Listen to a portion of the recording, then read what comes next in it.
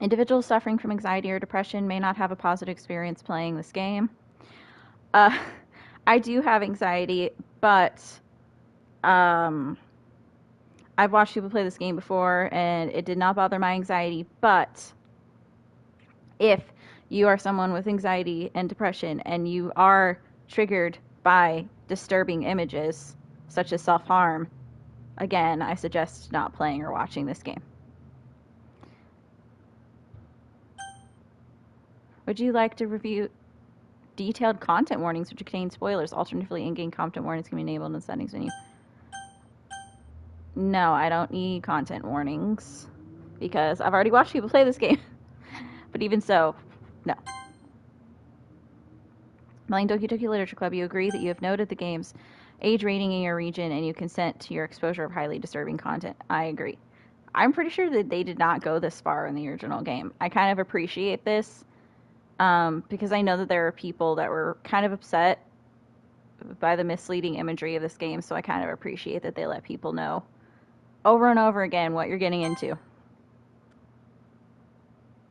But look at how cute they are.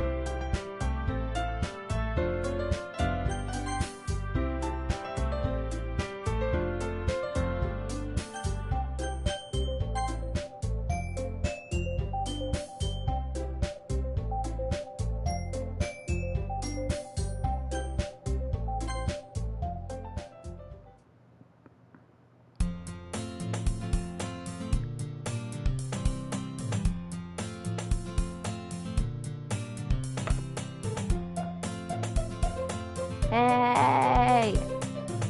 I see an annoying girl running towards me from the distance, waving her arms in the air like she's totally oblivious to any attention she might draw to herself. That girl's Sayori, my neighbor and good friend since we were children. You know, the kind of friend you never see yourself making today, but it just kind of works out because you've known each other for so long. We used to walk to school together on days like this, but starting around high school, she would oversleep more and more frequently, and I would get tired of waiting up. But if she's going to chase after me like this, I almost feel better off running away. However, I just sigh and idle in front of the crosswalk and let Sayori catch up to me. Ha ha! I overslept again. But I caught you this time. Maybe. But only because I decided to stop and wait for you. You say that like you were thinking about ignoring me. That's mean, Jay. Well, if people stare at you for acting weird, then I don't want them to think we're a couple or something. Fine, fine. But you did wait for me after all. I guess you don't have it in you to be mean if you don't want to. Whatever you say, Sayori. We cross the street together and make our way to school. As we draw near, the streets become increasingly speckled with other students making their daily commute. By the way, Jay, have you decided on a club to join yet? A club? I told you already I'm not really interested in joining any clubs. I haven't been looking either. That's not true. You told me you would join a club this year. Did I? I'm sure it's possible that I did in one of our many conversations where I dismissively go along with whatever she's going on about. Sayori likes to worry a little too much about me when I'm perfectly content just getting by on the average while spending my free time on games and anime. Yeah. Uh-huh. I was talking about how I'm worried that you won't learn how to socialize or have any skills before college. Your happiness is really important to me, you know. And I know you're happy now, but I die at the thought of you becoming a NEET in a few years because you're not used to the real world. You trust me, right? Don't make me keep worrying about you. Alright. I'll look at a few clubs if it makes you happy. No promises, though. Will you at least promise me you'll try a little? Yeah, I guess I'll promise you that. Yay! Why do I let myself get lectured by such a carefree girl? More than that, I'm surprised I even let myself relent to her. I guess seeing her worry so much about me makes you want to ease her mind at least a little bit, even if she does exaggerate everything inside of her head. school is as ordinary as ever, and it's over before I know it. After I pack up my things, I stare blankly at the wall, looking for an ounce of motivation. Clubs. Sayori wants me to check out some clubs. I guess I have no choice but to start with the anime club. Hello? Sayori? Sayori must have come into the classroom while I was spacing out. I look around and realize that I'm the only one left in the classroom. I thought I'd catch you coming out of the classroom, but I saw you just sitting here and spacing out, so I came in. Honestly, you're even worse than me sometimes. I'm impressed. You don't need to wait up for me if it's going to make you late to your own club. Well, I thought you might need some encouragement, so I thought, you know. Know what? Well, that you could come to my club. Sayori. Yeah? There's no way I'm going to your club. Meanie. Sayori is vice president of the literature club. Not that I was ever aware that she had any interest in literature. In fact, I'm 99% sure she only did it because she thought it'd be fun to help start a new club. Since she is the first one to show interest after the one who proposed the club, she inherited the title vice president. That said, my interest in literature is guaranteed to be even less. Yeah, I'm going to the anime club. Come on, please. Why do you care so much anyway? Well, I kind of told the club yesterday I'd bring a new member. And Natsuki made cupcakes and everything.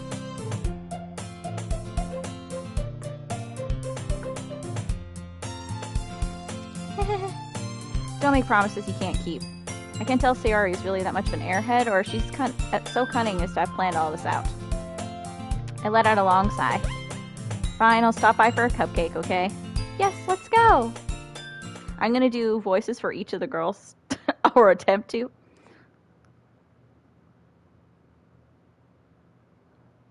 And thus, today marks the day I sold my soul for a cupcake. I dejectedly follow Sayori across the school and upstairs, a section of the school I rarely visit. Sayori, full of energy, swings open the classroom door.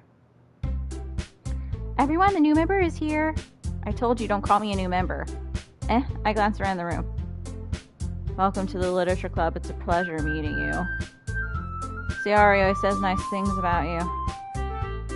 Seriously? You brought a boy? Way to kill the atmosphere. Ah, Jay, what a nice surprise. Welcome to the club. All words escape me in this situation. This club is full of incredibly cute girls. What are you looking at? If you want to say something, say it. Sorry. Natsuki. The girl with the sour attitude whose name is apparently Natsuki is one I don't recognize. Her small figure makes her look like a first-year student. She is also the one who made cupcakes, according to Sayori. You can just ignore her when she gets moody. Sayori says that quietly into my ear, then turns back towards the other girls. Anyway, this is Natsuki, always full of energy. And this is Yuri, the smartest in the club. Don't say things like that. Yuri, who appears comparably more mature and timid, seems to have a hard time keeping up with people like Sayori and Natsuki. Ah, well, it's nice to meet both of you. And it sounds like you already know Monica, is that right? That's right. It's great to see you again, Jay. Monica smiles sweetly. We do know each other. Well, we rarely talk, but we were in the same class last year. Monica's probably the most popular girl in class, smart, beautiful, athletic, basically completely out of my league. So having her smile at me so genuinely feels a little... You too, Monica.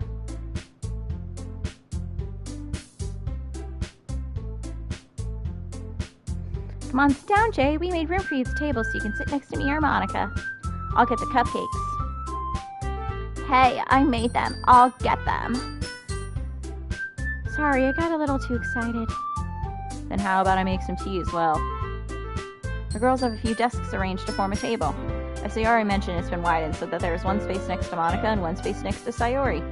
Natsuki and Yuri walk over to the corner of the room. Where Natsuki grabs a wrapped tray and Yuri opens the closet. Still feeling awkward, I take a seat next to Sayori. Natsuki proudly marches back to the table, tray in hand.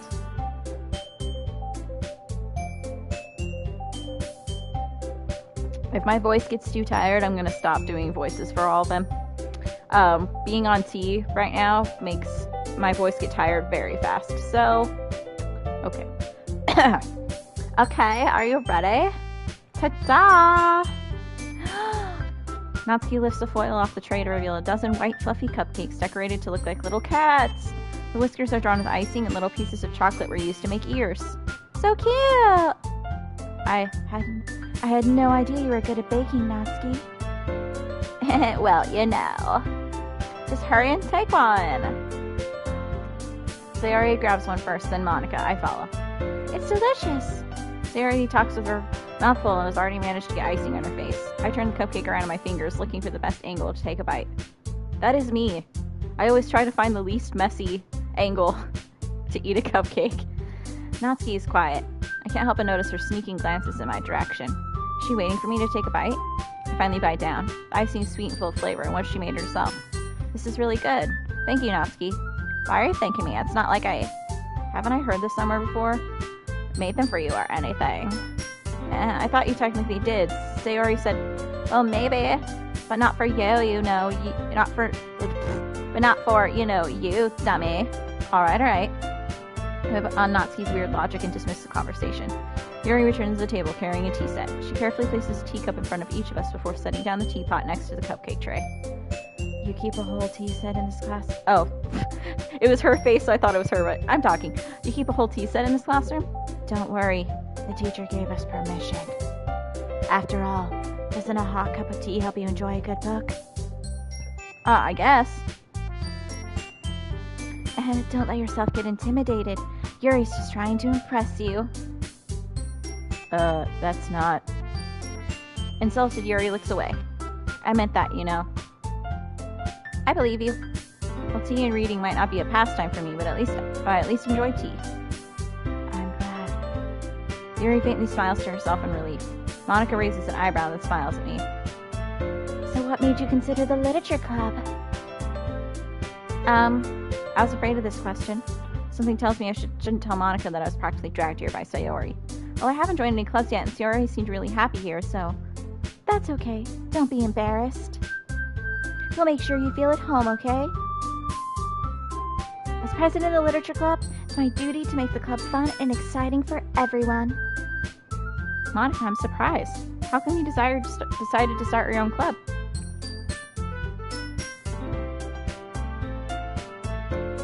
You could probably be a board member for any of the major clubs. Weren't you a leader of the debate club last year? Well, to be honest, I can't stand all the politics around the major clubs.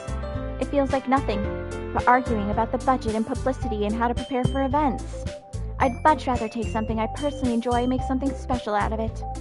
And if it encourages others to get into literature, I'm fulfilling that dream.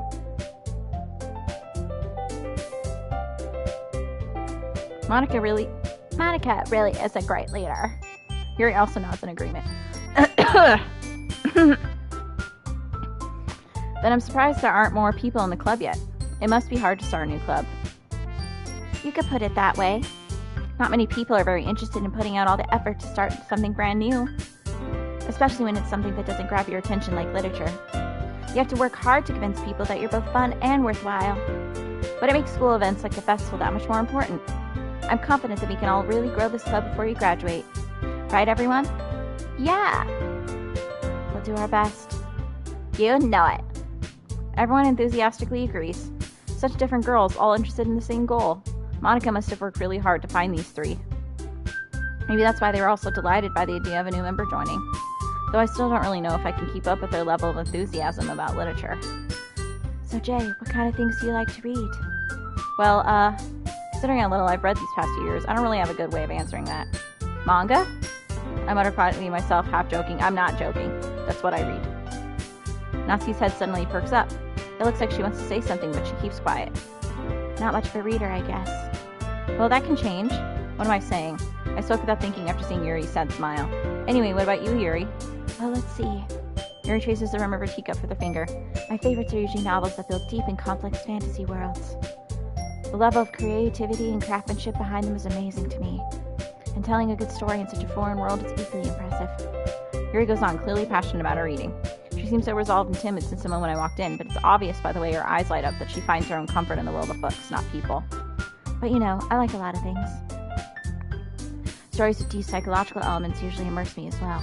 Isn't it amazing how a writer can be so deliberately take advantage of your own lack of imagination to completely throw you for a loop? Anyway, I've been reading a lot of horror lately. I read a horror book once. I just really grasped something I can relate to at the minimal level. At this rate, Yuri might as well be having a conversation with a rock.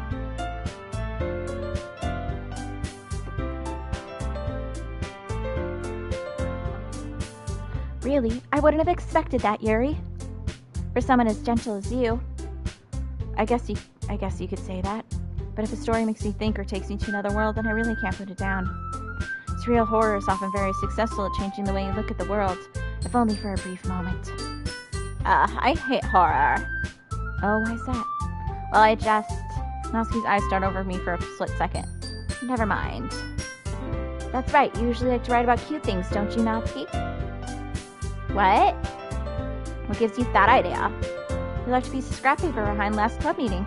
It looked like you were working on a poem called Don't say it out loud. And give that back. Fine. Your cupcakes, your poems. Everything you do is just as cute as you are. Sayori sidles up behind Natsuki and puts her hands on her shoulders. I'm not cute.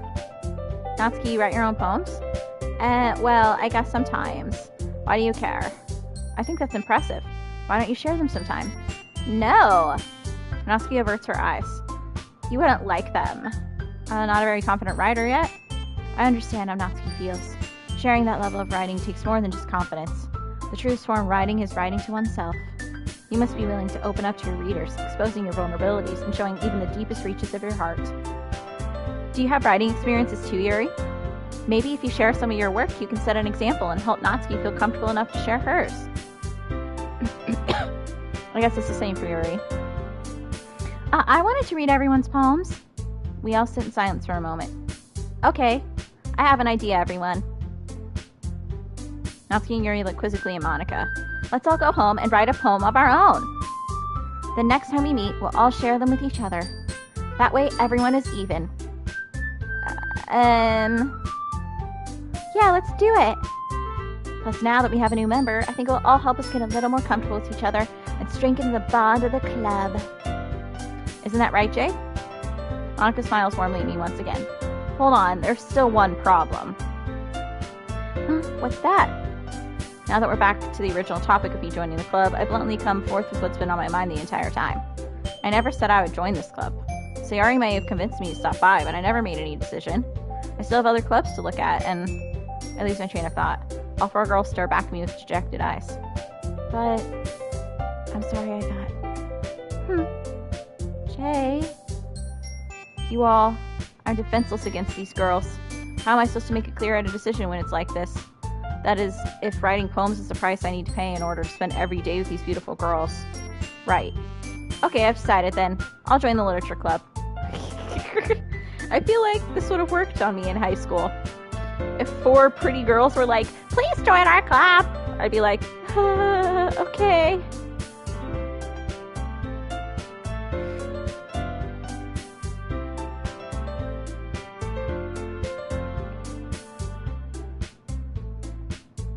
Yes, I'm so happy. Sayori rests her arms around me, jumping up and down. Hey, you really did scare me for a moment. If you really just came for the cupcakes, I'd be super pissed. Then that makes it official. Welcome to the literature club. Thanks, I guess. Okay, everyone. I think with that, we can officially end today's meeting on a good note. Everyone remember tonight's assignment. Write a poem to bring to the next meeting so we can all share. Monika looks over at me once more. Jay, I look forward to seeing how you express yourself. Yeah. Can I really impress this class star Monika with my mediocre writing skills? I already feel anxiety welling up inside me. Meanwhile, the girls continue to chit-chat as Yuri and Natsuki clean up their food.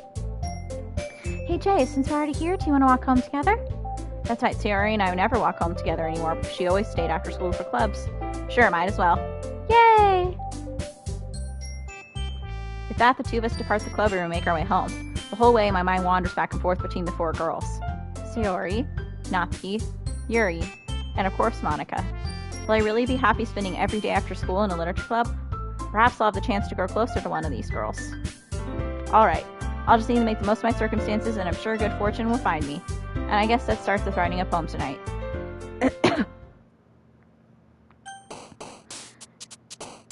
Okay, this is a really fun part of the game. It's time to write a poem. Pick words you think your favorite club member will like. Something good might happen with whoever likes your poem the most. So you pick a word on each page, and whichever character likes that word will like jump up all cute. Okay. Jesus. Anime, flying, disaster, silly, twirl, extraordinary variance, music, depression. I think I'm gonna pick anime.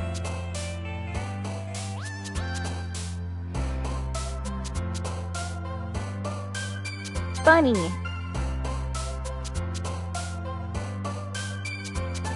Bubbles. Kawaii.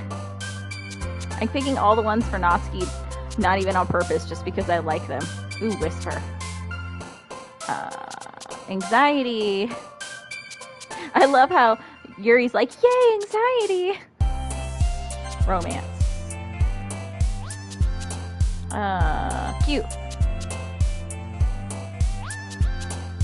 Fluffy. Ooh, lust. It's gonna be a really weird poem. Inferno.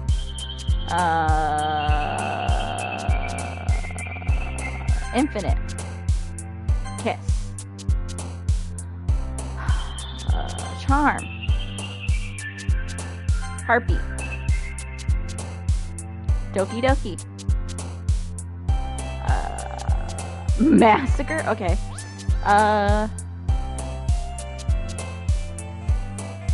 Rose. Games. Desire. What kind of fucking weird ass poem is this going to be? Hi again, Jay. Glad to see you didn't run away on us. Haha. Nah, don't worry.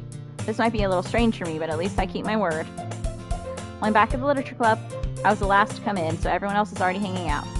Thanks for keeping your promise, Jay. I hope this isn't too overwhelming a commitment for you. Making you dive headfirst into literature when you're not accustomed to it. Oh, come on, like he deserves any slack. Sarah told me you didn't even want to join any clubs this year. Last year, too. I don't know if you plan to just come here and hang out or what, but if you don't take us seriously, then you won't see the end of it. Natsuki, you certainly have a big mouth for someone who keeps her manga collection in the club room. Natsuki finds herself stuck between saying Monica and manga. Manga is literature. I agree with that. Natsuki.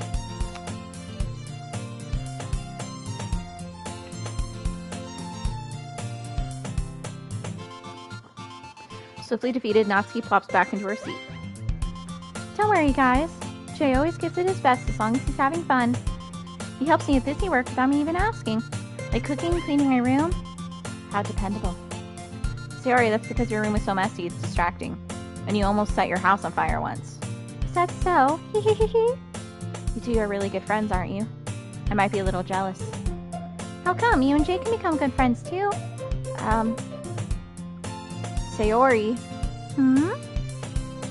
As usual, Sayori seems oblivious to the weird situation she just put me into. Oh, Yuri even brought you something today, you know. Wait, Sayori. Me? Not really. Don't be shy. It's really nothing. What is it? Never mind. Sayori made it sound like a big deal and it's really not. What do I do? I'm sorry, Yuri. I wasn't thinking. I guess that means it's up to me to rescue the situation. Hey, don't worry about it. First of all, I wasn't expecting anything in the first place, so any nice gesture from you is a pleasant surprise. It'll make me happy no matter what. Is that so? Yeah, I won't make it a big deal if you don't want it to be. Alright. Well, here. Yuri reaches into her bag and pulls out a book. I didn't want you to feel left out, so I picked out a book that I thought you might enjoy. It's a short read, so it should keep your attention even if you don't usually read. We could, discuss it if you wanted. This is, how is this girl accidentally being so cute? She even picked out a book she thinks I'll like, despite me not reading much. Yuri, thank you. I'll definitely read this. I enthusiastically take the book. Phew. Well, you can read it at your own pace. I look forward to hearing what you think. Now that everyone's settled in, I expected Monica to kick off some scheduled activities for the club. But that doesn't seem to be the case. Sayori and Monica are having a cheery conversation in the corner. Yuri's face is already buried in a book. I can't help but notice her intense expression like she was waiting for this chance. Meanwhile, Natsuki is rummaging around in the closet. Ugh. You hear Natsuki utter an exasperated sigh from within the closet. She seems to be annoyed by something. I approach her in case she needs a hand.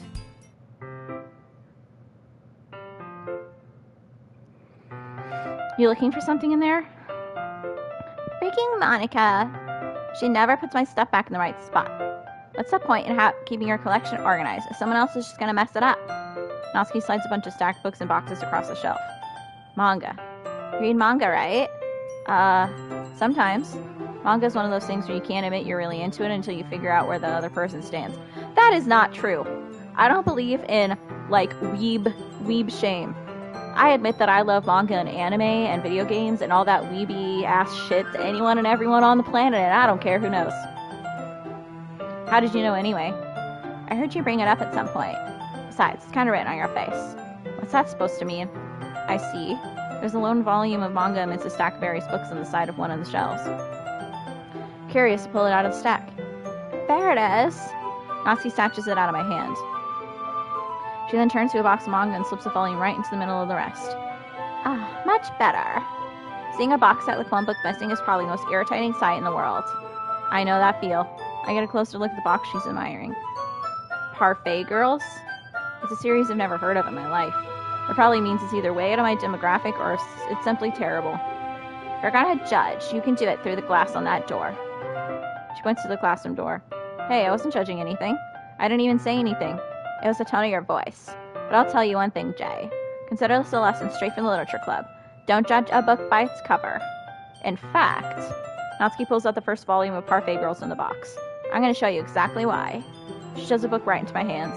I stare at the cover. It features 4 girls in colorful attire striking animated feminine poses.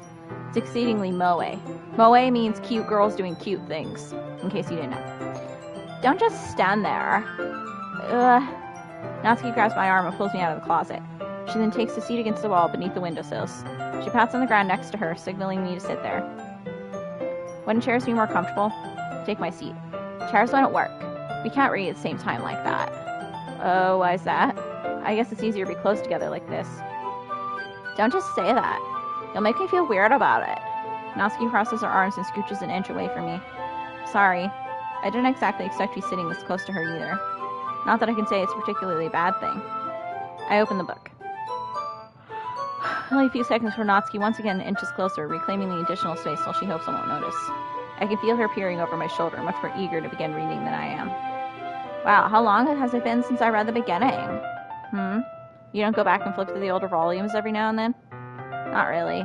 Maybe sometimes after I've finished the series. Hey, are you paying attention? I am, but nothing's really happened yet, so I can talk at the same time. It looks like it's about a bunch of friends in high school. Typical slice of life affair. I kind of grew out of these since it's rare for the writing to be entertaining enough to make up for the lack of plot. So, what should I expect from this? Is there going to be plot? Well, obviously. You think I would enjoy something that didn't have a plot? I mean, well, I guess I know what you're saying. A lot of the beginning is about simple things. Like, there's a really funny chapter where they're obsessed with the guy at the ice cream shop. But that just helps you get to know the characters. And besides, it's still entertaining. But later on, there's all kinds of drama. Like when they go get into all their backstories and when some of the romance starts to happen. That's really what makes it so good. There are so many touching parts. Ah, is that so? Sounds like you really know what you're talking about. Maybe I underestimated you. Hey, wait. What's that supposed to mean? Natsuki gives me a little shove. I just meant that I haven't seen you at your full power. Good save. Oh, this chapter seems like it's about baking. This is just a guess, but is there a lot of baking in this manga? Well, Natsuki pauses for a moment if she doesn't want to admit something. Yeah. Why does that matter? It doesn't, I was just curious. Since you enjoy baking too, right? That's just a coincidence. I just happened to get into baking around the same time I got this manga. Like I would ever get into anything because it's in a manga. I feel bad for anyone that impressionable. Definitely not a coincidence. I guess that explains Natsuki's interest in baking. Still, of all the hobbies to pick up from a manga, that's definitely one of the better ones. Not to mention she's really good at it, so who am I to judge? Aw, she's so cute! We read on for a few more minutes. I finished a couple of chapters at this point. Are you sure this isn't boring for you? It's not.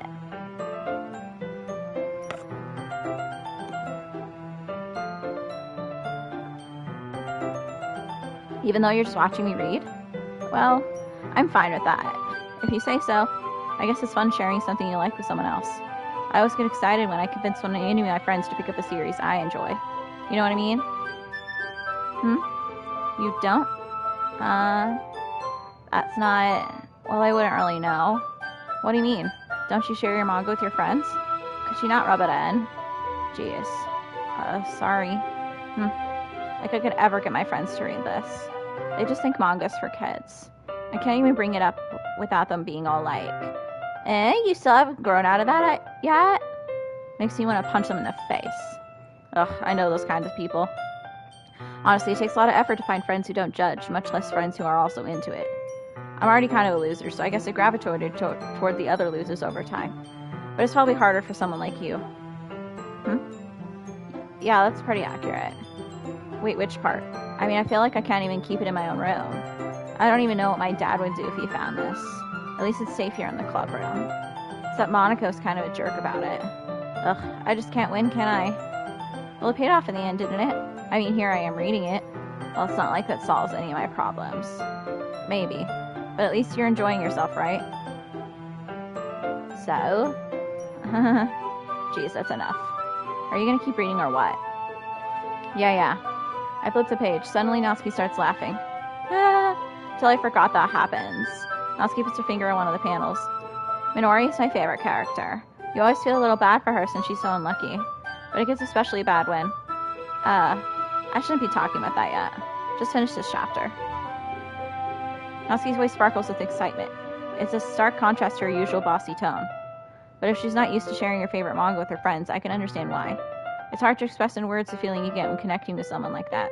And being able to provide that to Natsuki, for whom it's a rare experience, the thought makes me sigh a little to myself. Okay, everyone. Are you all ready with today's poems? Oh, come on. Could your timing be any worse? Sorry. I just need to make sure we have enough time. Though you do look pretty cozy over there. Natsuki suddenly notices how close she's gotten to me. She hastily slides herself a good 12 inches away from me. Alright, guess I'll stop here for now. I close the book and hand it towards Natsuki. You're just giving it back? Don't you want to know what happens?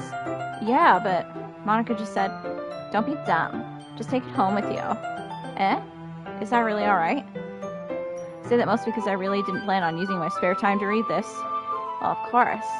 It would take forever to finish if you didn't take it home. Just finish that one before tomorrow so we can start the next one. And if it gets bent, I'll kill you. By tomorrow?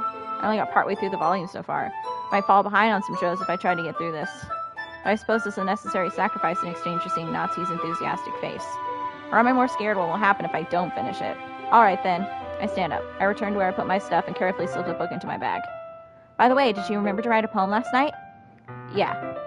My relaxation ends. I can't believe I agreed to do something so embarrassing. Couldn't really find much inspiration since I've never done this before. Well, now that everyone's ready, why don't you find someone to share with? I can't wait. Oh, that wasn't Natsuki. Oops. Jesus. Okay. I am tired. Okay. Sayori and Monica enthusiastically pull out their poems.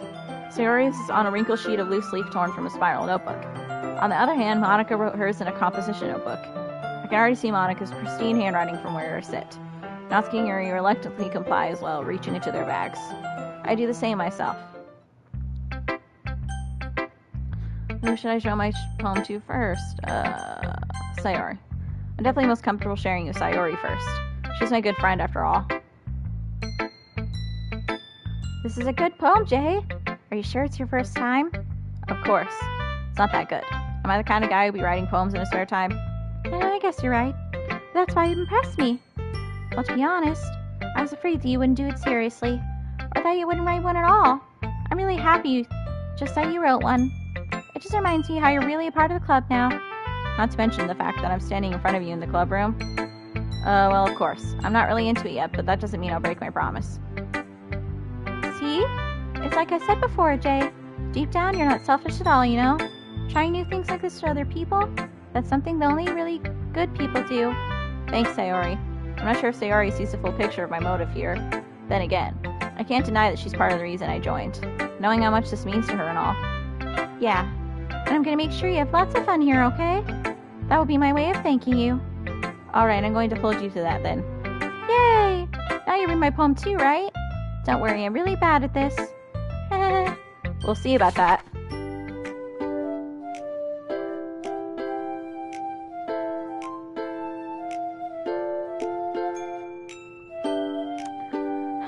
Dear sunshine, the way you glow through my blinds in the morning, it makes me feel like you missed me, kissing my forehead to help me out of bed, making me rub the sleepy from my eyes. Are you asking me to come out and play? Are you trusting me to wish away a rainy day? I look above, the sky is blue. It's a secret, but I trust you too. If it wasn't for you, I could sleep forever, but I'm not mad. I want breakfast. Sayori, this is just a guess, but did you wait until this morning to write this? No, just a little bit. You can't answer just a little bit to a yes or no question. I forgot to do it last night. Well, at least it makes me feel a little better about myself. Don't be mean. I just tried my best. Yeah, I didn't mean to say that it was a bad poem. Came out nice, or how should I put it? Sounds just like you.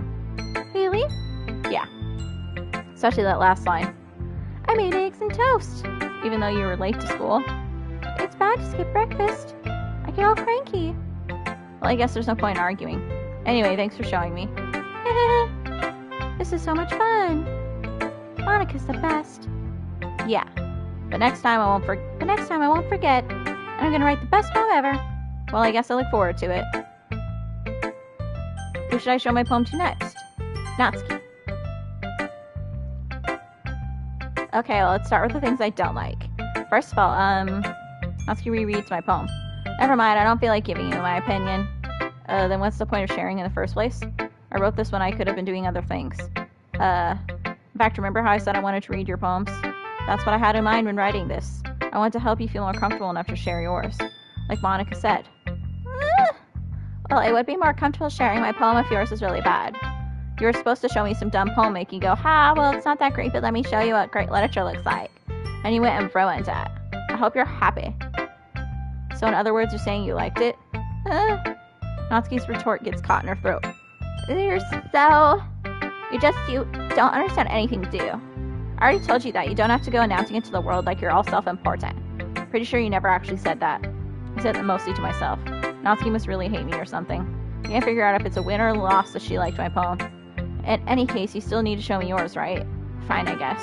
Only because Monica will make me if I don't.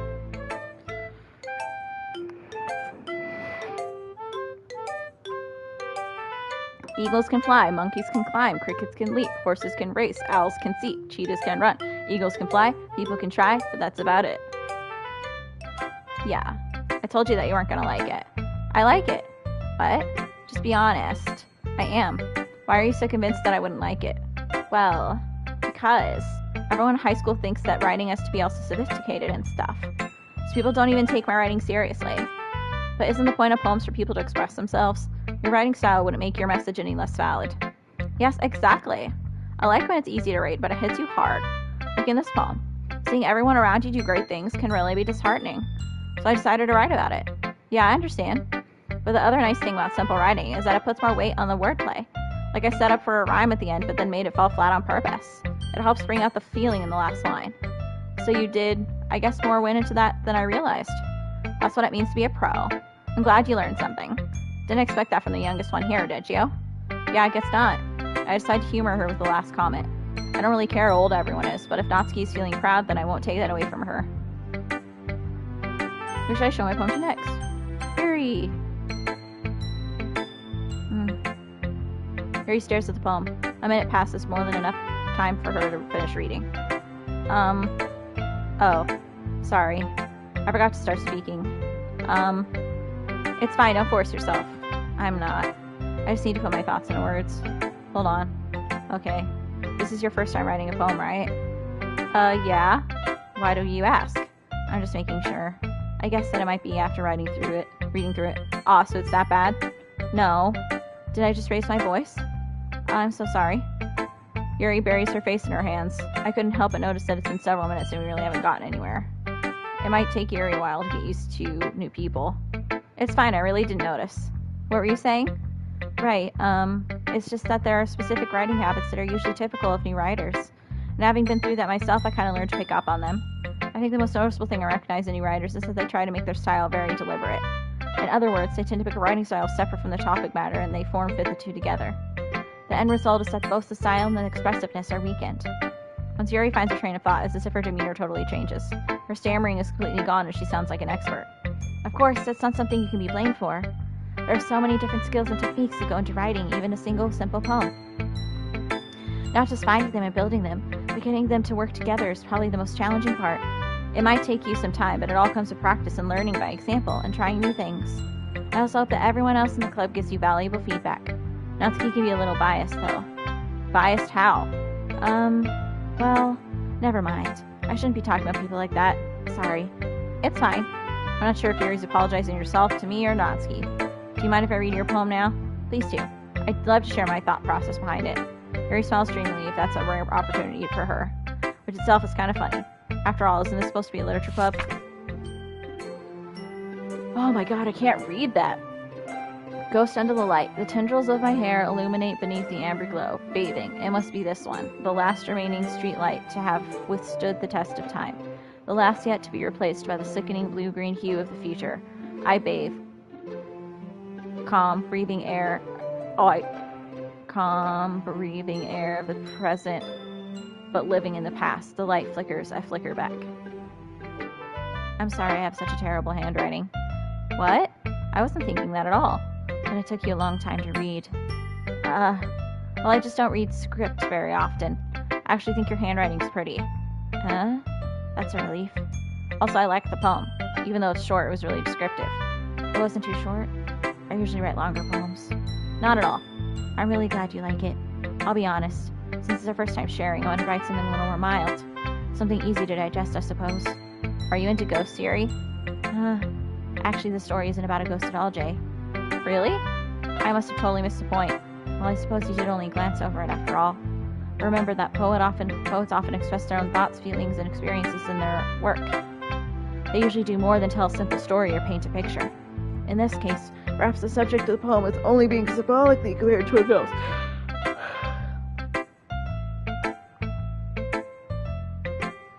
Lingering in her last remaining place of comfort, unable to let go of the past, and soon to be left with nothing. That's a lot more solemn putting it that way. I hadn't even thought of that. That's impressive. It's nothing, really. Well, it makes me happy that you think that. Just remember, it won't be long before you pick up on these things, too. Yeah, maybe you're right. I guess I'll have to keep trying. I'm counting on you.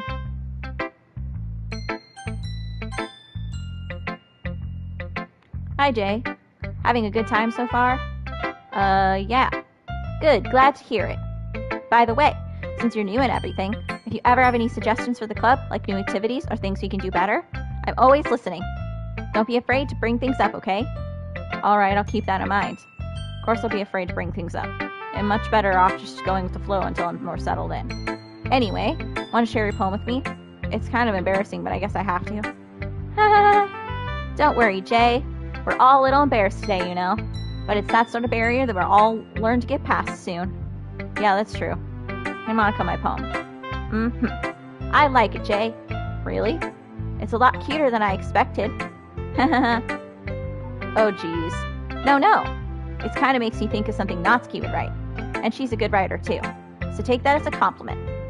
If you say so. Yep. There are lots of poems or stories out there that are no more than a few simple words. They can be funny, endearing, or even sad. And sometimes they're only a few lines long. They might even feel like they're written for kids, but if you think about them, they can express views of the world that would apply to anybody. I see. So you're saying that Natsuki's kind of like that? Sort of. Maybe she's not an expert, but you probably won't find much filler in her poems. They might be easy to write, but they're super challenging to get the meaning through. So I can see why it would be your kind of poem to explore. I'm sure I'll end up trying different things a lot. It could take a while before I feel comfortable doing this. That's okay. I'd love to see you try new things. That's the best way to find the kind of style that suits you. Everyone else might be a little biased toward their own kinds of styles, but I'll always help you find what suits you the most. So don't force yourself to write that way or everyone else wants you to write. It's not like you have to worry about impressing them or anything. Anyway, do you want to read my poem now? Don't worry, I'm not very good. You sound pretty confident for someone who claims to not be very good. Well, that's because I have to sound confident. That doesn't mean I always feel that way, you know? I see. Well, let's read it then. Hole in the wall. Couldn't have been me. See the direction the spackle... It couldn't have been me. See the direction the spackle protrudes. A noisy neighbor, an angry boyfriend. I'll never know. I wasn't home. I peer inside for a clue. No, I can't see. I reel. blind, like a film left out in the sun, but it's too late. My retinas. Already scorched with the permanent copy of the meaningless image. It's just a little hole. It wasn't too bright. It was too deep. Stretching forever into everything. A hole of infinite choices. I realize now that I wasn't looking in. I was looking out. He, on the other side, was looking in. So what do you think? It's very freeform if that's what you call it. Sorry, I'm not really the right person to ask for feedback. It's okay. Yeah, that kind of style's gotten pretty popular nowadays. That is, a lot of poems have been putting emphasis on the timing between words and lines. When performed out loud, it can be really powerful. What was the inspiration behind this one? Well, I'm not sure if I know how to put it. I guess you could say that I had some kind of epiphany recently. It's been influencing my poems a bit. An epiphany? Yeah, something like that. I'm kind of nervous to talk about deep stuff like that because it's kind of coming on strongly. Maybe after everyone's better friends with each other. Anyway, here's Monica's writing tip of the day. Sometimes when you're writing a poem or a story, your brain gets too fixated on a specific point. If you try so hard to make it perfect, then you'll never make any progress. Just force yourself to get something down on the paper and tidy it up later. Another way to think about it is this. If you keep your pen in the same spot for too long, you'll just get a big dark puddle of ink. So just move your hand and go with the flow. That's my advice for today. Thanks for listening. Phew. I guess that's everyone. I glanced around the room. That was a little more stressful than I anticipated. It's as if everyone is judging me for my mediocre writing abilities. Even if they're just being nice, there's no way my poems can stand up to theirs. This is a literature club after all. I guess that's what I ended up getting myself into. Across the room, Sayori and Monica are happily chatting. My eyes land on Yuri and Natsuki. They gingerly exchange sheets of paper sharing their respective poems. As they read in tandem, I watch each of their expressions change. Natsuki's eyebrows furrow in frustration. Meanwhile, Yuri smiles sadly. What's with this language? Did you say something? Oh, it's nothing. Natsuki dismissively returns the poem to the desk with one hand. I guess you could say it's fancy. Thanks. Yours is cute. Cute? Did you completely miss the symbolism or something? It's clearly about the feeling of giving up. How can I be cute? I know that. I just meant the language, I guess. I was trying to say something nice. You mean you'll have to try that hard to come up with something nice to say? Thanks, but it really didn't come out nice at all. Well, I do have a couple suggestions. If I was looking for suggestions, I would have asked someone who actually liked it. Which people did, by the way. Sayori liked it. And Jay did too. So based on that, I'm glad to give you some suggestions of my own. First of all, excuse me. I appreciate the offer, but it's been a long time establishing my writing style. I don't expect to change anytime soon, unless of course I come across something particularly inspiring, which I haven't yet. And Jay liked my poem too, you know. He even told me he was impressed by it. Natsuki suddenly stands up. Oh? I didn't realize you were so invested in trying to impress our new member, Yuri. That's not what you're just... Yuri stands up as well. Maybe you're just jealous that Jay appreciates my advice more than he appreciated yours. Huh? And how do you know he didn't appreciate my advice more? Are you that full of yourself? No. If I was full of myself, I would deliberately go out of my way to make everything I do overly cutesy. Is everyone okay? Well, you know what? I wasn't the one who boobs magically grew a size bigger as soon as Jay started showing up. Natsuki. Natsuki, that's a little... This doesn't involve you. I don't like fighting, guys. Suddenly, both girls turned towards me as if they just noticed I was standing there. Jay, she's just trying to make me look bad. That's not true. She just started it. She could get over herself and learn to appreciate that simple writing is more effective. Then this wouldn't have happened in the first place. What's the point of making our poems all convoluted for no reason? The meaning should jump out at the reader, not force them to have to figure it out. Help me explain this to her, Jay. Wait, there's a reason we have so many deep and excessive words in our language. It's the only way to convey complex feelings and meaning the most effectively. Avoiding them is not only necessarily limiting yourself, it's also a waste. You understand that, right, Jay? Well? How did I get dragged into this in the first place? It's not like I know anything about writing. But whomever I agree with, they'll probably think more highly of me.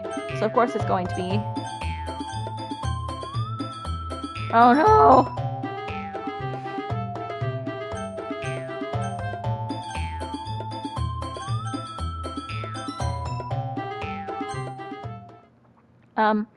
Yuri, you're really talented. Well, but Natsuki has a point. I think that conveying feelings with few words can be just as impressive as well. It lets the reader's imagination take over, and Natsuki's poem did a really good job at that. Yeah, it did, didn't it? Shows how much you know. That's not... Natsuki, I think that's enough. Huh? Me? But she was so mean to me. Natsuki's voice whines. Look, what we talked about yesterday was right. Writing is a really personal thing. And sharing it can definitely be hard. It looks like we learned that today. Even small criticism can lead to something pretty heated. I glance over my shoulder. Sayori is nodding vigorously. Yeah, so you don't need to feel threatened. You're a great writer, Natsuki. Natsuki's voice gets caught in surprise. Thanks for noticing. She finally mutters that, barely audible. Yuri. Yuri looks at me dejectedly. With a face like that, I can't help but feel bad for her as well. I'm sure that Natsuki didn't mean everything she said.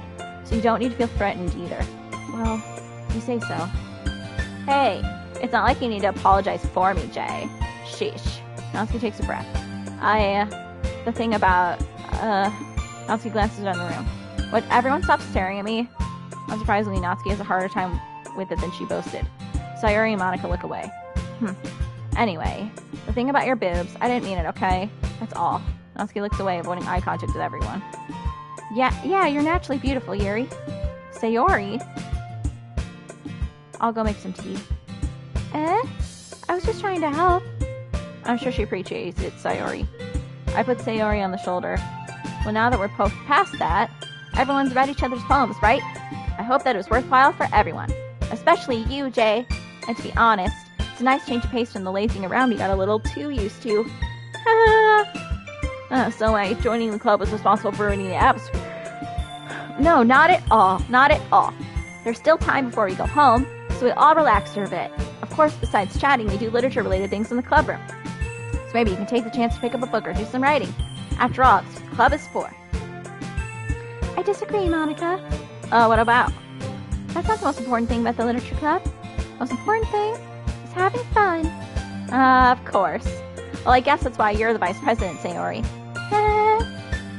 In the end, though, Monica's right. Being in the literature club probably means I can't spend all my time doing nothing. But in the end, I guess it's been worth it so far. Okay, everyone. It's just about time for us to leave.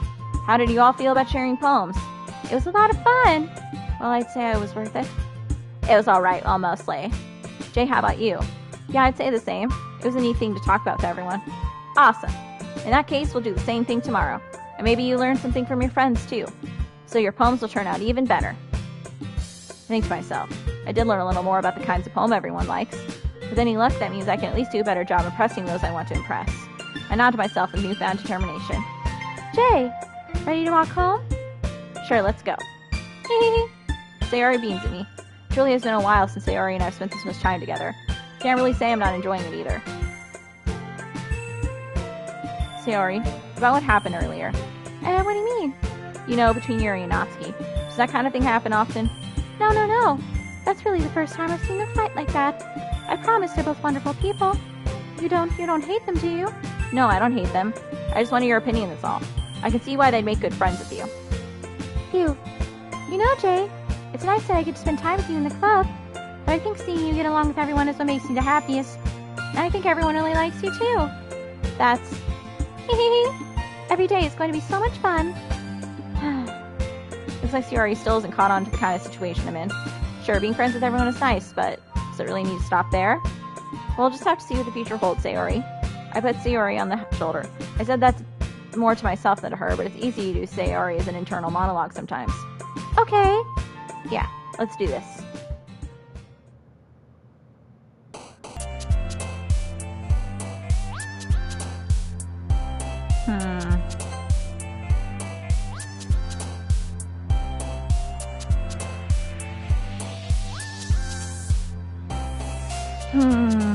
Starscape. Romance.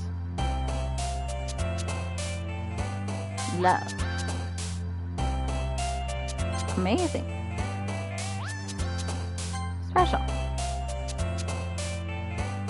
Fireflies. Rose. Daydreaming. Cute. Raindrops. Cat. Rainbow.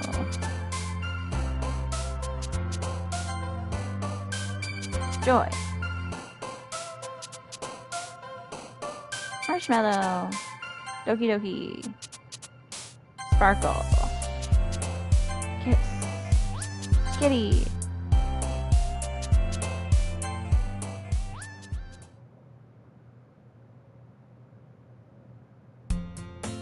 Another day passes. It's time for the club meeting already. I've gotten a little more comfortable here over the past couple of days. Entering the club room, the usual scene greets me. Hi, Jay. Yo, Sayori. Looks like you're in a good mood today. I'm just still not used to being in the club, that's all. I see. That's a pretty simple thing to get you in the good mood. But I guess it's always the simple things with you anyway. Speaking of which, I'm kinda hungry. Will you come with me to buy a snack? No thanks. Huh? That's not like you at all. I have my reasons. Why don't we take a look at your purse, Sayori? Huh? Why that all of a sudden? No reason, really. I just want to look at it. Sayori nervously retrieves her coin purse. She fumbles with the latch and gets it open. Then she turns it upside down and lets its contents spill onto the desk. Only 2 small coins fall out. I knew it. I can see right through you, Sayori. That's not fair. How'd you even know? It's simple. If you had enough money in the first place, you would have bought a snack before coming to the club room. So either you're not hungry and want an excuse to take a walk, or you plan to conveniently forget that you spent all your money so that I would lend you some. But there's one more thing. You are always hungry. And so that only leaves one option. I'll give up. It'll make me feel guilty. You feel guilty, that means you deserve to feel guilty. Haha. Yuri suddenly giggles. I didn't notice that she was listening in. Her face is in her book as always. I wasn't listening or anything. It was just something in my book. Yuri! Tell Jay to let me borrow some money. Don't get me involved in that, Sayori. Besides, you should only buy what you can be responsibly afford. And frankly, after pulling a mischievous little stunt like that, your suffering is fair enough retribution. I didn't mean that at all. I get too absorbed into my book. I really like when you speak your mind, Yuri. It doesn't happen much, but it's the fun side of you. There's no way you could think that. You were right, though. I did something bad, now I have to accept the revolution. Retribution. That! Still coming from you, Sayori. I guess there's a little devil inside of all of us, isn't there? Don't let her fool you. Sayori knows exactly what she's doing. After all, she told you guys she was bringing me to the club before she even told me. But you wouldn't have come if it weren't for the cupcakes. So I had to trick Natsuki into making them. Come on, give me more credit than that, Sayori. Out of nowhere, something smacks Sayori in the face and tumbles onto the desk. How? What was... a cookie? Sure enough, it's a giant cookie wrapped in plastic. Sayori glances around. Is this a miracle? It's because I paid my restitution. Retribution. Actually, that one almost worked. I was just gonna give it to you. But then I heard you blab about the cupcakes. It's totally worth seeing your reaction, though, huh? Natsuki, that's so nice of you. So happy. Sayori hugs the cookie. Geez, just eat it. Sayori rapidly tears open the wrapper and takes a bite. So good. Sayori suddenly claps her hands over her mouth. I bit my tongue. You're going through a lot over just one cookie. Natsuki takes a bite of her own cookie. Aw, yours looks really good too, Natsuki. Can I try it? Jeez. Beggars can be choosers. But yours is chocolate. Yeah, why do you think I gave you that one? Fine. Still, I'm really happy that you shared this one with me. Sayori gets out of her seat and goes behind Natsuki, then wraps her arms around her. Ah, jeez. I get it. Cookie still in hand, Natsuki reaches up to nudge Sayori off of her. Oh. Sayori suddenly leans down and takes a bite of Natsuki's cookie. Hey, did you seriously just do that? Mouthful, Sayori trots away to safety. Yuri and I laugh as well. Jeez, you're such a kid sometimes. Monica, can you tell Sayori? Natsuki glances around. Monica's in the club room. Ugh. Where's Monica anyway? Good question. Have any of you heard anything about her being late today? Not me. Yeah, I haven't either. That's a bit unusual. Oh, she's okay. Of course she's okay. She's probably just had something to do today. She's pretty popular after all. You don't think she has a... I wouldn't be surprised. She's probably more desirable than all of us combined. That's true. Excuse me. Suddenly a door swings open. Sorry, I'm super sorry. Aw, there you are. I didn't mean to be late. I hope you guys weren't worried or anything. Monica chose the club over her boyfriend after all. You're so strong-willed. Boyfriend? What on earth are you talking about? Monica quizzically glanced at me. Oh, never mind that. What held you up anyway? Well, my last period today was study hall. To be honest, I kinda just lost track of time. It makes no sense, though. You would have heard the bell ring at least. I must not have heard it since I was practicing piano. Piano? I wasn't aware you played music as well, Monica. I don't really. I kind of just started recently. I've always wanted to learn piano. That's so cool. You should play something for us, Monica. Monica looks at me. Maybe once I get a little better, I will. Yay! That sounds cool. I'll also look forward to it. Is that so? In that case, I won't let you down, Jay. Monica smiles sweetly. I didn't mean to impress or anything like that. Don't worry. I've been practicing a whole lot recently. I'd really love the chance to share once I'm ready. I see. In that case, best of luck. Thanks. So I didn't miss anything, did I? Not really. I choose to leave out Sayori's mischievous escapade. I'm sure Natsuki will end up complaining to her anyway. It looks like everyone has already settled down. Sayori somehow already finished her entire cookie.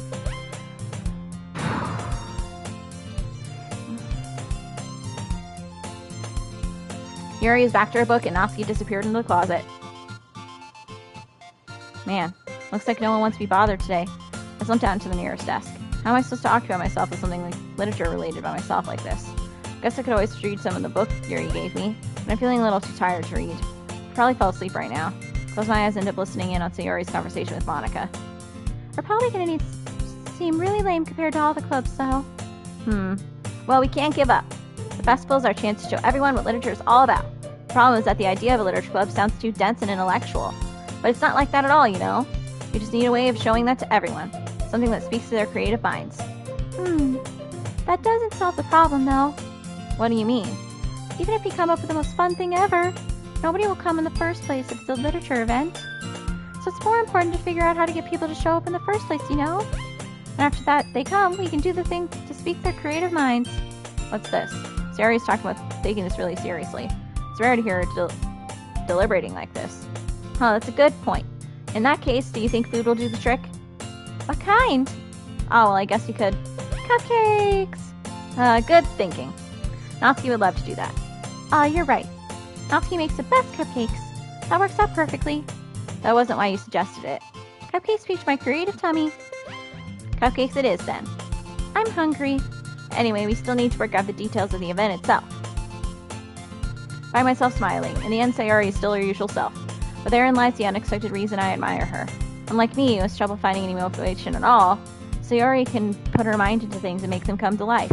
I suppose that's why I end up letting her get on my case about things. I can't help but wonder what it would be like to see the world through her eyes.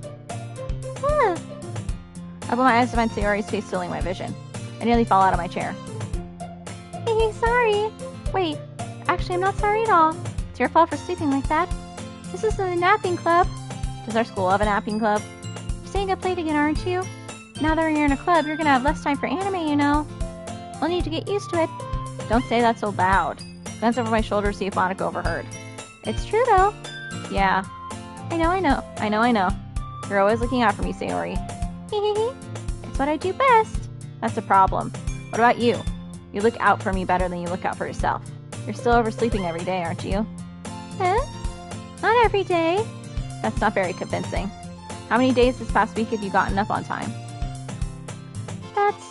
It's a secret. I knew it. Come on. At least give me the benefit of the doubt. I can't even do that. Look, Sayori, it's written all over you. Huh? Sayori glances around at herself. How's it written all over me? You were clearly in a rush this morning. Look, your hair is sticking out all around here. Huh?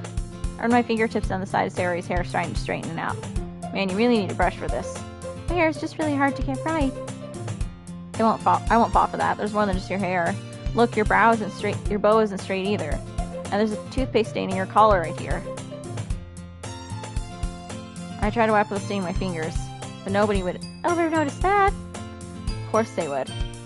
Nobody's gonna tell you about it because they don't want to embarrass you. Fortunately, I really don't care about that. Hey, meanie. You don't even keep your blazer button up. Seriously, Sayori, why do you think you don't have a boyfriend yet? Huh? That's super mean. Sorry, but you'll thank me later. I started buttoning her blazer from the bottom. Once you see how much better it looks, you'll change your mind. This is so funny. What is? Well, I was just thinking how weird it is to have a friend who does these kind of things. Don't say that. You'll make me feel weird about it, stupid. It's okay, though. I'm happy we're like this. Aren't you? I guess. Hey, be careful. The button might come off. Why is this one so hard to close? Struggle to fully close the button near your chest. Does this thing even fit you properly? It did when I bought it. If you ever button it, you would have noticed sooner that it doesn't fit you anymore. What are you smiling about? It means my boobs got bigger again. Don't say that out loud. Anyway, you look much better now, so... Why does it feel strange to see Sayori's blazer button up like that? But it's so stuffy. It's not worth it at all. Sayori hastily unbuttons her blazer once more. Phew, that's so much better. Sayori puts her arms out and twirls around. So I keep it unbuttoned, then I won't get a boyfriend, right? What kind of logic is that? And why are you saying that like it's a good thing? Because if I had a boyfriend, then he wouldn't even let you do things like this. And he'd take care of you better than anyone else would anyway. So that's why I'm keeping it unbuttoned. Stop saying all these embarrassing things.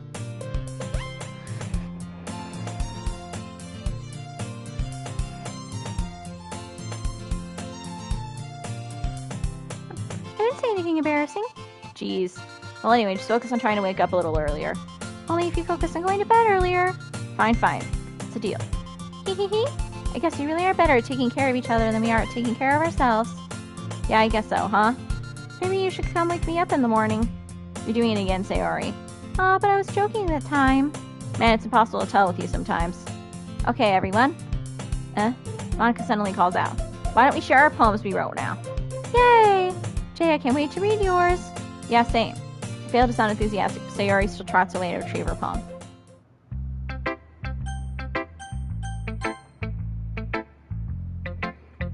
Oh my goodness, this is so good, Jay.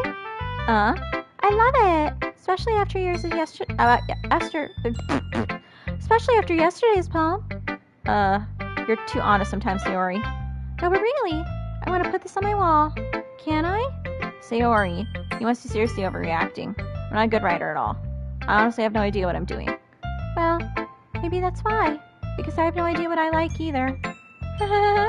Jeez. Sure, Yuri's opinion has to be a little more constructive than this. Maybe even Natsuki's. Are you sure you don't like it just because I wrote it? Well, I'm sure that's part of it. I think I understand you better than a lot of other people, you know? So when I read your poem, it's not just a poem. It's a J poem. And that makes it feel extra special. Like I can feel your feelings in it. Sayori hugs the sheet against her chest. You're so weird, Sayori. Well, I'm not very good at figuring out if poems are good or bad.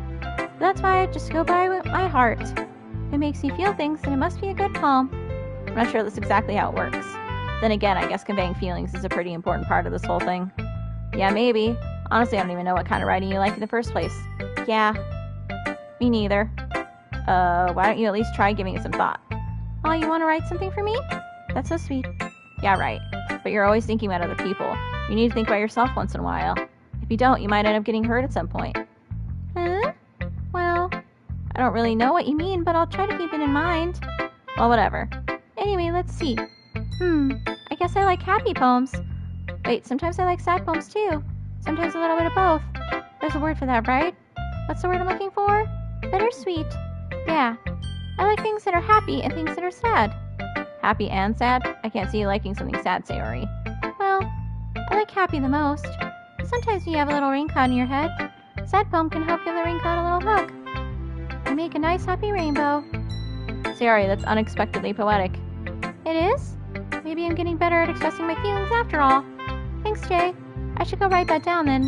You can read my poem now, okay?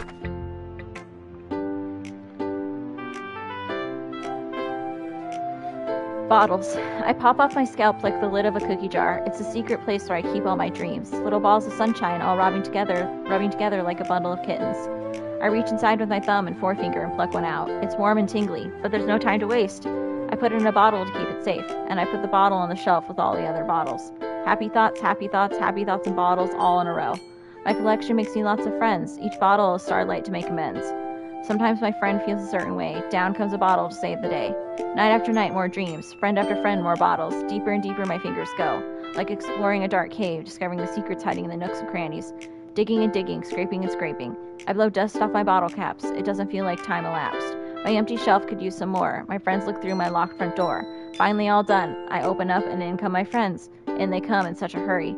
Did they want my bottles that much? I frantically pulled them from the shelf one after the other, holding them out to each other and every friend, each and every bottle. But every time I let one go, it shatters against the tile between my feet. Happy thoughts, happy thoughts, happy thoughts in shards all over the floor. They were supposed to be for my friends who aren't smiling. They're all shouting, pleading, something, but all I hear is echo, echo, echo, echo, echo inside my head. Holy crap. Sayori, did you really write this? Of course I did. Didn't I tell you yesterday I was going to write the best poem ever? Yeah, but I didn't expect something like this coming from you. Monica taught me a whole lot, and I've been really in touch with my feelings recently. I see that. It's almost kind of creepy. Creepy?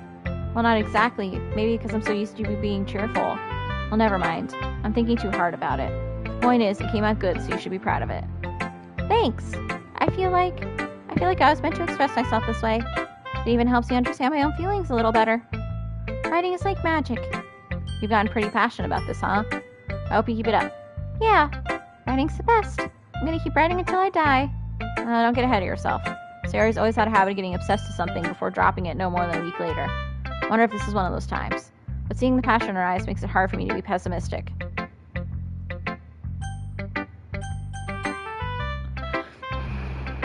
Well, it's not terrible, but it's pretty disappointing after your last one.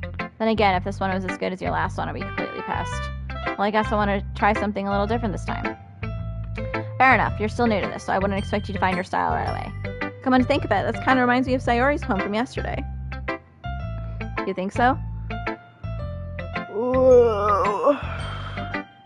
Tired, okay. Yeah, well, I guess if you've been friends with her for so long, you might be on the same wavelength. But you never really struck me as her type. Sayori is a type all of a sudden? Well, I don't know, but honestly, how can someone so fluffy spend so much time with someone like you? It's like she's dragging around a dead weight. That was a little unnecessary, but think of it this way. If it weren't for me, she'd probably just fly away like letting go of a balloon. You could say we take care of each other in our own way. Whatever it is, I don't get it. Oh yeah, I guess I'm supposed to show you my poem. Here. Amy likes spiders. You know what I heard about Amy? Amy likes spiders. Icky, wriggly, hairy, ugly spiders. That's why I'm not friends with her. Amy has a cute singing voice. I heard her singing my favorite love song. Every time she sang the chorus, my heart would pound to the rhythm of the words. But she likes spiders. That's why I'm not friends with her. One time I hurt my leg really bad. Amy helped me up and took me to the nurse. I tried not to let her touch me. She likes spiders, so her hands are probably gross. That's why I'm not friends with her. Amy has a lot of friends. I always see her talking to people. She probably talks about spiders. What if her friends start to like spiders too? That's why I'm not friends with her. It doesn't matter if she has other hobbies. It doesn't matter if she keeps it private. It doesn't matter if it doesn't hurt anyone. It's gross. She's gross. The world is better off without spider lovers. And I'm gonna tell everyone.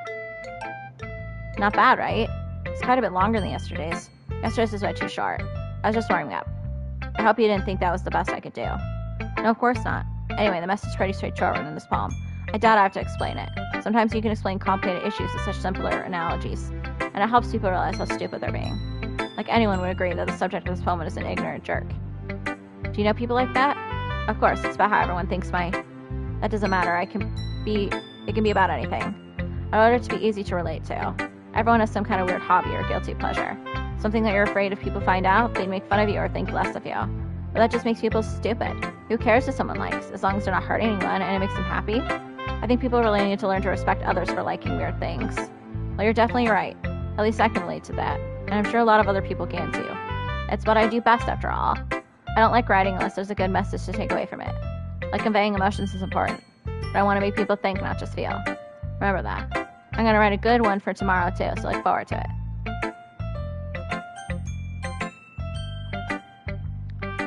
Let's see what you're written for today. Well done, Jay. Your skills are already improving. Really? Thanks, Yuri. Coming from you, that means a lot. Huh? It's nothing. I'm just happy to help inspire fellow writers. I know you're new to this, so don't worry if it seems like you can't get your poem to feel perfect. You don't need to be afraid to be a little more daring. Metaphors can go a long way. Don't feel like you need to work your brain like turning a bunch of gears. Try letting your mind wander through your feelings, and write down the things you see and hear. That's one way to truly embrace your reader, to see into your mind. It's a very intimate exercise. I see. That's a certainly interesting technique. Thanks for sharing. I have, an example of that if you'd like to read it. Of course. Is this the poem you wrote for today? Yuri nods and timidly hands her your poem. The raccoon. It happened in the dead of night while I was slicing bread for a guilty snack. My attention was caught by the scuttering of a raccoon outside my window. That was, I believe, the first time I noticed my strange tendencies as an unordinary human. I gave the raccoon a piece of bread, my subconscious well aware of the consequences, well aware that a raccoon that is fed will always come back for more. The enticing beauty of my cutting knife was the symptom. The bread, my hungry curiosity, the raccoon, an urge. The moon increments its phase and reflects that much more light off of my cutting knife. The very same light that glistens in the eyes of my raccoon friend. I slice the bread fresh and soft. The raccoon becomes excited. Or perhaps I'm merely projecting my emotions onto the newly satisfied animal. The raccoon has taken to following me. You could say that we've gotten quite used to each other. The raccoon becomes hungry more and more frequently, so my bread is always handy. Every time I brandish my cutting knife, the raccoon shows me its excitement. A rush of blood.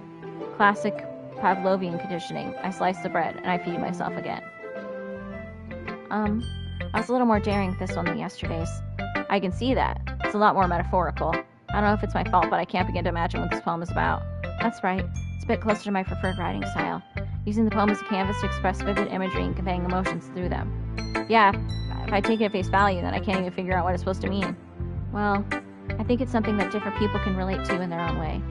I wanted to express the way it feels for me to indulge in my more unusual hobbies. It's those sort of things I'm usually forced to keep to myself. So I sometimes enjoy writing about them. Huh, that's funny. Didn't Natsuki also write something about that? About someone being ridiculed for a strange interest? She did? Yeah. She was talking about how it doesn't matter what you're into as long as you're not hurting anybody. She's right. And I mean, does she really feel that way? Yeah. Sounds like you two have that in common. That's interesting. To me, she seemed like the kind of person who would make fun of my hobbies. But I suppose it's my fault for judging, isn't it? Please don't tell her I said that. And don't worry, I have no reason to. Okay. Well, thank you for sharing with me. After all, if I hadn't learned to embrace my own weirdness, I would probably hate myself. I might be ranting a little bit now. But I'm glad that you're a good listener. Hi again, Jay. How's the writing going? All right, I guess. I'll take that. As long as it's not going bad. I'm happy that you're applying yourself. Maybe soon you'll come up with a masterpiece. I wouldn't count on that. You never know. Want to share what you wrote for today? Sure, here you go. I give my poem to Monica. All right. I like this one. It makes me think of something Sayori would like. Is that so? You and Sayori are really good friends, right? I wouldn't be surprised if you had those sort of things in common. Well, we may be good friends, but Sayori are actually really different. Well, that may be the case, but maybe there are also some similarities that you wouldn't expect. The way she talks about you. It sounds like the two of you really care about each other's well-being. Even if you show it in different ways, it ends up being more similar than you think. So I think that's the kind of vibe I get when reading your poem. You sure you're not reading into it too much? I could be. Oh gosh, I sound like Yuri. But in any case, Sayori's writing has kind of gentle feel to it. I can tell that she likes exploring with emotions, like happiness and sadness. Who knew that someone so happy would enjoy sad things too? Yeah, that's totally unexpected. Well, to each their own, and you shouldn't be afraid to experiment a little bit either. But anyway, you want to read my poem now? I feel like the way this one turned out, so I hope you do too.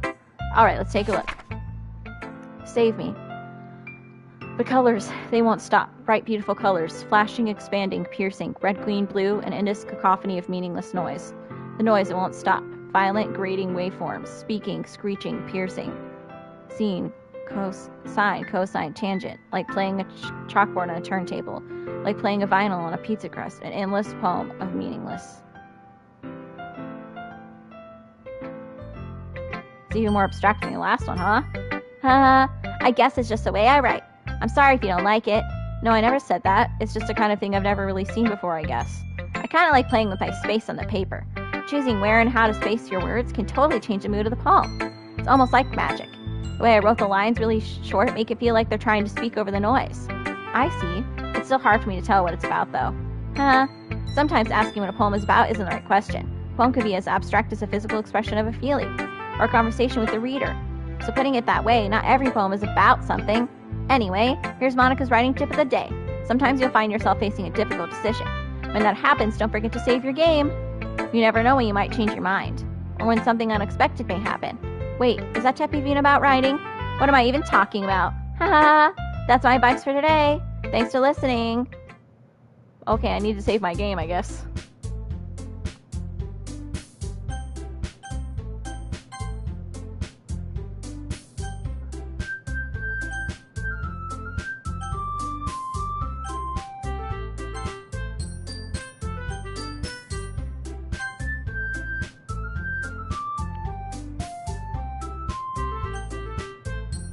Hey everyone, we're all done reading each other's poems, right?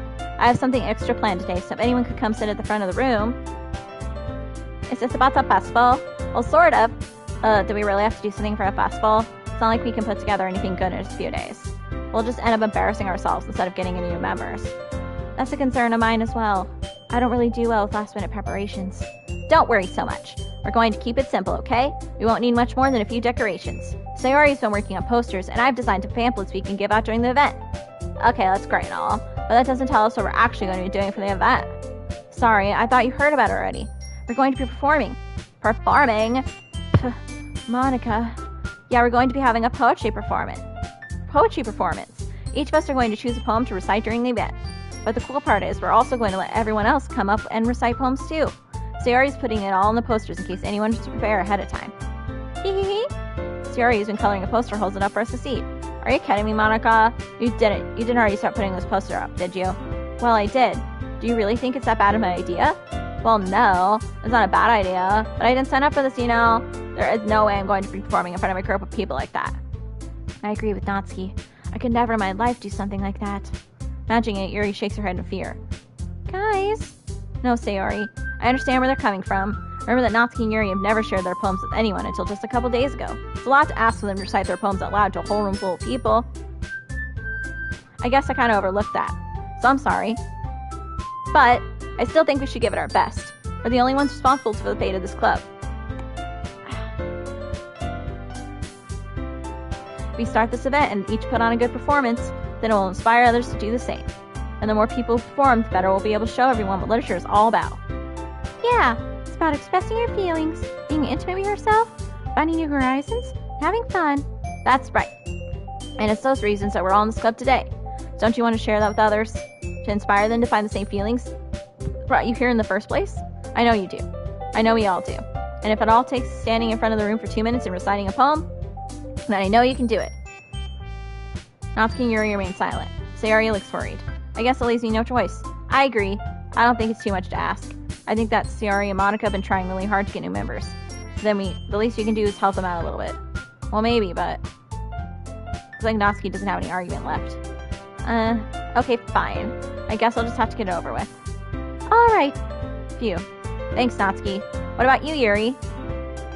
Yuri dejectedly glances around everyone else's expectant faces. I guess I don't really have a choice. That's everyone! You're the best, Yuri. This club is seriously going to be the death of me. Oh gosh, you'll be fine, Yuri. But anyway, let's move on to the main event. I want each of you to choose a poem of yours. We're going to practice reciting them in front of each other. No way. Monica, this is too sudden. Well, if you can't recite your poem in front of the club, how do you expect to do in front of strangers? Oh no. Don't worry. I'll start off to help everyone feel a little more comfortable. Can I go next? Of course. Now let's see. Monica goes through her notebook and the specific poem she has in mind for herself. She then stands behind the podium. The title of this poem is The Way We Fly. They fly. Monica is reciting her poem. Her clear, confident voice fills the room. More than that, her inflection is pristine. She knows exactly how to apply emotion behind each line she recites, bringing the words to life. Is this something she's done before? She's simply a natural. Glance around me. Everyone has their eyes on Monica. Sayori looks amazed. Yuri has an intense expression on her face that I don't understand. Finally, Monica finishes the recitation. The four of us applaud. Monica takes a breath and smiles. That was so good, Monica. Thank you very much. I was just hoping to set a good example. Are you ready to go next, Sayori? I'll go next. Yuri's fired up all of a sudden. Yuri clutches a sheet of paper between her hands and stands up. Keeping her head down, she walks quickly over to the podium. This poem is called... Yuri and she glances at each of us. You can do it, Yuri. It's called After Image of a Crimson Eye.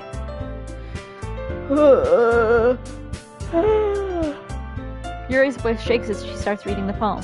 Just a moment ago, she practically refused to do this. Why is she suddenly putting in so much effort? As Yuri gets past the first couple of lines, her voice changes. It's almost like what happens when Yuri gets absorbed into books. Her quivering words transform into the sharp syllables of a fierce and confident woman. The poem is full of twists and turns and a structure that she enunciates with the perfect timing. This must be a rare glimpse into the whirling fire Yuri keeps concealed inside her head. Suddenly, she's finished. Everyone is stunned. Yuri snaps back into reality and glances around, as if she's bewildered even herself. It's up to me to save the situation. I'm the first to start applauding. Everyone joins me afterward and we give Yuri the recognition she deserves. It's not that we didn't want to applaud for her. We were caught so off guard that we must have forgotten. As you applaud, Yuri holds the poem to her chest and rushes back to her seat. Yuri, that was really good. Thank you for sharing. Looks like Yuri is down for the count. Okay, I guess I'm next then. So Yuri hops out of her chair and cheerfully walks to the podium. This one's called My Meadow. Sorry I giggled. Hehehe. Sayori, it's a lot harder than I thought. How do you guys do it so easily? Try not to think of it you're reciting to other people. Imagine you're reciting it to yourself like in front of a mirror or in your own head. It's your poem, so it'll come out the best that way. I see. Okay then. Sayori begins her poem. Somehow it feels like her soft voice is made as a perfect match. The poem isn't aimlessly cheery like Sayori is. Serene and bittersweet. If I were to read this on paper, I probably wouldn't think much of it. Hearing it come from Sayori's voice almost gives it a whole new meaning. Maybe this is what Sayori meant when she said she likes my poems.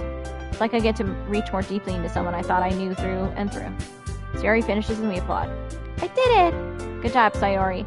Even Jay liked it. I guess that's a good sign. What does that even mean? It came out nicely, Sayori. The atmosphere of the poem fits in really nicely. But it might be that other poems wouldn't work quite as well with that kind of delivery. Really don't understand.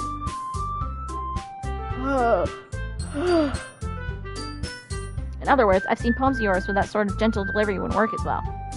You might need a little more force behind them, depending on what you're reading. I know what you mean.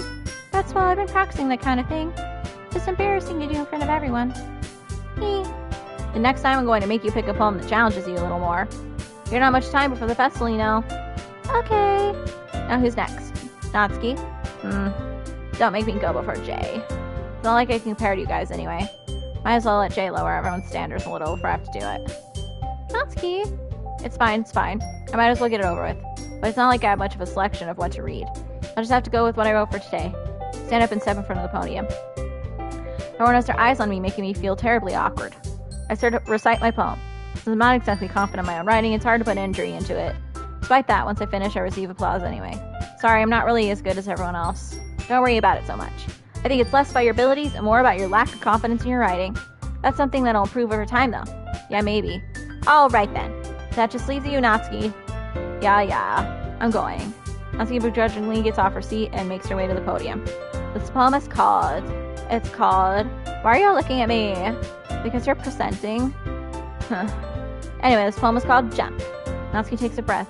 Once she starts reciting the poem, her sour attitude disappears a little. While she's still a little unenthused, her poem has a rhythm and rhyme to it. It's Natsuki's trademark style, and it works surprisingly well when spoken aloud. The word feels like they bounce up and down as if giving life to the poem. Natsuki finishes, and everyone applauds. She hops back to her seat. That wasn't so bad, was it? Easy for you to say. You'd better not make me do that again. Well. Do you at least feel prepared enough to recite a poem in front of other people? I mean, doing it in front of other people will be way easier. I can put on whatever face I want for other people. But when it's just my friends, it's just embarrassing. That's a surprise, Natsuki. I think it would be the other way around for me. Well, that's just how it is, so. Well, I guess in that case, you won't have much to worry about for the festival. That said, I want to thank everyone for coming through. It might be hard, but I hope you all have an idea what it's like now. Make sure you pick a poem and get enough practice for the festival, okay? I'll be making pamphlets, let me know ahead of time when you'll be reciting. Jeez. I should probably find some other poem to recite instead. That's fine too. It doesn't have to be your own. I'm already pleasantly surprised that you're putting in all this effort for the club. It makes me really happy. Yeah, no problem.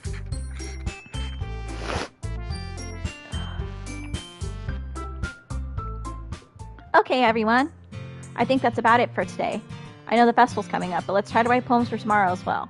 It's been working out really nicely so far, so I'd like to continue that. As for the festival, we'll finish planning tomorrow, and then we'll have the weekend to prepare. Monday's the big day. I can't wait. I can do this. Alright. Stand up. There's no way I'll be able to find the same enthusiasm as Sayori and Monica, but I'll do my best to get through it. If it's for the sake of the club, and impressing Monica, then I'll have to do my best. Ready to go, Sayori? Yep. Look at you two, it's going home together like that. It's kind of adorable, isn't it? Hee. Jeez, guys, don't make such a big deal of it. Must be a little nice, though. Well, how am I supposed to respond to that? It's okay, Jay, you don't have to say it. Whatever, let's go already. I walk home with Sayori once more. Even though it's only been a few days, a lot of things have already changed. But today, Sayori is being a little quieter than usual on the way home. Hey, Sayori. Sorry, I was spacing out. No wonder. I was thinking about something from earlier. I like how we get to... Sayori fumbles with her words. So let's just say that one day Yuri asked to walk home with you. What would you do? What kind of question is that? You're kind of putting me on the spot here. I'd still walk home with Sayori. Sayori, you really think I would ditch you for Yuri? But she's so beautiful and smart. Jeez, I already see her in the club every day. Besides, you always seem to really like going home together. I wouldn't just ruin that for you. You're so silly, Jay. You think about me too much sometimes. Yuri would deserve it if she wanted it so. Sayori, I've already made up my mind. I really can't figure you out sometimes. Sorry. Besides, what's the point in speculating something that's never going to happen? The conversation trails off. It's kind of a weird thing for Sayori to care so much about. But I want to respect her and keep her happy too. Then again, the festival's only a few days away. Who knows what will happen in that time?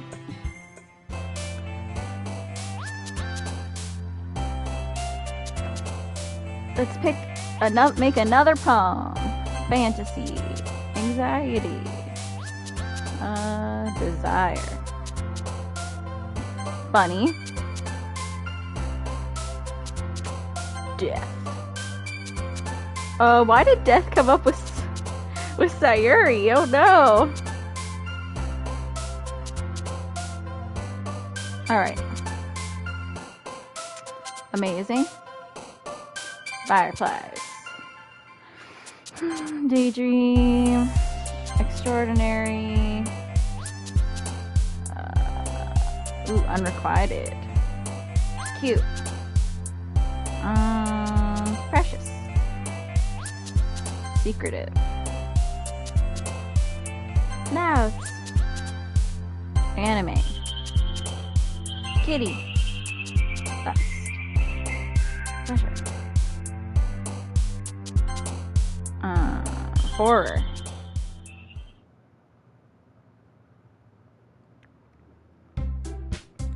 We're back to it, guys. My voice has gotten to rest a little, and I got to eat something, and we're back.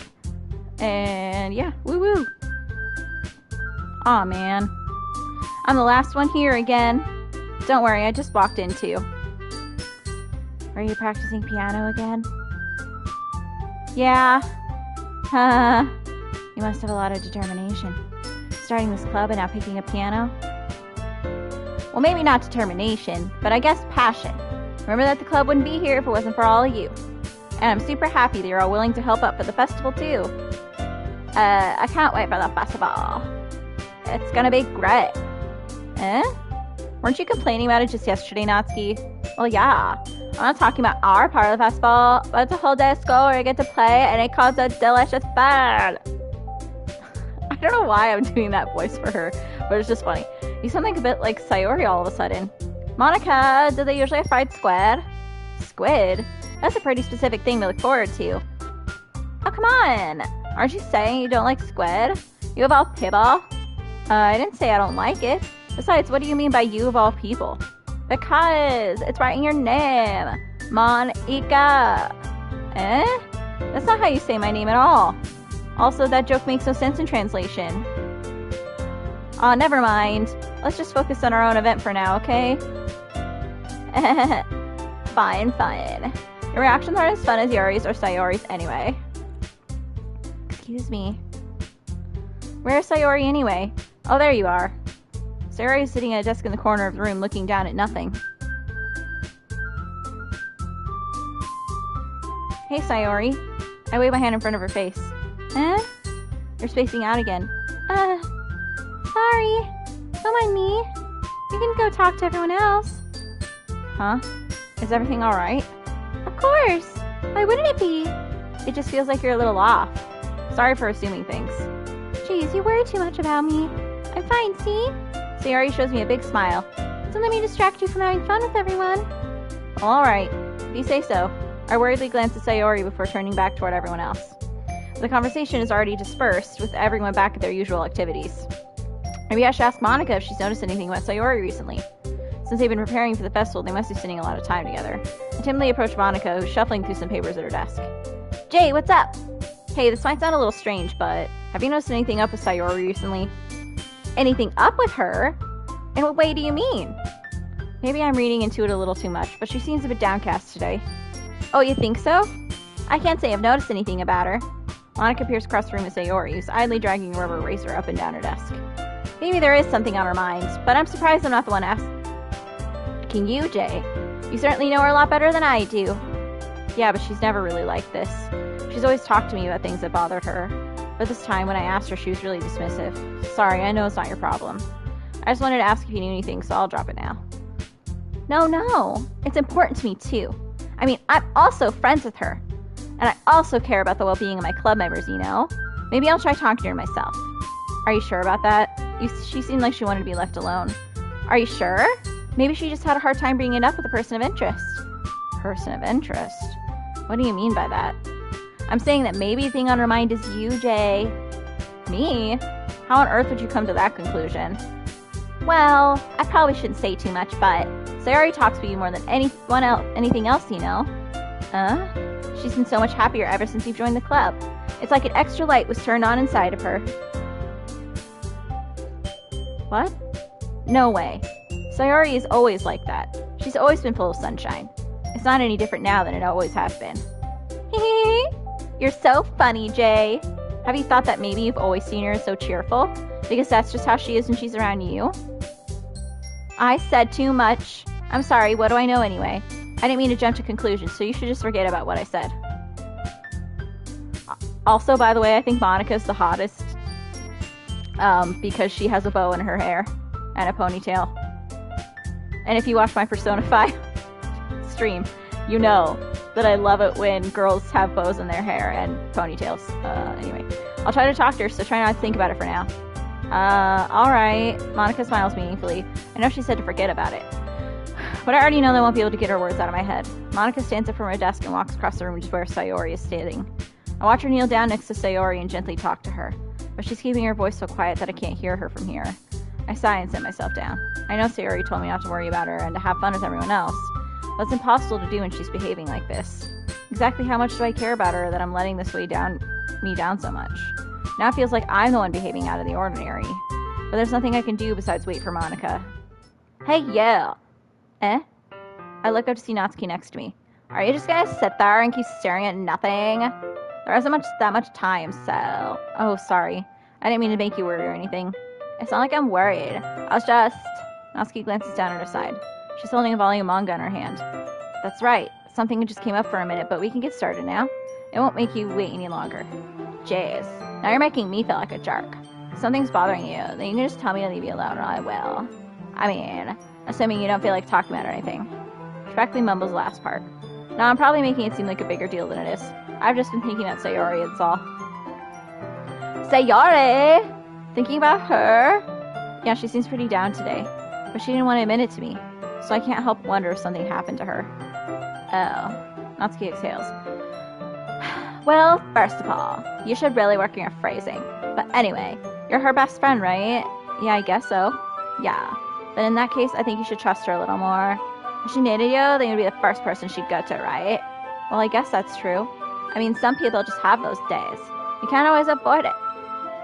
If anything, she probably doesn't want you to worry about it because it's not important. I'm laughing at my own voice that I'm doing. Yeah, that's kind of what she said to me.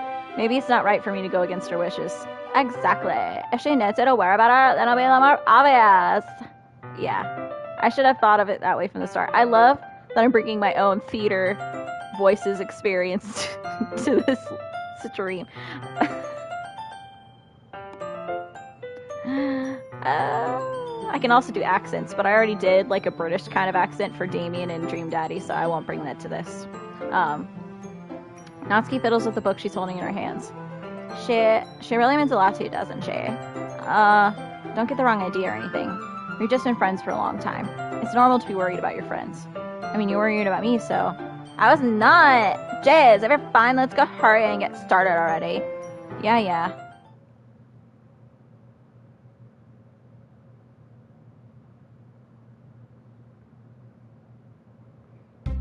Okay, everyone. After some time passes, Monica calls out to the club room. Why don't we share our poems now? Before I know it, everything's back to normal. Everyone goes to retrieve their poems, and I do the same. I wonder what she was talking about with Sayori.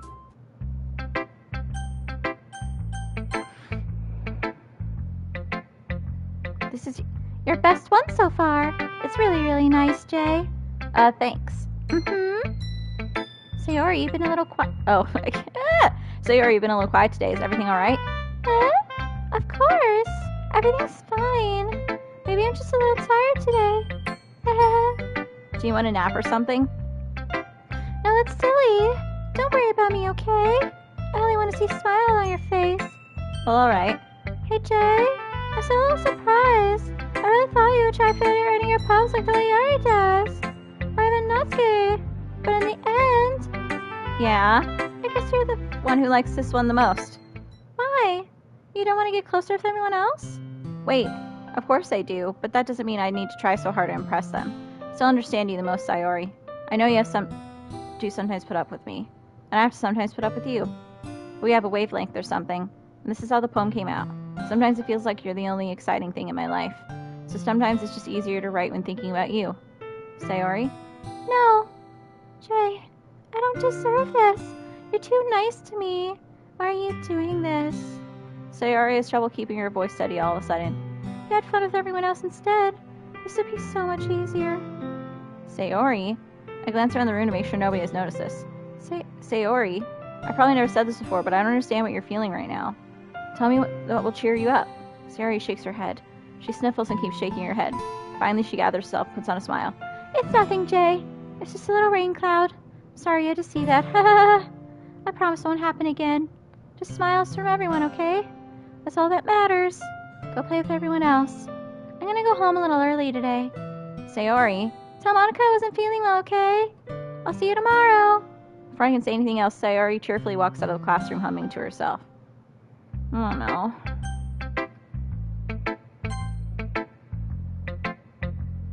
This one's alright. Alright? Well, yeah. About as good as yesterday's anyway. I see what you're going for, but it's just not really my style. I mean, that's fine.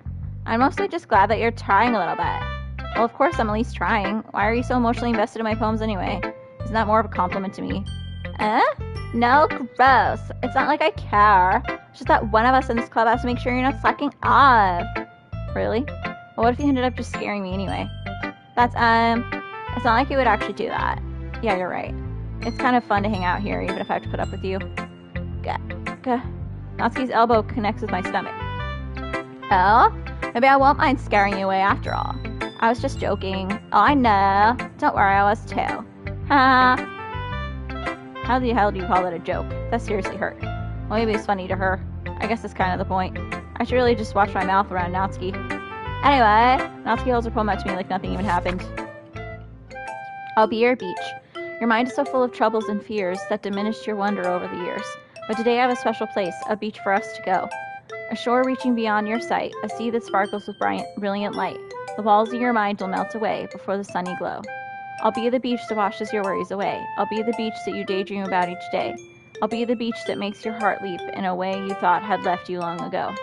Let's bury your heavy thoughts in a pile of sand, bathe in sunbeams and hold my hand. Wash your insecurities in the salty sea, and let me see you shine. Let's leave your memories in a footprint trail, set you free in my windy sail, and remember the reasons you're wonderful when you press your lips to mine. I'll be the beach that washes your worries away. I'll be the beach that you daydream about each day. I'll be the beach that makes your heart leap in a way you thought had left you long ago. But if you let me by your side, your own beach, your own escape, you'll learn to love yourself again. So all this poetry stuff is reminding me when I took AP English Lit my junior year of high school, and our final project was to create a poetry book, not of our own poetry, but we had to have a theme and find poems by different poets from that theme and analyze each of the poems, because we spent pretty much the entire school year learning how to analyze lines of literature and poetry and stuff like that. And my theme, the theme that I picked was insanity, because, you know, me. And I just put a lot of demented, fucked up poems in a book and analyzed them. And I think my teacher was probably very concerned. But my favorite poem ever in the entire world is called Love in the Asylum by Dylan Thomas.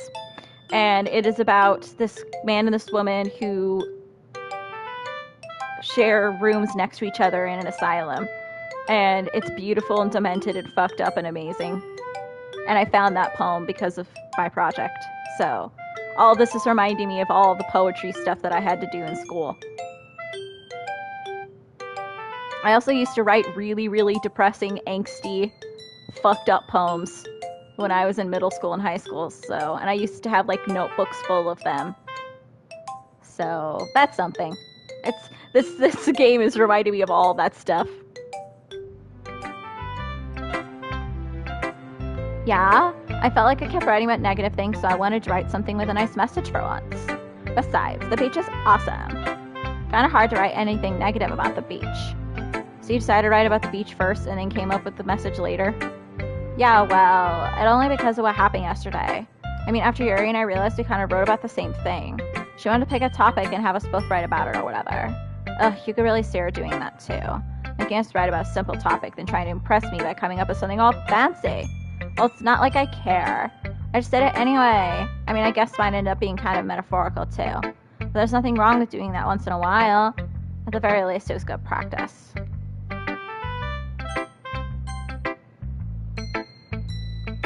Well done, Jay. You've definitely improved your writing over the course of these few days. Has my advice been helpful to you? Yeah, definitely. I'm glad. Sharing a writing like this, it's a lot more fun and rewarding than I anticipated. I need to remember to thank Monica. I think we all felt a little awkward at first, but now it seems like everyone's enjoying sharing their writing and seeing what others think. I guess I can't really disagree. I was afraid this whole thing would be a chore, but it's a great way for me to spend some personal time with all the girls in the club. But it's been fun getting to know everyone and their writing, and I guess doing some writing myself. Well, have you learned anything about yourself, Jay? Huh? Well, you know how I like to say that writing's a very personal way to get in touch with yourself. In the end, it doesn't matter if you're a good writer or a bad writer. And even my opinions are just opinions, you know? As always, I believe what's most important is exploring and discovering yourself. That's comforting. I'm kind of afraid of disappointing you in some way or another. Huh? Why me? Well, you're always sophisticated with your writing and have the most advice to share. Is that so? Yuri thinks for a good minute. That must be terrible. For me to have become someone whose opinion is fearsome. How unlikable of me. Yuri, it's not as bad as you're making it sound in your head. It just meant that I respect your opinion. I see. I'm sorry that I always overthink and come to those sort of conclusions. I'm just a little too used to it. Overthinking? Being disliked. Yuri. What am I saying? I'm sorry, I didn't mean to bring that up. Let's move on. Alright. Do you want to share your poem now? Okay. Here. Beach, a marvel millions of years in the making, where the womb of Earth directly meets the surface. Under a clear blue sky and expansive bliss, but beneath gray rolling clouds and endless enigma. The easiest world to get lost in is one where everything can be found. One can only build a sandcastle where the sand is wet, but where the sand is wet, the tide comes. Will it gently lick at your foundations until you give in, or will a sudden wave send you crashing down in the blink of an eye? Either way, the outcome is the same, yet we still build sandcastles. I stand where the foam wraps around my ankles, where my toes squish into the sand. The salty air is therapeutic, the breeze is gentle yet powerful. I sink my toes into the ultimate boundary line, tempted by the foamy tendrils. Turn back, and I abandon my peace to a road at the shore, drift forward, and I return to Earth forevermore. I'm aware that the beach is kind of an inane thing to write about, but I did my best to take a metaphorical approach to it.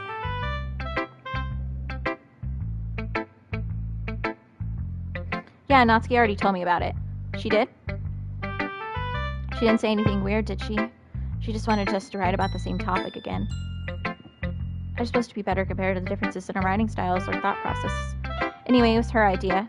Knowing her, it's no surprise that she wanted to do something like that. Shelly just wants to show off. It's not like I have a particular interest in her writing style. I just went with her request. But, well, I suppose it's not so bad to write about something simple on occasion. It can be refreshing, you know? It's good for me to calm my thoughts once in a while. Yeah, I think I agree. Thanks for sharing. Who should I show now?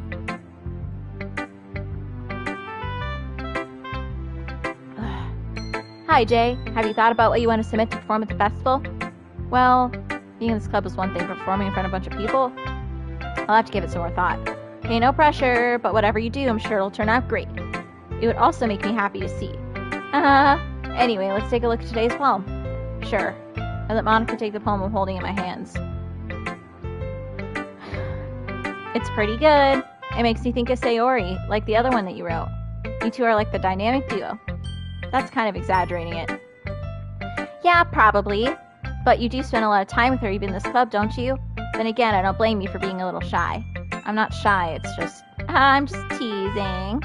I know it takes a bit of time to make friends with everyone. But Yuri and Natsuki are super interesting people, so don't be afraid to give them their share of time. And you can talk to me every now and then, too. I'm not, like, unapproachable or anything, am I? Oh, no, it's nothing like that. I'm just still getting used to being here, that's all. Yeah. I'm sorry if I was putting pressure on you or something. I really didn't mean it like that. No, don't worry. I get what you're saying. Well, alright. Anyway, I'll share my poem with you now, alright? Alright. The Lady Who Knows Everything. An old tale tells of a lady who wanders earth. The lady who knows everything. A beautiful lady who has found every answer, all meaning, all purpose, and all that was ever sought. And here I am, a feather. Lost adrift the sky, victim of the currents of the wind. Day after day I search with little hope, knowing legends don't exist. But when all else has failed me, when all others have turned away, the legend is all that remains, the last star glimmering in the twilight sky. Until one day the wind ceases to blow, I fall, and I fall and fall and fall even more, gentle as a feather, a dry quill, expressionless. But a hand catches me between the thumb and forefinger, the hand of a beautiful lady. I look at her eyes and find no end to her gaze. The lady who knows everything knows what I am thinking. Before I can speak, she responds in a hollow voice. I found every answer, all of which amount to nothing. There is no meaning, there is no purpose, and we seek only the impossible. I am not your legend does not exist, and with a breath, she blows me back afloat, and I pick up a gust of wind. You know, I feel like learning and looking for answers are the sort of things that give life meaning. Not to get too philosophical or anything, but it was kind of on my mind, so that's what I wrote about. I see. I never really put much thought into it. In a way, it's almost paradoxical, because if we all had the answers, wouldn't the world start to lose its meaning? You know, there's one thing I notice. It seems like everyone in the club prefers writing about things that are more sad than happy. Are you surprised? I mean, if everything was okay, we wouldn't really have anything to write about, would we? Humans aren't two-dimensional creatures. I think you know that better than anyone. You mean one-dimensional? Oh, yeah, that. Anyway, here's Monica's writing tip of the day. Are you ever too shy to share your writing because you're afraid it's not that good? It can be really disheartening to get a lukewarm response to something you put so much into. But if you find other people who enjoy writing, then sharing becomes a lot easier. Because instead of just telling you that your writing is good or okay or bad, they'll want to focus more on everything that went into it and the things you can work on. It's much more encouraging that way, and it'll make you want to continue improving.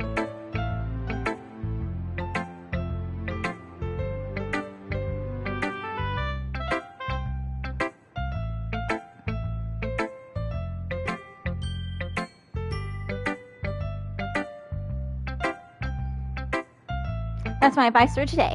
Thanks for listening. Okay, you three, we're all done sharing poems, right? Why don't we start figuring out... Hold on a second. Is it just me or did say something strange just now? Huh? Something did sound about unusual. That's right. You deviated from your usual catchphrase when addressing the club. Catchphrase? I don't have a catchphrase. Jazz. Why is the mood so weird today? Look, even Yuri isn't immune to it. Stagnating air is common foreshadowing that something terrible is about to happen. In your books, maybe. Look, the only thing different is that Sayori isn't here. It seems you're right. Sayori always helps lighten the mood a little bit, doesn't she? It's almost like everyone's balance is thrown off a little when she's not around. Where the heck did she run off to anyway? I thought she just went to pee. Natsuki, please show some decency. Oh, come on. She actually wasn't feeling too well and went home early. Said so. I hope she's alright. Seriously, of all the times to not go home with her, you pick the time she's not feeling well. It's much for you two being all lovey-dovey. No! First of all, stop misunderstanding my friendship with Sayori. And second, she's kind of been avoiding me today, so I didn't want to force it. Oh? That curious expression coming from Yuri of all people? Calm down, guys. Talked to her earlier and everything's fine. What'd she say? Anyway, we need to figure out the rest of the festival preparation, so let's decide what everyone will be doing this weekend. I already know what I'm doing. That's right. Natsuki will be making cupcakes. But we might need a lot of them in different flavors. Can you handle that all by yourself, Natsuki? Challenge accepted. As for myself, I'm going to be printing and assembling all the poetry pamphlets. Sayori will be helping me design them. As for Yuri, you can, guys, can you help me come up with something for Yuri? I'm useless. No, that's not it at all. You're the most talented person here, you know. Now Natsuki's pouting too. Jeez, even I can tell now. I guess I never gave Sayori enough credit, but I can tell things are even harder on you when she's not around. That may be the case, but if I can't be a leader on my own, then I won't grow as a person. So Yuri, you have a beautiful handwriting, you know? So you should make some banners and decorations to help set the atmosphere. Atmosphere? About that. I love atmosphere. Yuri's expression suddenly changes as she stares at her desk and focuses and starts nodding to herself. Her mind is already racing, I see. That's great. You'll be a wonderful help, Yuri. But anyway, that just leaves you, Jay, the one who's truly useless. Don't say that. In fact, both Natsuki and Yuri have some pretty heavy tasks to handle. It'd probably go a long way to give one of them a hand. You could always help me out as well. I would be really appreciative of that. That's... Monica suggesting I spend the weekend with one of my club members. How on earth are they going to respond to a suggestion like that? I suppose I wouldn't mind a bit of help. Well, even if you don't know how to bake, there's always some dirty work I could give to you. It's not like Monica's going to give me a choice, and you shouldn't be sitting on your butt anyway.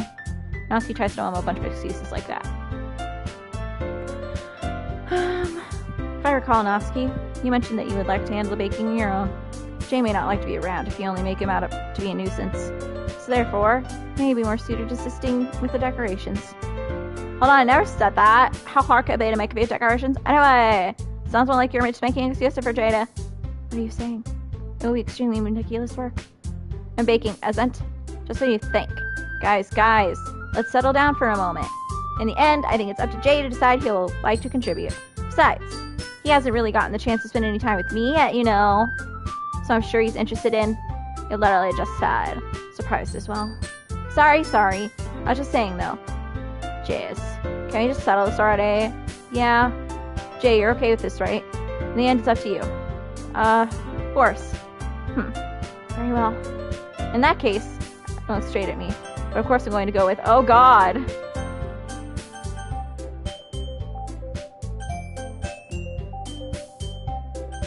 You know, Natsuki likes manga and anime, so I gotta go with her.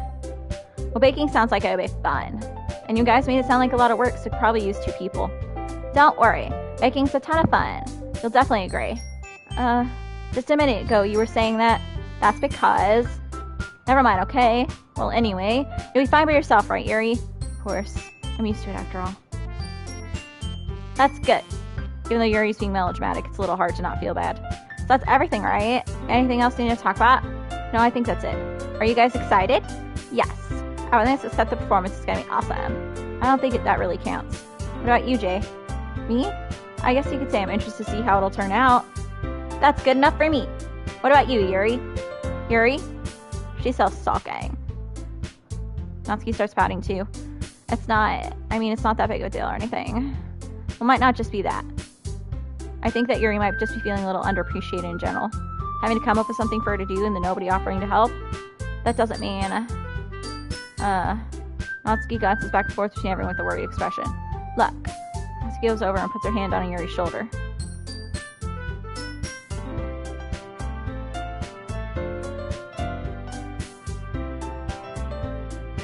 Yuri, you really are the most talented one here.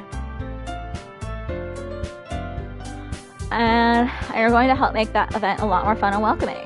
I mean, the cupcakes will probably help a lot too. They are going to make the atmosphere special. That'll be really important for the way that people feel during the performance. So, you need to stop being dumb and give yourself a little more credit.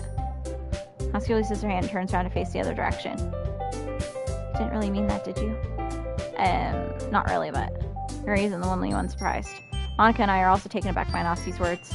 Natsuki of all people to be saying such encouraging things. But I begin to understand. Natsuki was trying to sound like Sayori. Even if I didn't work perfectly, I can tell that she tried to say something Sayori would say at a time like this.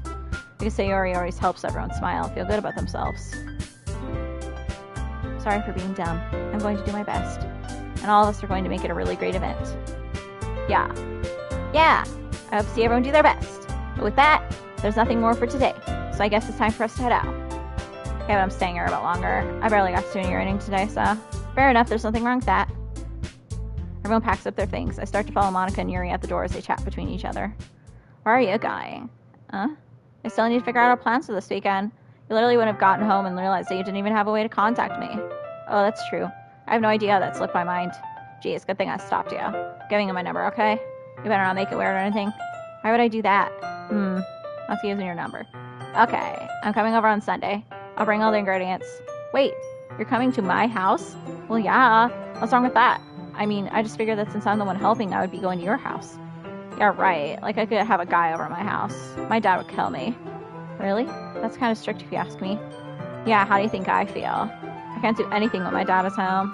Anyway, I just needed to complain for a second. We have each other's numbers now. That's all I needed from you. I guess I'll text you when I'm coming over. Alright, fine by me. Yeah, I'm really gonna show you why I love baking so much. So you better look forward to it. Oh, didn't you say you were just going to give me the dirty work? Well, I was just saying that. It's not like I could act like in front of everyone that I was looking forward to this. Wait, really? Well, kind of. Just because I never got to bake with someone else before. That's all it is, so. Alright, I get it. Sorry for overreacting. Anyway, I'll be heading out now. See you on Sunday. Never mind.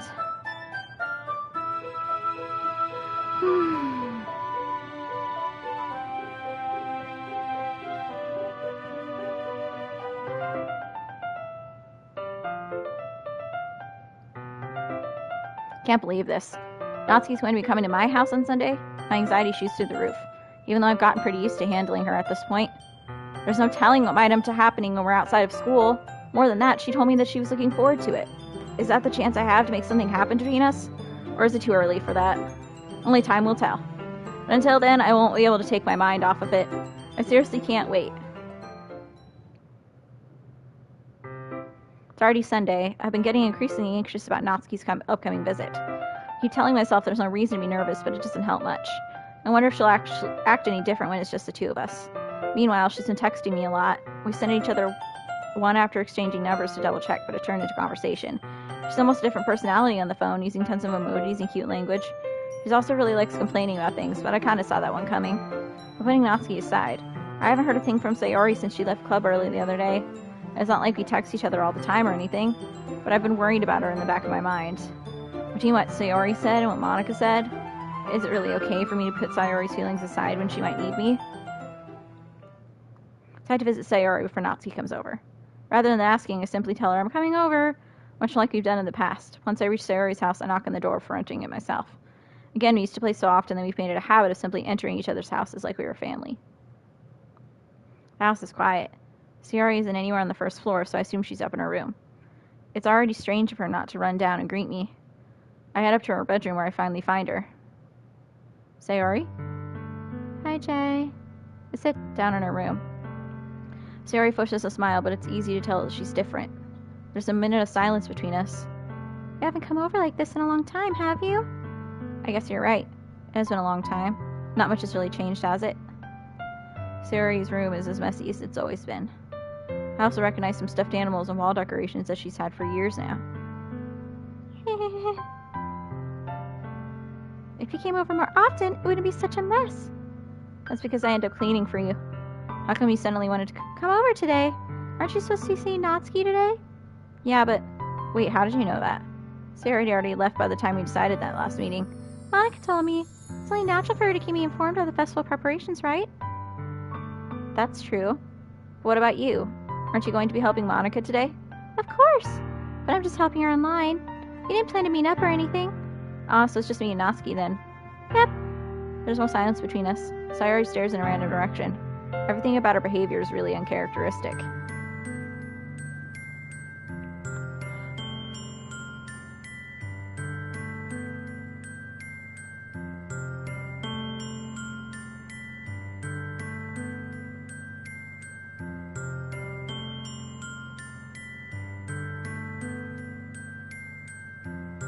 Finally get to the point. I just want to see how you were doing.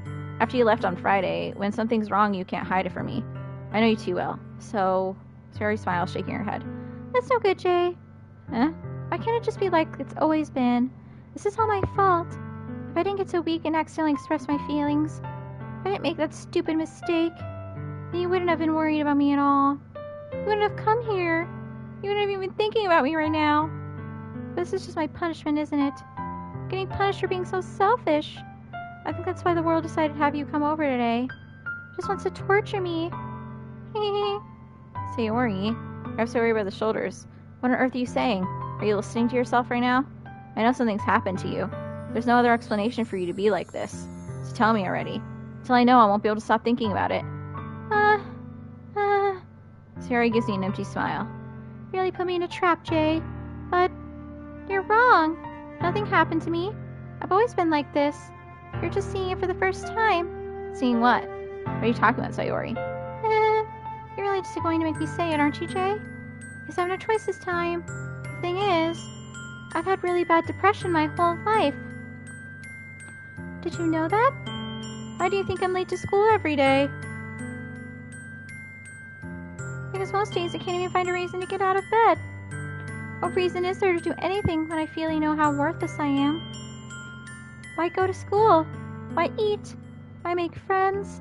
Why make other people put their energy and caring to waste by having them spend it on me? That's what it feels like. And that's why I just want to make everyone happy. Is anyone worrying about me? I'm in shock. I can't even figure out how to respond. How is it possible that Sayori kept this from me the entire time that I've known her? Did she really want so badly for me to just not think about her? Why, Sayori? Why is it that you've never told me about this? It almost feels like I've been betrayed as your close friend. Because if I knew, I would have done everything I could to support you. Even if there's only so much that I could do. I would have tried a little bit harder to make every day a little better for you. That's why I'm your friend. All you had to do is tell me. I don't understand at all, Jay. Why do you think I didn't tell you? Because if I told you, you would have to waste your effort caring about me instead of doing important things. I didn't want to be cared about. It's bittersweet when people try to care about me. Feels nice sometimes, but it also feels like a bat being swung against my head. That's why I wanted so badly for you to make friends with everyone else. Helping everyone be happy together is the best thing for me. But then I discovered something else too. Seeing you make friends and get closer to everyone in the club feels like a spear going through my heart. So that's why I decided the world just wants to torture me. Every path leads to nothing but hurt. You're right that I don't understand. I don't understand your feelings at all, Sayori. But I don't need to understand. Whatever it takes for me to help you stop hurting, that's what I'll do. No, Jay. There's nothing. Nothing at all. The only thing that could have helped is if everything could be like it always was. But I was selfish. I finally showed you what a horrible person I am. Tears streaked down Sayori's face. I made you join the literature club because I was selfish. And I was punished by my heart hurting in a way that I couldn't understand. And now you came here and I made you hurt too. I'm just being selfish. That's all I am. And that's why I'm going to accept these punishments. Because I deserve every last one. Without thinking, I once again grabbed Sayori's shoulders. This time I pulled her in a tight embrace. Jay. Sayori, I don't care if you feel selfish. I'm really happy that you convinced me to join the club. Seeing you every day makes it worthwhile enough. If I make friends with everyone else, then that's just a bonus. But please never underestimate how much I care about you. I wouldn't have it any other way. Jay. Sayori isn't hugging me back. Despite my arms being wrapped around her, Sayori's arms remain at her sides. She starts sobbing next to my ear. No, don't do this to me. Please don't do this. Jay, Sayori barely managed to speak between her sobs. I don't know if I'm doing the right thing, but all I want is for her to know that I care. If you have it in you to call yourself selfish, then you have to let me be selfish too. No matter what it takes, I'll figure out what needs to change. I'll make these feelings go away. And if there's anything you need me to do, then you better tell me. I'll get mad if you don't. I don't know. Gently, Sayori finally puts her arms around me in return. I don't know anything. It's all really scary. I don't understand any of my feelings, Jay. The only time I'm not feeling nothing is when I'm feeling pain. But your hugs are so warm, and that's really scary too. Sayori lets me go. As she does, I let her go as well. The festival's tomorrow. Yeah. It's going to be fun, right? Yeah. How would you like for me to spend it all with you? It's what I want. I promise. I think that would be nice then. Yeah. Sayori wipes her eyes. If I could spend the whole day here, I would. Of all days, this has to be the one where I have other plans. Maybe I should cancel. No, don't! Please don't. If you did that, then I really wouldn't forgive you. But it's almost time for Natsuki to meet me at my house. At the very least, do you want to come along and help out? It would be fun. My surprise, Sayori shakes her head. I'm sorry. I don't know if that would be very good for me today. You understand, right? It's kind of hard for me to fully understand. I'm trying my hardest. It's okay. Don't worry too much about it. I'll see you tomorrow, okay? Alright. I look forward to it.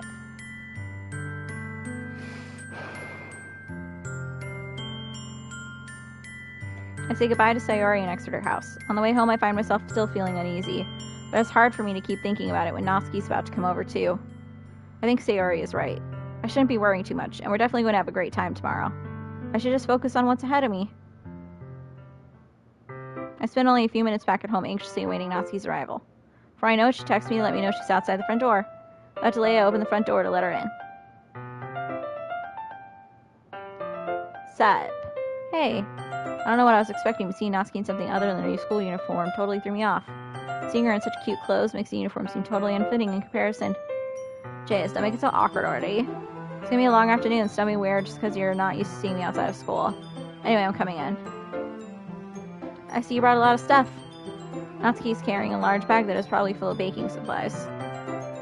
Well, I don't want to come all this way to find out that your kitchen isn't equipped for the job. You brought everything I asked you to, right? Yeah, I did. Yesterday, Natsuki asked me to buy a bunch of ingredients if I didn't already have them at home. Good. Glad I could count on you to do your part. Well, of course. Surprised to hear Natsuki suddenly saying that, rather than saying something snarky like she usually does.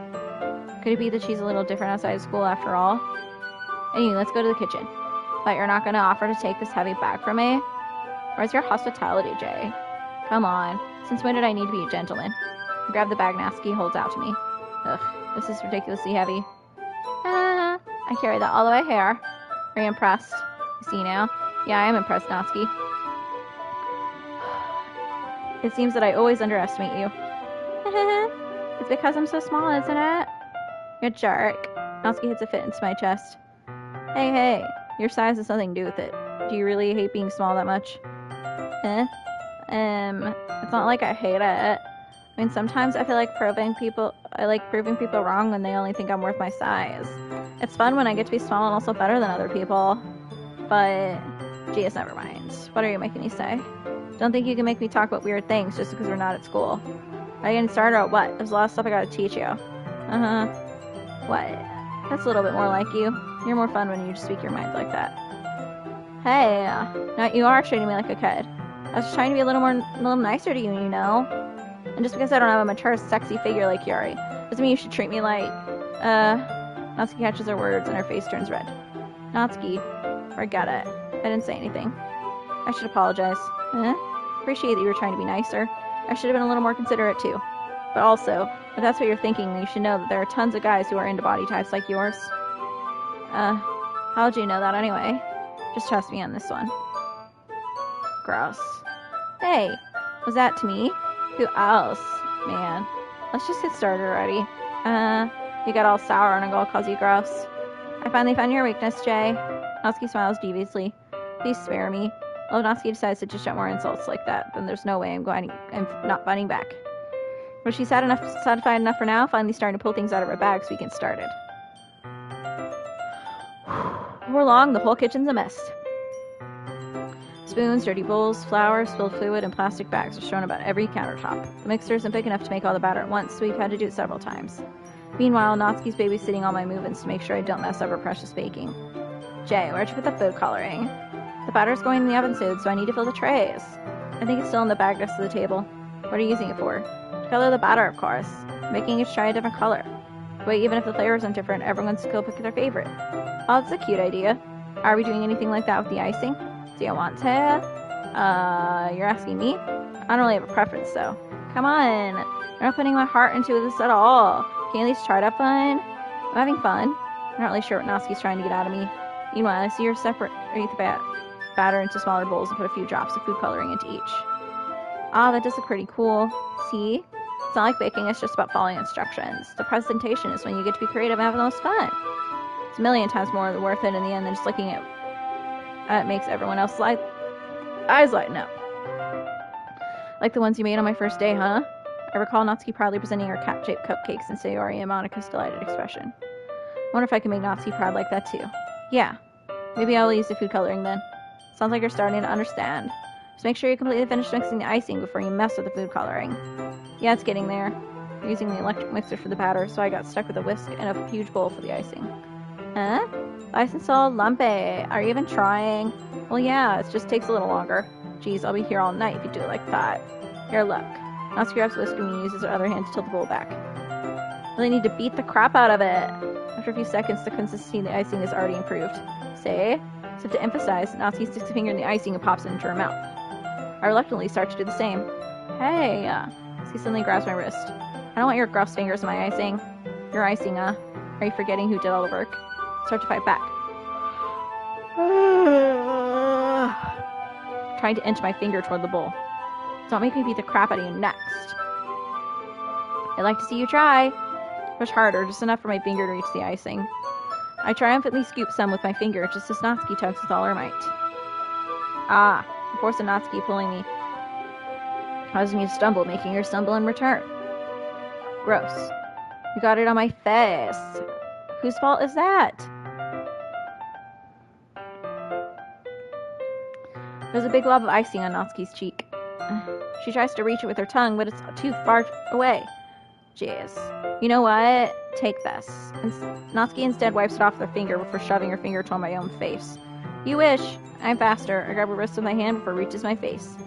Natsuki tries to use her other hand to fight back, but I grab that one as well. Oh my god, we're so cute. Look at her. Stop. Not until you apologize for calling me gross. Fine. I'm sorry for calling you gross. No, I don't mean it. It's just fun seeing you react to it. You do that to me all the time, you know. Saying dumb things just to get reaction out of me. You really shouldn't tease girls like that. Is that so? In that case, I probably shouldn't do this either. Take Natsuki's finger and put it in my mouth, licking off the icing. Oh, that's very... Whoa, that's very suggestive. What? Did you seriously just... Natsuki is so surprised that she can't even figure out how to get mad at me. Her face is entirely red. Jay, you really shouldn't do that kind of thing to girls unless you really like them. You know that, right? What kind of question she asked me just like that? How'd the mood turn to this so quickly? Natsuki gazed at me in silence. I noticed her shallow breaths. Why am I starting to feel dizzy?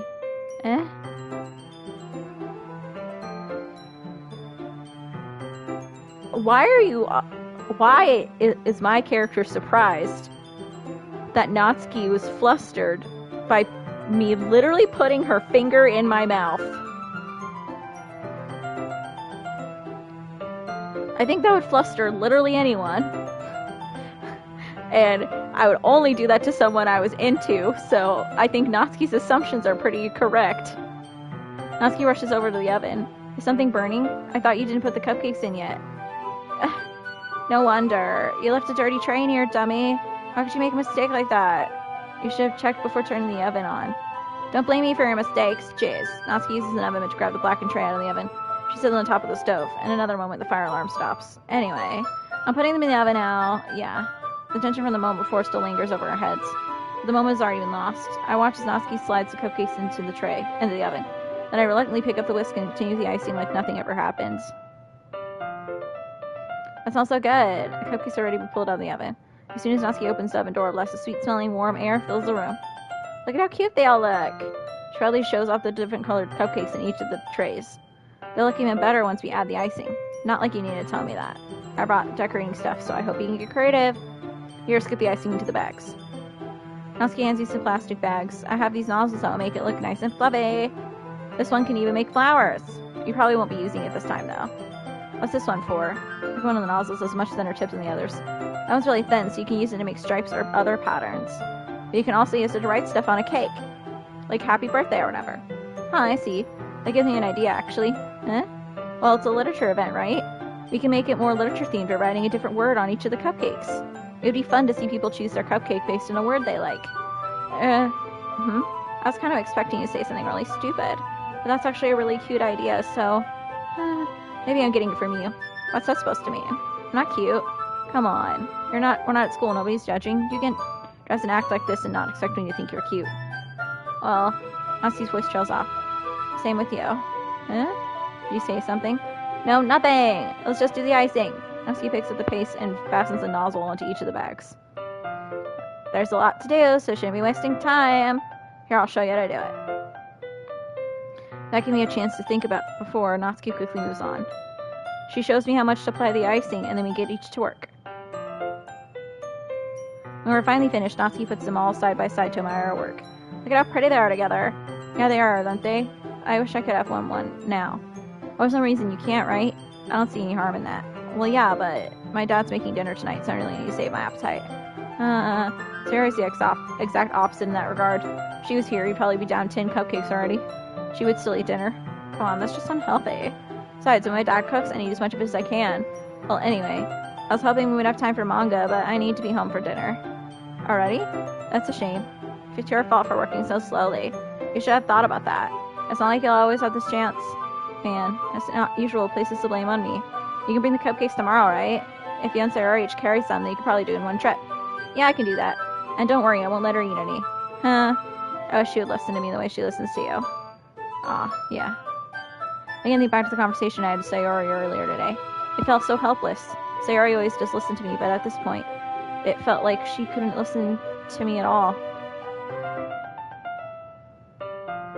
Okay, I'm all packed up. Good work today. You too. I'll walk you out, I guess. Just like that, Natsuki's already about to leave. Feels like the afternoon went by in a flash. More than that, did I even take the RPG to get closer to her like I wanted? Well, I guess I'll be off then. Thanks for all the help and everything. I'll see you tomorrow. Wait, Natsuki. What you said before about not always having this chance? It doesn't have to be that way at all. I had fun today. You showed me how fun baking could be like you wanted.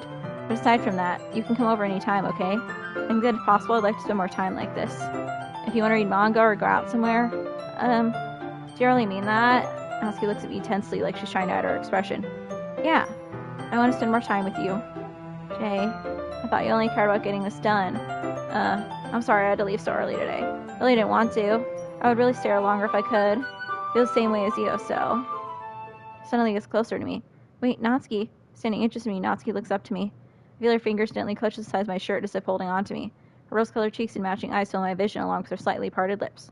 What is happening? My head starts to go dizzy as I feel her soft breath against me. I felt it for a while now. Natsuki suddenly jumps back. Sayori? Hi, Jay. Sayori. Just now we weren't. It's okay, Jay. I just stopped by to say hi. Well, you should have come a little earlier. I'm already on my way out, so. Oh, really? It's too bad. Yeah, well, I'll still eat at the festival tomorrow, so it's fine. Just don't eat cupcakes before then. Maybe later. Really flustered, Natsuki hurries off and Sayori waves goodbye. Sayori, I thought you didn't want to come over today. Well, I tried staying in my room, but my imagination was being really mean to me, so I had to come here and see it for myself. See what? What are you talking about? You know, how much fun you were having with Natsuki, how close you got to her. Makes me really happy that you've made such good friends. That's all that matters to me. Tears start to fall down Sayori's face. That's all that matters to me. Why am I feeling this way, Jay? I was supposed to be happy for you. Why does it feel like my heart is splitting in half? It hurts so much. Everything hurts so much. This would be so much better if I could just disappear. Sayori, don't say that. It's true, Jay. If I wasn't here, then you wouldn't have to waste your sympathy on me. You wouldn't have to put up with me being selfish. Monica was right. I should just... Monica? Monica's right about what? Sayori, what I said before is true. I'm not going to let this continue. Caring about you like this isn't the burden your mind is making it out to be. Something that makes me happy. Something that I wouldn't trade for anything else. So even if it takes an entire lifetime, I'm going to be by your side until you don't feel any more pain. But Sayori looks away. Put a hand on her shoulder to reassure her. I'm scared, Jay. I'm really scared. What are you scared of, Sayori? I'm scared that I might like you more than you like me. Sayori. It's true, isn't it? I was weak and started to like you too much. I did this to myself. Jay, I like you so much that I want to die. That's how I feel. And It's enough, Sayori. I don't want you to hurt anymore. Slide my hand down Sayori's arm and squeeze her hand in my own. Do you remember how I said I always know what's best for you? Do you still believe me? Wordlessly, Sayori nods. Even if you don't understand all your own feelings, I know what you need the most right now, and that's what I'm going to give to you.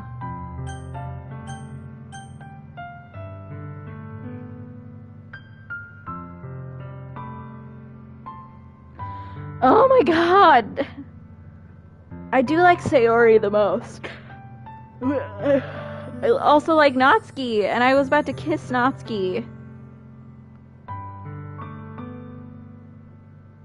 Damn it.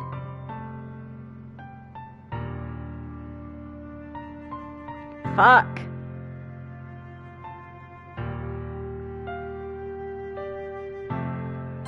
I love you. I love you. Huh? Those are my true feelings. So there's no way you could like me more than I like you. I should have realized it sooner.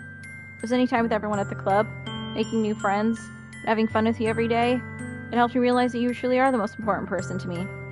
That's why I'll accept any of your burdens, as long as we continue like this every day, with you by my side. Then I know we'll both be happy. Jay. Suddenly, Sayori wraps her arms tightly around me. Jay, is this really okay? Yeah. I held Sayori in my arms and pulled her closer. You'll never have to let go of me again. I love you, Jay. I want to be with you forever. Me too. I feel Sayori's grip around me weaken a little bit. What is this? Sayori, I'm supposed to be happy right now. I've always thought this would be the happiest moment for me. But why? Even now? Why won't the rain clouds go away? They're not going away at all, Jay. It's okay, Sayori. It might take some time for things to get better again. But no matter how long it takes, I'll be there every step of the way. That's all that matters right now. Okay? I trust you. Sayori and I slowly release each other. So, I guess that makes the festival tomorrow our first date, huh? What are you saying? I don't want to think about those things, you know? I want everything to be the same as it always has been. Even if we really are a couple. I don't know if I can handle anything more right now. It's really new and scary to me. I understand. We'll go at whichever pace suits you best. Hey, Jay? Sayori gazed at me once again, smiling sadly.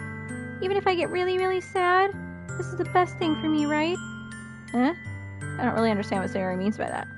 Are you saying that this is making you feel sad, Sayori? I don't know. I don't understand what I'm feeling. It felt like a bunch of thorns when you told me you loved me. But that's why I want to trust you. You know what's best for me. Yeah, I do. That's my promise. I say that, but in reality, I've never felt more uncertain when it comes to Sayori. I know that I love her and she loves me, but I'm having as much trouble understanding Sayori's feelings as she is. Even though I can comfort her, I keep wondering if I should be doing something more or something different.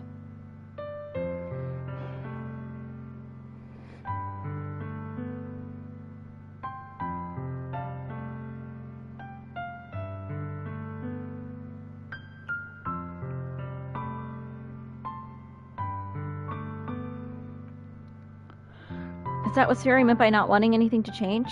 I don't know, but I know that I'll give it everything I've got. Sayori's the most important person to me.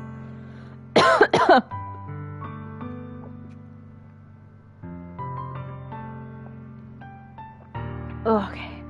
And I'll do whatever it takes to have a happy future with her. But I'm going to say this again. I said this multiple times at the beginning, and the game warned us multiple times, but please,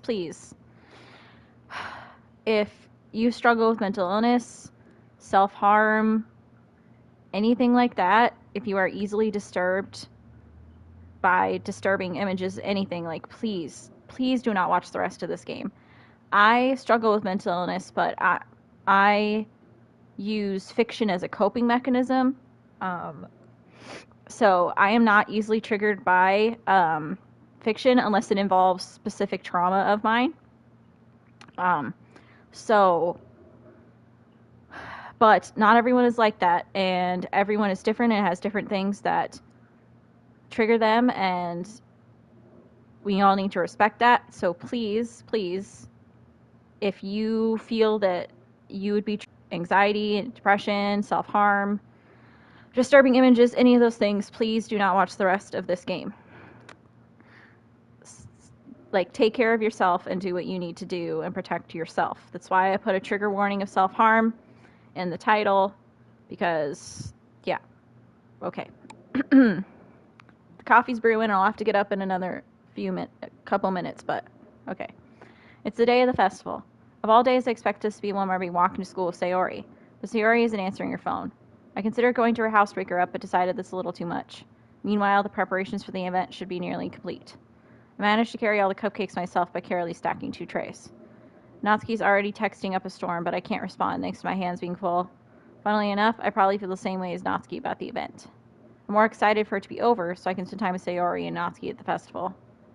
But knowing Monica, I'm sure the event will be great too.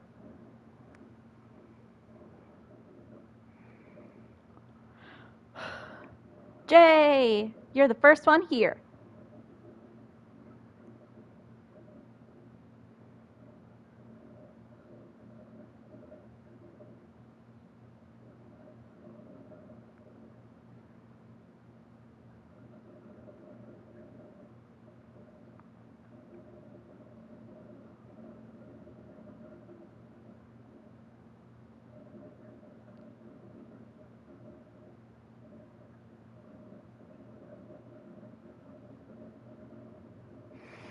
Thanks for being early.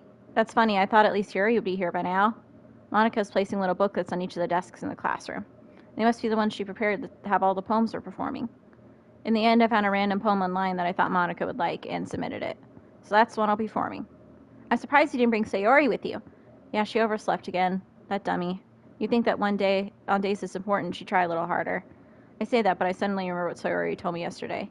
And I suddenly feel awful knowing it's not nearly that simple for her. I only said it because it's the way I'm used to thinking. But maybe I should have gone to wake her up after all. Haha, you should take a little responsibility for her, Jay. I mean, especially after your exchange with her yesterday. You kind of left her hanging this morning, you know. Exchange? Monica, you know about that? Of course I do. I'm the club president after all. But I stammer embarrassed. Did Sayori really tell her about it that quickly? That we're a couple now? I didn't really plan on bringing it up with anyone yet. Jeez, you don't know the full story at all, so don't worry. I probably know a lot more than you think. Huh? Monica's being friendly as usual, but for some reason I felt a chill down my spine after hearing that. Hey, do you want to check out the pamphlets? They came out really nice.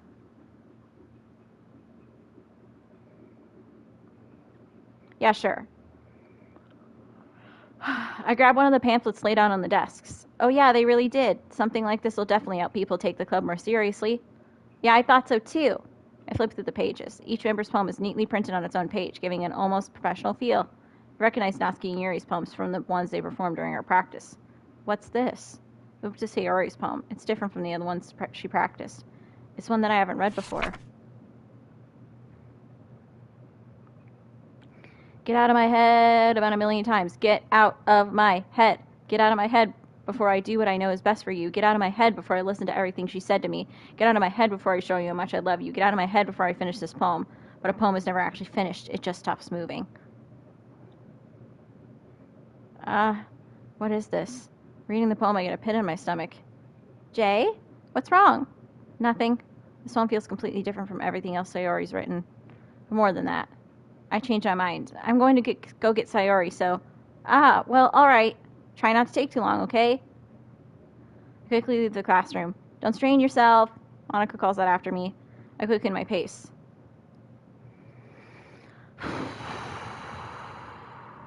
What was I thinking? I should have tried a little bit harder for Sayori. It's not a big deal to at least wait for her or help her wake up. Even the simple gesture of walking her to school makes her really happy.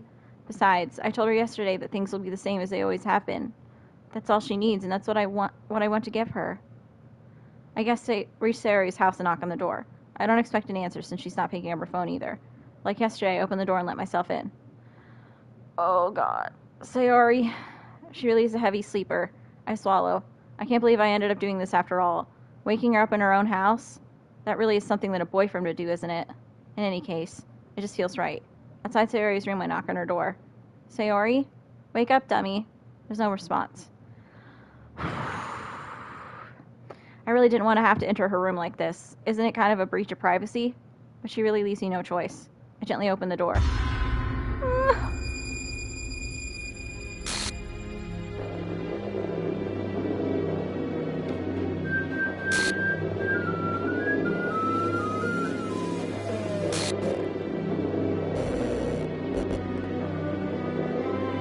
An exception has occurred. File, game script, chapter 5, RPI, line 37. See traceback text for details.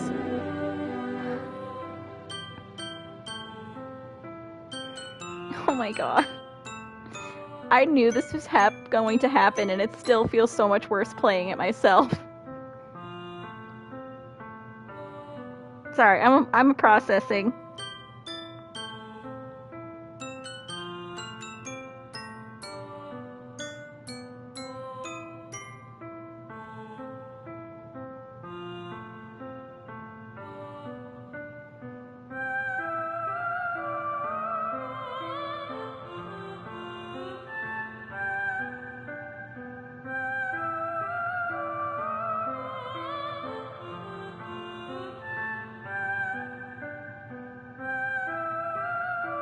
What the hell? What the hell? Is this a nightmare? It has to be. This isn't real. There's no way this can be real. Sayori wouldn't do this. Everything was normal up until a few days ago. That's why I can't believe what my eyes are showing me. I suppressed the urge to vomit. Just yesterday, I told Sayori I'd be there for her. I told her I know what's best and that everything will be okay. Then why? Why would she do this? How could I be so helpless? What did I do wrong? Confessing to her? I shouldn't have confessed to her. That's not what Sayori needed at all. She even told me how painful it is for others to care about her. Then why did I confess to her and make her feel even worse? Why was I so selfish? This is my fault. My storming thoughts keep telling me everything I could have done to prevent this. If I just spent more time with her, walked her to school, and remained friends with her like it always has been, then I could have prevented this. I know I could have prevented this. Screw the literature club. Screw the festival. I just lost my best friend. Someone I grew up with. She's gone forever now. Nothing I do can bring her back. This isn't some game where I can reset and try something different.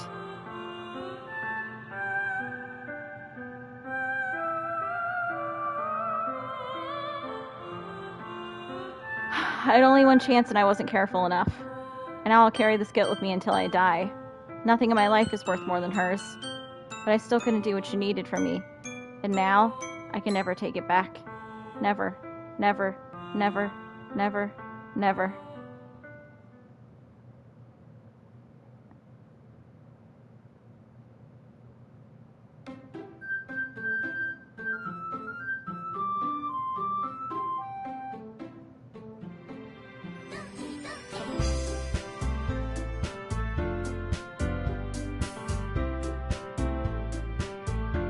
And now, if you notice,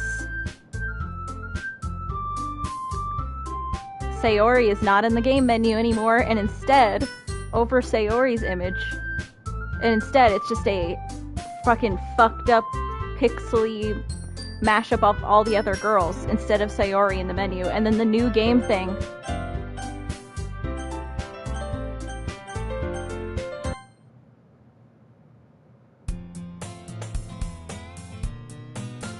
I wonder how this works on the console, because in the PC version, you can actually go to your files on your computer and see that the Sayori character file is gone. And this, like, it just shows you the game menu, and it's just showing you the game menu, and that Sayori's face, like, picture is gone from the menu and all that. But in the actual, like, the PC version, you can actually click on your files, click on the game files on your computer and see that the entire Sayori character file is gone. Just deleted. So, I don't think that'd be possible for this, but yeah. Just so you know, on the PC version, that's what you can do. You can actually look at your game files and she's completely gone.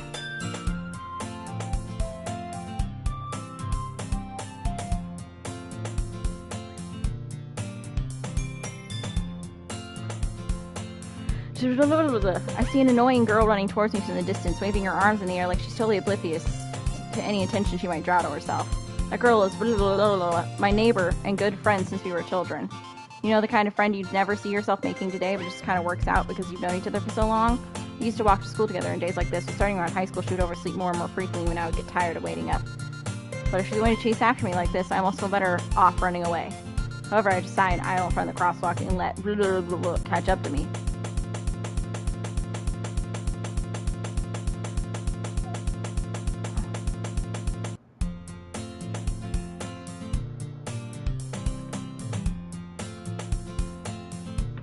Hope you guys didn't miss that.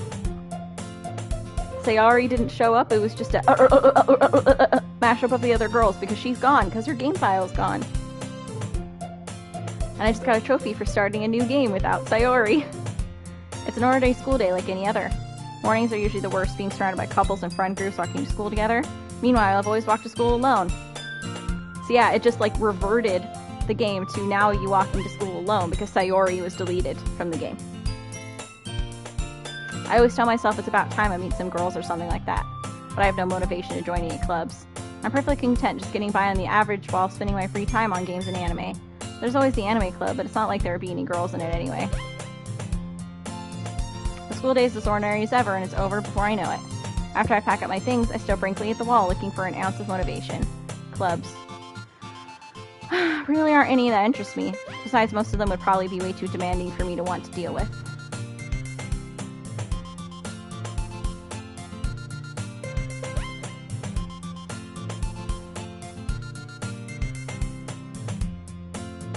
Jay?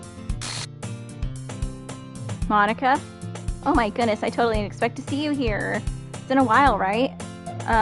Yeah, it has. Monica smiles sweetly. We do know each other well, we rarely talk. We were in the same class last year. Monica was probably the most popular girl in class. Smart, beautiful, athletic.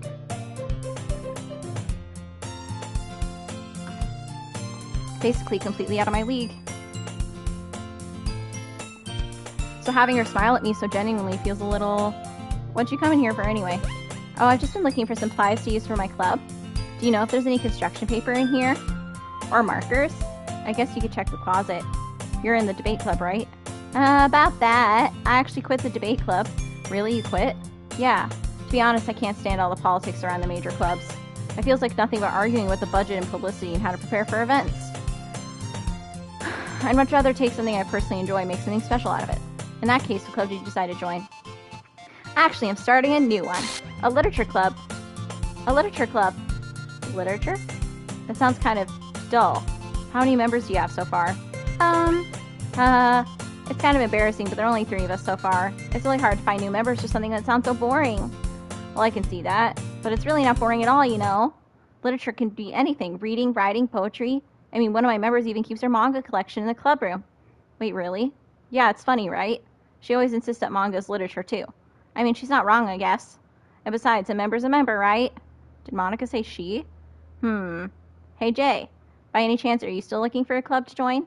I mean, I guess so, but in that case, is there any chance you could do me a big favor? I won't ask you to join, but if you could at the very least visit my club, it would make me really happy. Please? Well, I guess I have no reason to refuse.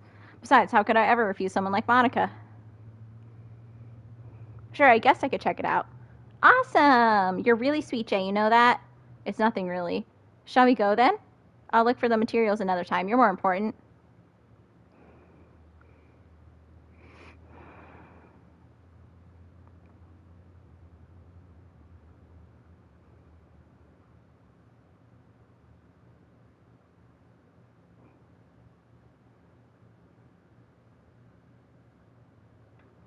And thus today marks the day I sold my soul to Monica and her irresistible smile. I dejectedly follow Monica across the school and upstairs, a section of the school I rarely visit. Monica, full of energy, swings open the classroom door. I'm back!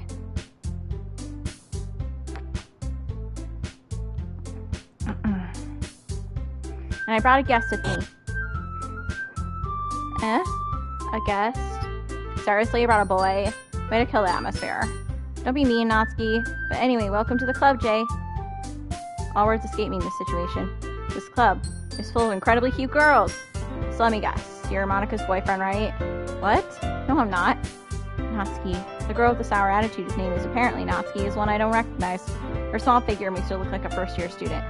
Anyway, this is Natsuki, energetic as usual. And this is Yuri, the vice president. It's nice to meet you. Yuri, who appears comparatively more mature and timid, seems to have a hard time keeping up with someone like Natsuki. Yeah, it's nice to meet both of you. So I ran into Jay in a classroom and he decided to come check out the club. Isn't that great? Wait, Monica, did I tell you to let me know in advance before you brought anyone new? I was going to, well, you know. Sorry. I didn't forget that, but I just happened to run into him. In that case, I should at least make some tea, right? That'd be great. Why don't you come sit down, Jay? The girls have a few desks arranged to form a table. Yuri walks to the corner room and opens the closet. Meanwhile, Monica and Natsuki sit across from each other. So I know you didn't really plan on coming here, but we'll make sure you feel right at home, okay? As president of Literature Club, it's my duty to make the club fun and exciting for everyone. I'm surprised there aren't more people in the club yet. It must be hard to start a new club. You could put it that way. Not many people are very interested in putting out all the effort to start something brand new, especially when it's something that doesn't grab your attention like literature. You have to work hard to convince people that you're both fun and worthwhile, but it makes school events like the festival that much more important. I'm confident we can really grow this club before we graduate. Right, Natsuki? Well, I guess. Natsuki reluctantly agrees. Such different girls, all interested in the same goal. Monica must have worked really hard just to find these two. Yuri returns to the table carrying a tea set. She carefully places a teacup in front of each of us before setting down the teapot in the middle. Do you keep a full tea set in this classroom?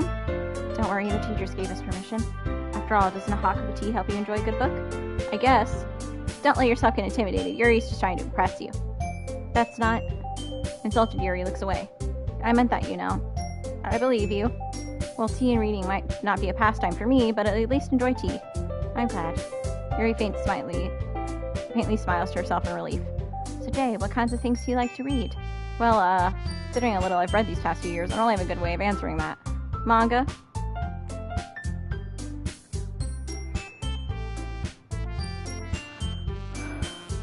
Not much of a reader, I guess. Well, that can change. What am I saying? I soaked up thinking after seeing Yuri's sad smile. Anyway, what about Yuri? Let's see. Okay, we've already read this, and my voice hurts, so I'm not going to read it again.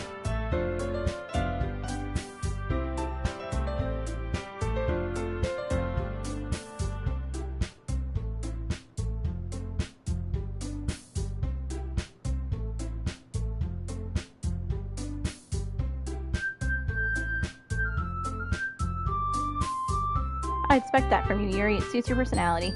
Is that so? Really, if a story makes you think or takes you in the real world, then I really can't put it down. Surreal horror is often very successful at changing the way you look at the world, if only for a brief moment. I hate horror. Why is that? Well, Natsuki's eyes at Rory for a split second. Never mind. That's right, you usually like to write about cute things, don't you, Natsuki? What? What gives you the idea? You left a piece of scrap paper behind last club meeting. It looked like you were working on a poem called... Don't say it out loud. Give that back. Fine. Natsuki, you write your own poems? Well, I guess sometimes. Why do you care? I think that's impressive. Why don't you share them sometime? No. Natsuki averts her eyes. You wouldn't like them. Not a very confident writer yet.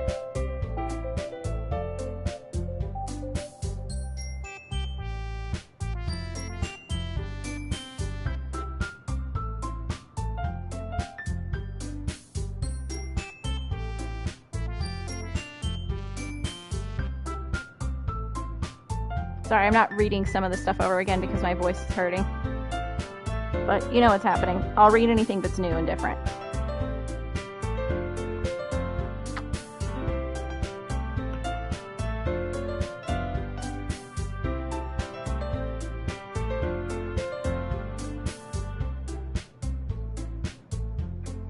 There's still one problem. What's that? It was an important topic. I bluntly come forth with what's been on my mind the entire time. I never said I would join this club.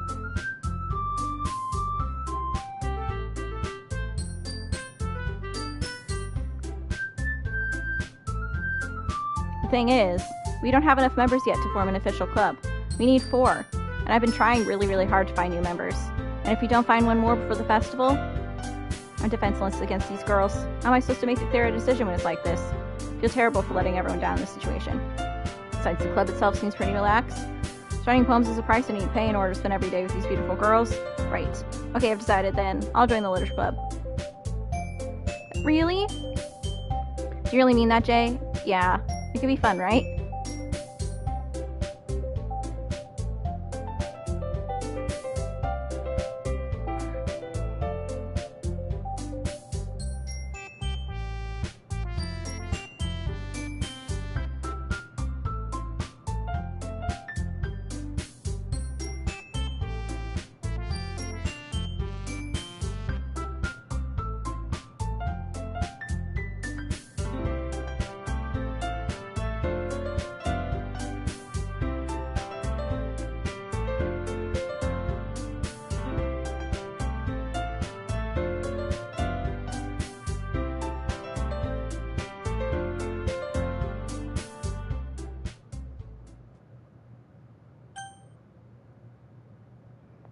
You've unlocked a special poem. Would you like to read it?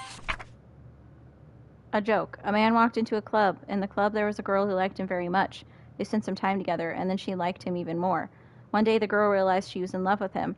Before disaster could happen, a third party intervened with her programming. Suddenly the girl hated herself for being in love. This contradiction caused the script to derail. The universe started to collapse, but she killed herself just in time.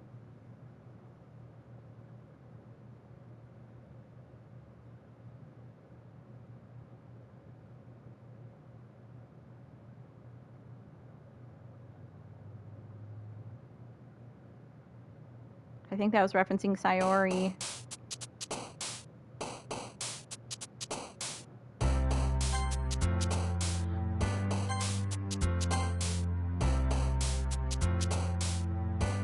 Anime. Kitty. Gift. Headphones. Calm. Sparkle.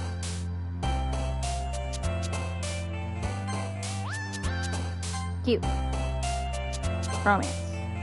Mouse. Friends. Games. Fashion. Whisper. Fantasy.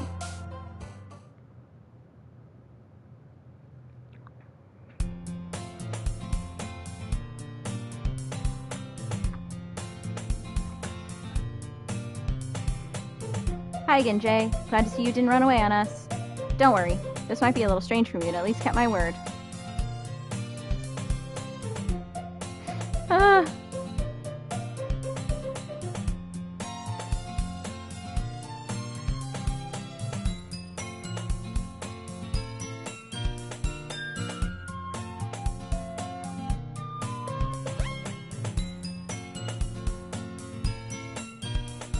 I'm making a promise, Jay. I hope this isn't too overwhelming of a commitment for you. Making you dive headfirst into literature when you're not accustomed to it? Oh, come on, like he deserves any slack. You already had to be dragged here by Monica. I don't know if you plan to just come here and hang out or what. If you don't take it seriously, then you won't see the end of it.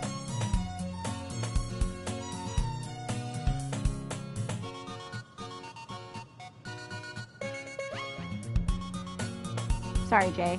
We'll make sure to put your comfort first, okay? Natsuki shoots Natsuki with a disappointed... Yuri shoots Natsuki with a disappointed glance.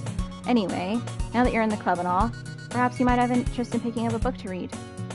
I can't really say no to either. Wait, like you said, I'm in this club now, so it only feels right for me to do something like that if you ask. Wait, I didn't mean it like that. If you don't really want to, then forget I said anything, I guess. No, it's not that, Yuri. I want to try to be a part of this club. So even if I don't read often, I'd be happy to pick up a book if you wanted to meet. You sure? Just felt like, well, as vice president and all, that I should help you get started in something you might like. I didn't want you to feel left out, so I picked out a book that I thought you might enjoy.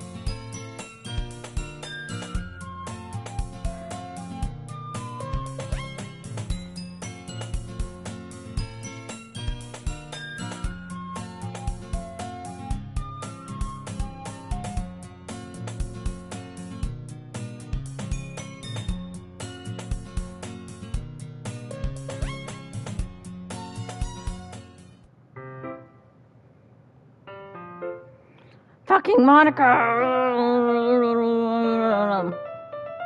She never puts my stuff back in the right spot.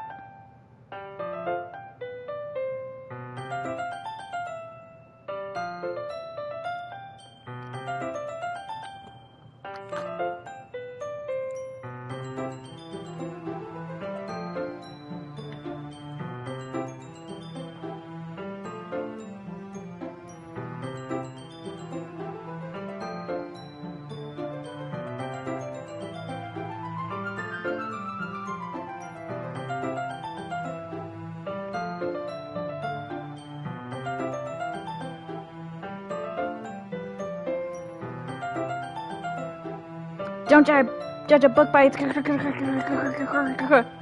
In fact...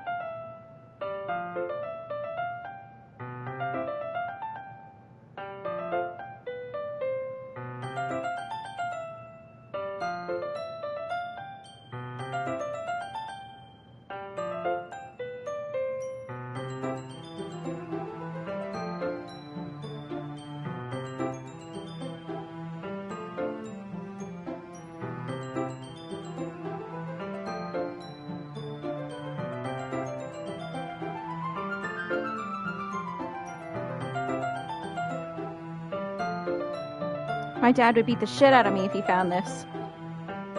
Oh.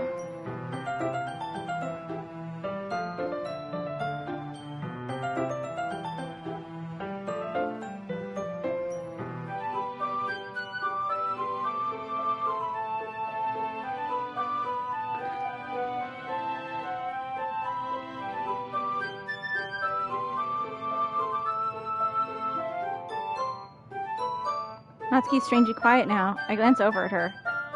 It looks like she started to fall asleep. Natsuki? Yeah? Suddenly Natsuki's collapses straightened into me. Hey! Oh god!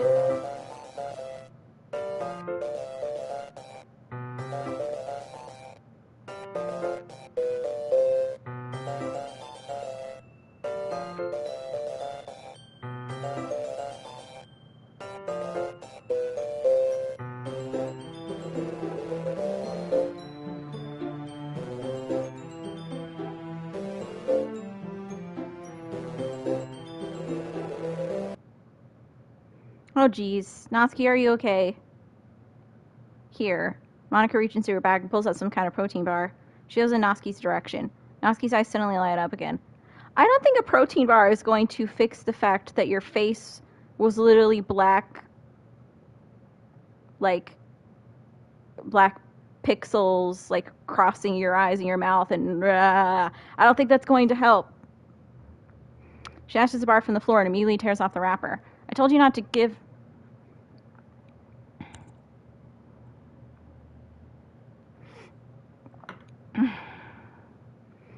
She doesn't even finish a sentence before stuffing it into her mouth. Don't worry, Jay. She's fine. It just happens every now and then. Oh yeah, her face just has, like, black, creepy game pixels hovering in front of it. Good to know. And she starts speaking in gibberish. Good to know. So I always keep a snack in my bag for her. Anyway, why don't we all share poems now?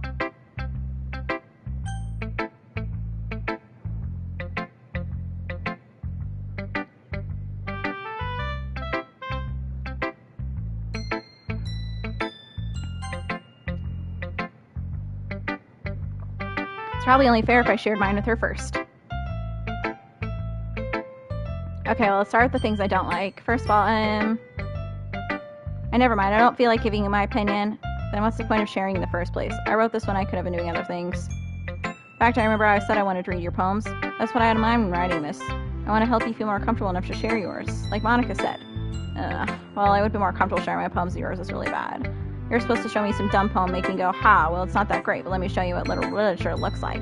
And you went and ruined it. I hope you're happy. So in other words, you're saying you liked it. You just don't understand anything, do you?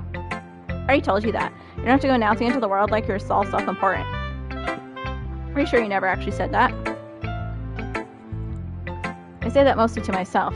Natsuki must really hate me or something. Can't figure out if it's a win or loss that she liked my poem. In any case, you still need to show me yours, right?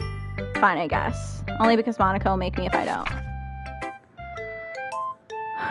Monkeys can climb, crickets can leap, horses can race, owls can seek, cheetahs can run, eagles can fly, people can try, but that's about it.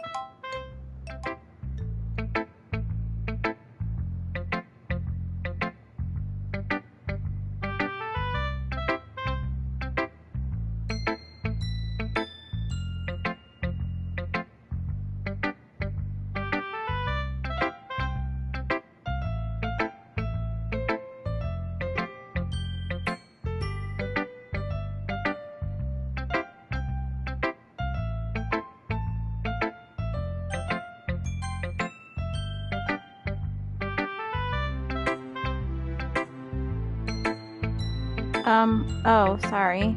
Forgot to start speaking. It's fine, don't force yourself. I'm not. I just need to put my thoughts into words. Hold on.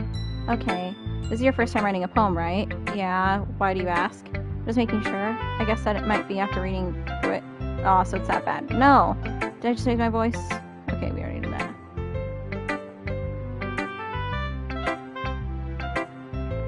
Just that there are specific writing habits usually typical new writers. We know this already.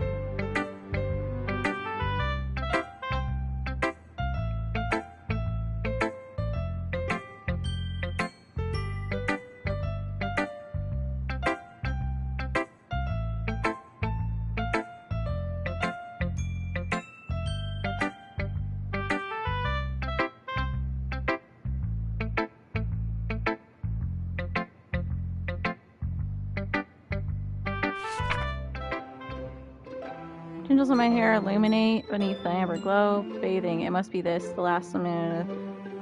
Okay, we read that already.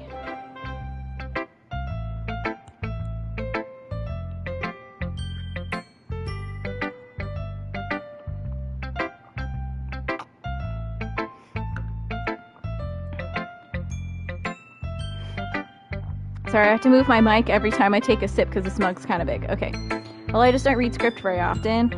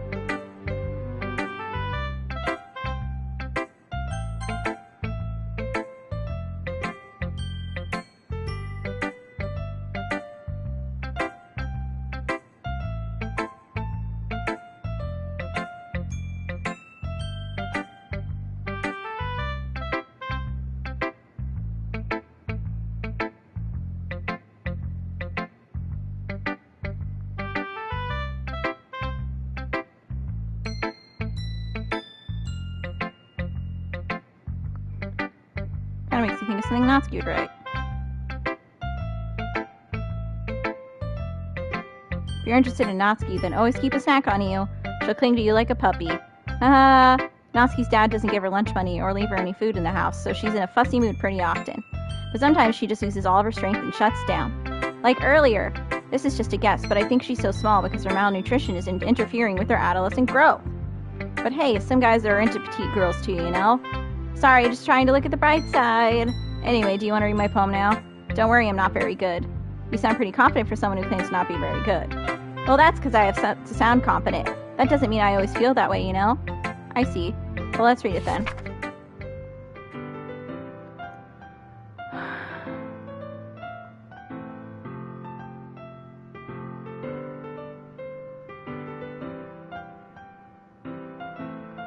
He wasn't looking at me, confused. He frantically glanced at my surroundings, but my burned eyes can no longer see color. Are there others in the room? Are they talking? Or are they simply poems on flat sheets of paper? The sound of frantic scrawling playing tricks on my ears. The room begins to crinkle, closing in on me. The air I breathe dissipates before it reaches my lungs. I panic. There must be a way out. It's right there. He's right there. Stalling my fears, I brandish my pen. So what do you think? It's very freeform, that's what you call it.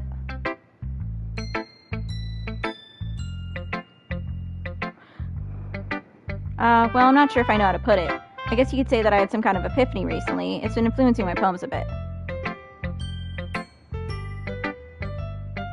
I'm kind of nervous to talk about deep stuff like that because it's kind of coming on strongly. Maybe after everyone is better friends with each other. Anyway, here's Monica's writing tip for the day. Sometimes when you're writing a poem or story, your brain gets too fixated on a specific point.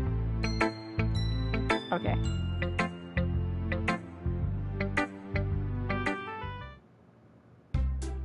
Phew. I guess that's everyone. Glance around the room. That was a little more stressful than I anticipated.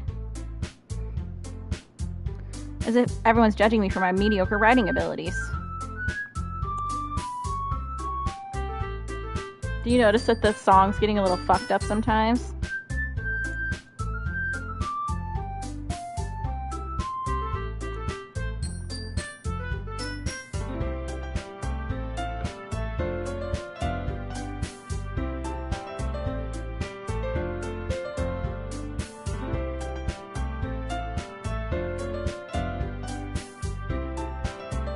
Guess you could say it's fancy. Ah, thanks. Yours is cute.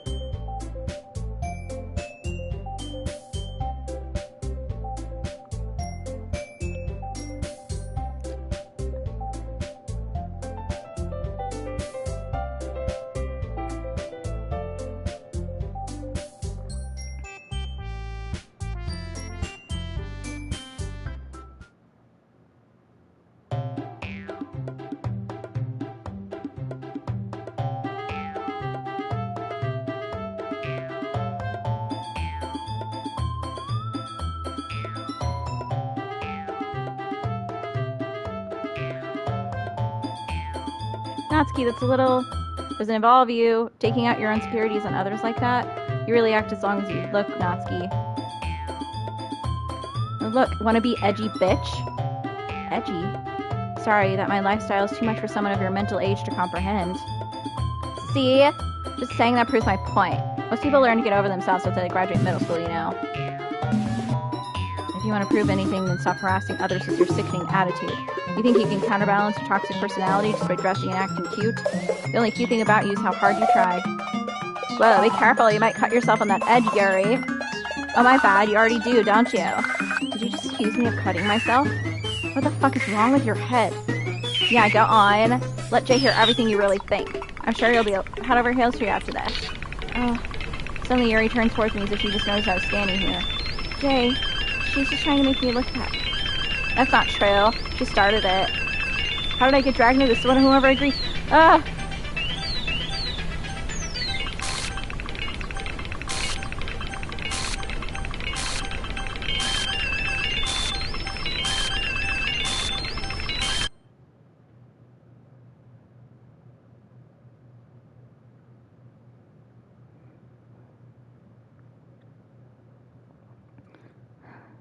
I'm obviously going to be on Yuri's side because that was really messed up that Natsuki brought that up. Anyway. Hey Jay, why don't we step outside for a little bit? Okay?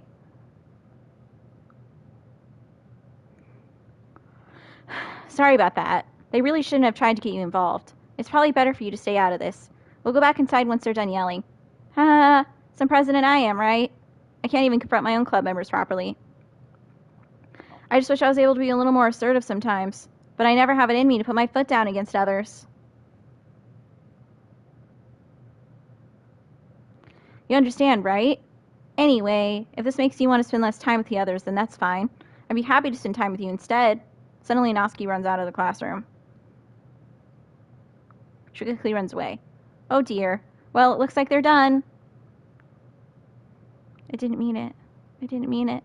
I didn't mean it. Yuri's rocking back and forth in her desk with her palms on her forehead. Yuri?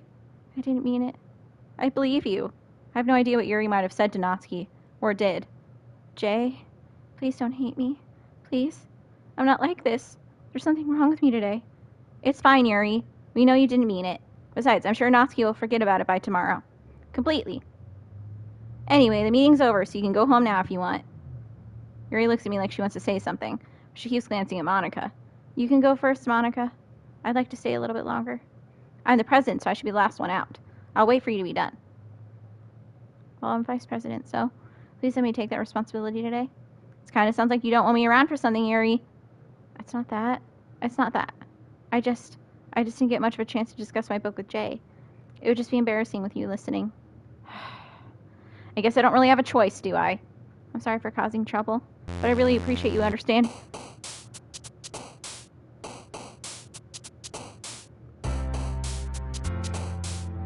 Oh god, this just keeps getting more fucked up, man.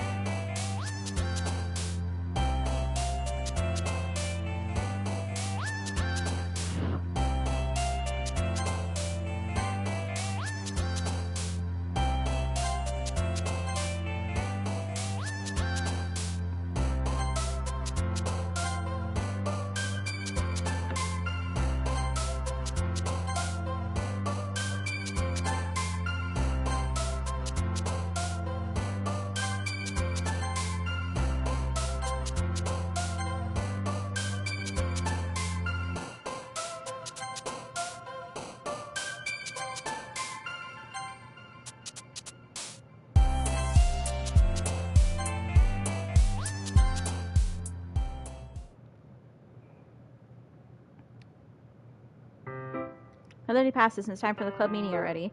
Gotten a little more comfortable here the past couple days. Entering club room, the usual scene greets me.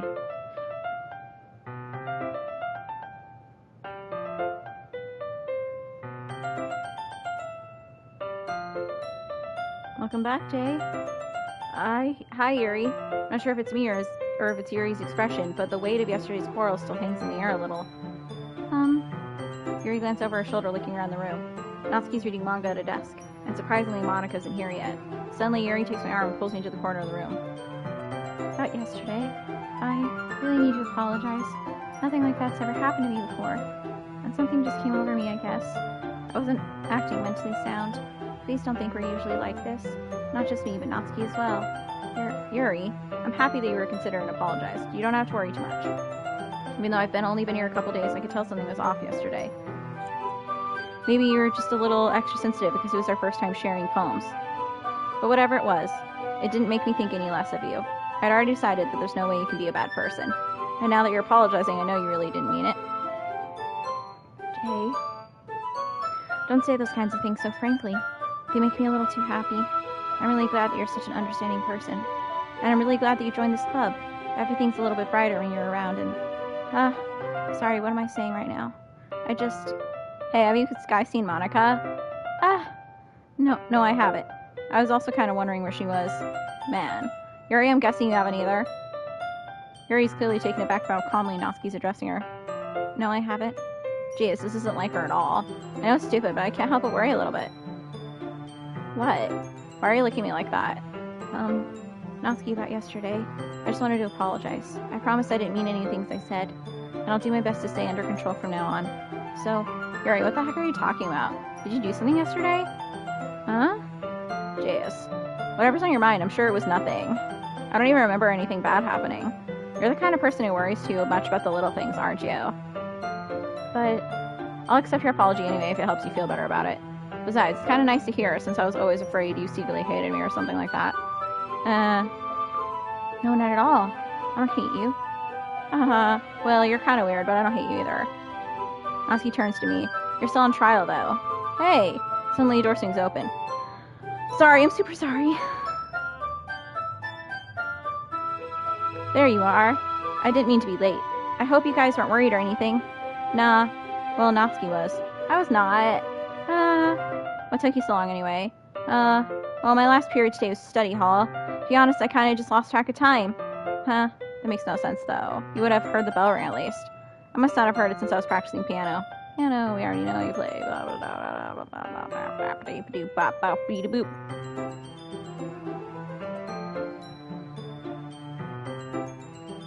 Maybe once I get a little bit better, I will. That sounds cool. I'll look forward to it. Is that so? In any case, I won't let you down, Jay. Monica smiles sweetly. I didn't mean put any pressure on anything like that. Don't worry. I was hoping that I could share it with you anyway. I guess that's why I've been practicing so much recently. I see. I'm not sure if Monica was referring to the whole club or to me. In that case, best of luck. Thanks. So I didn't miss anything, did I? Not really. She's not to bring up anything the three of us talked about. Besides, Natsuki's already run up into the closet. Jay,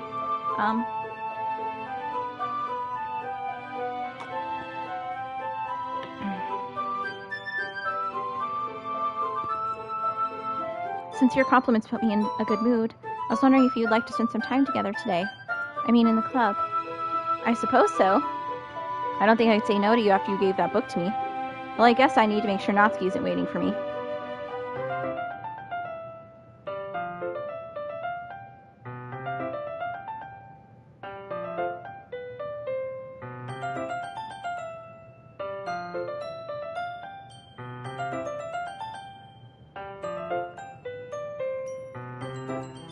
After we finished reading yesterday, she's fine. She's reading over there, see? Don't think about her so much. She's used to being ignored. Come on, we're going over there. What's the story about anyway? Well, I look at the cover of the book. The book is titled Portrait of Markov. There's an ominous-looking eye symbol on the front cover. Basically, it's about this religious camp that was turned into a human experiment prison. And the people trapped there have this trait that turns them into killing machines that lust for blood.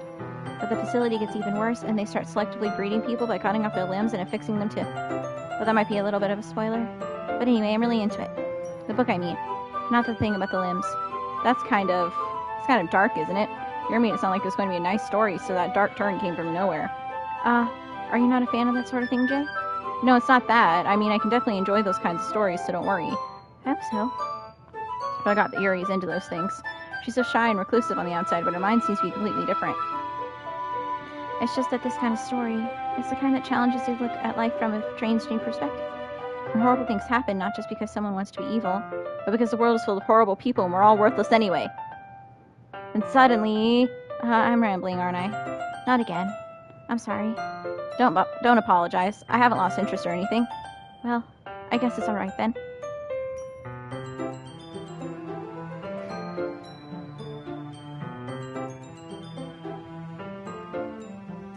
But I feel like I should let you know that I have this problem. When I let things like books and writing fill my thoughts, my whole body gets frantic. I kind of forgot to pay attention to other people. So I'm sorry if I end up saying something strange. And please stop me if I start talking too much. I really don't think you need to worry. That just means you're passionate about reading. The least I can do is listen. It's a literature club after all. That's true. In fact, I might as well get started reading it, right? Yes. I mean, you don't have to, but what are you saying? Let me just get the book. Quickly retrieve the book that I had put into my bag. Alright, it's fine if I stay here, right? Slip into the seat next to Yuri's. Yeah. Are you sure? You seem a little apprehensive. I'm sorry. It's not that I don't want you to. It's just something I'm not very used to. That is reading in company of someone. I see. Well, just tell me if I end up distracting you or anything. Alright. Open the book and start the prologue. I soon understand what Yuri means about reading in company. It's as if I can feel her presence over my shoulder as I read. It's not a particularly bad thing. Maybe a little distracting, but the feeling is somewhat comforting. Yuri's in the corner of my eye. I realize she's not actually looking at her own book. I glance over. It looks like she's reading from my book instead. Sorry. I was just bathing in the feeling of your body heat. Whoa. Yuri, you really apologize a lot, don't you? I do? I don't really mean to. Sorry. I mean... Haha. Here, this should work, right? I slide my desk until it's up against Yuri's, then hold my book more between the two of them. I suppose so. Yuri timidly closes her own copy. Once we each lean in a little bit, our shoulders are almost touching. It feels like my left arm's in the way, so instead I use my right hand to hold the book open. I guess that makes it kind of difficult to turn the page. Here. Yuri takes her left arm and holds the left side of the book between her thumb and forefinger. I do the same with my right arm on the right side of the book. That way I can turn a page and Yuri slides it under her thumb after it flips to her side. But in holding it like this, we're huddled even closer together than before. It's actually kind of distracting me. As if I can feel the warmth of Yuri's face and she's in the corner of my vision. Are you ready? Huh? Turn the page? Sorry. I think I got a bit distracted for a second. Glance up at Yuri's face again and our eyes meet. I don't know how I'll be able to keep up with her. That's okay. You're not as used to reading, right? I don't mind being patient if it takes you a bit longer. It's probably the least I can do, since you've been so patient with me. Yeah, thanks. Continue reading. Yuri no longer asks me if I'm ready to turn the page. Instead, I just assume that she finished just a page before me, so I turn it by my own volition. We continue the first chapter in silence. Even so, turning each page almost feels like an intimate exchange. My thumb gently letting go of the page, letting it flutter over her side as she catches it under her own thumb. Hey Yuri, this might be a silly thought, but the main character kind of reminds you of you a little bit. Huh?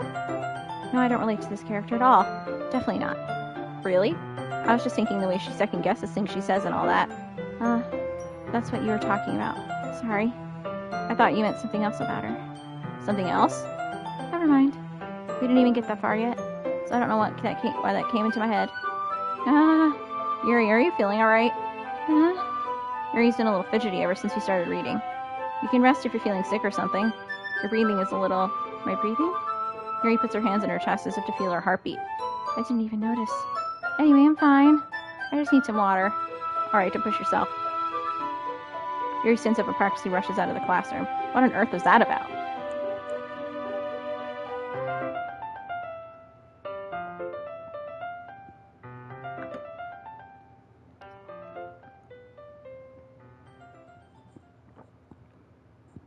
Jay, did something happen just now? Huh? I have no idea. Yuri was acting a little strange, I guess. So you don't know anything. Sorry, I can't say I do. Are you worried about her? Oh no, not really. I was just making sure that you didn't do anything to her. No, nothing. Don't worry, I believe you, silly. Yuri just does this sometimes, so it's nothing alarming. Alright, if you say so. Anyway, why don't we start with sharing our poems with each other? Huh? Shouldn't we wait for Yuri? Well, she might be a while, so I just figured we get started without her. Is that okay? Yeah, I was just asking. I stand up. I make a mental note of where I left off in the book, then slip it back into my bag. Who should I show my poem to first? Okay. Well, it's not terrible, but it's pretty disappointing after your last one.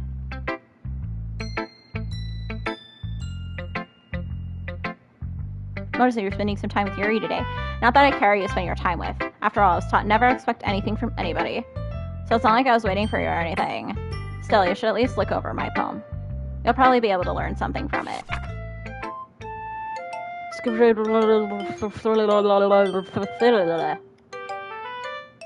Jay, why don't you come read with me today? I was waiting for you. I was waiting for you a long time. It was the only thing I had to look forward to today. Why did you ruin it? Do you like Yuri more? I think you're better off not associating with her. Are you listening to me? Yuri's a sick freak. That should be obvious by now. So just play with me instead, okay? You don't hate me, Jay, do you? Do you hate me? Do you want to make me go home crying? This club is the only place I feel safe. Don't ruin that for me. Don't ruin it. Please. Just stop talking to Yuri. Play with me instead. It's all I have. Play with me. Play with me.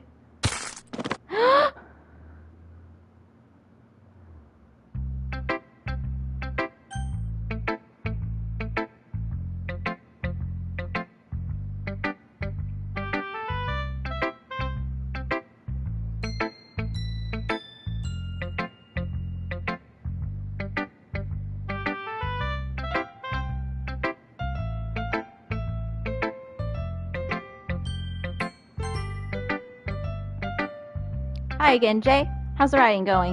Alright, I guess. I'll take that. As long as it's not going bad, I'm happy that you're applying yourself. Maybe soon you'll come up with a masterpiece. I wouldn't count on that. You never know. Want to share what you wrote for today? Sure, here you go. Give my poem to Monica. Alright, great job, Jay. I was going to ooh in my head while reading it. It's really metaphorical. I'm not sure why, but I didn't expect you to go for something so deep. I guess I underestimated you. It's easiest for me to keep everyone's expectations low. That way it always counts when I put in some effort. That's very fair. That's not very fair. Well, I guess it worked anyway. You know what? That Yuri likes this kind of writing, right? Writing that's full of imagery and symbolism. Sometimes I feel like Yuri's mind is just totally detached from reality. I don't mean that like it's a bad thing, though. But sometimes I get the impression that she's totally given up on people. She spends so much time in her own head that it's probably a much more interesting place for her.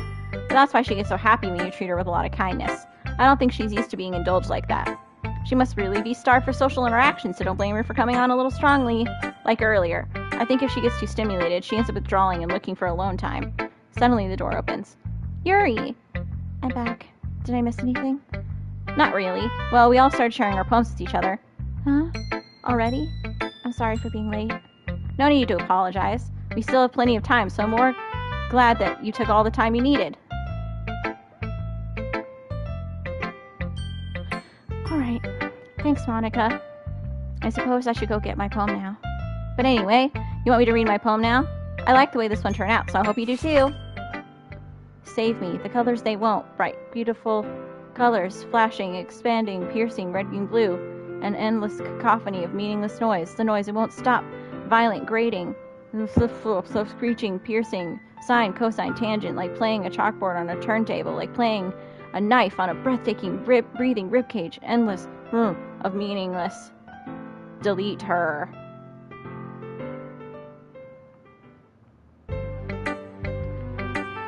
Sorry, I know it's kind of abstract. I'm just trying to, well, never mind. There's no point in explaining. Anyway, here's Monica's writing tip of the day.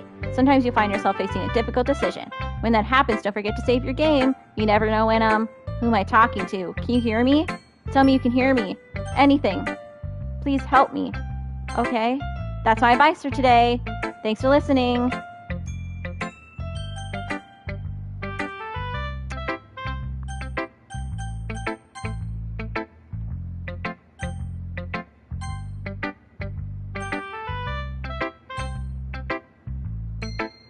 I've been waiting for this. Let's see what you've written for today.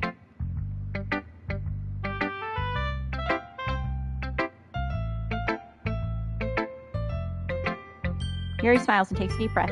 I like just holding it. I mean, the poem turned out good. It's, well, there are some things you could work on, but that doesn't really matter. It feels like anything written by you is a treasure. That came out a little awkward. Let's move on. Here's the poem I wrote. You don't have to like it or anything. Jesus. Okay.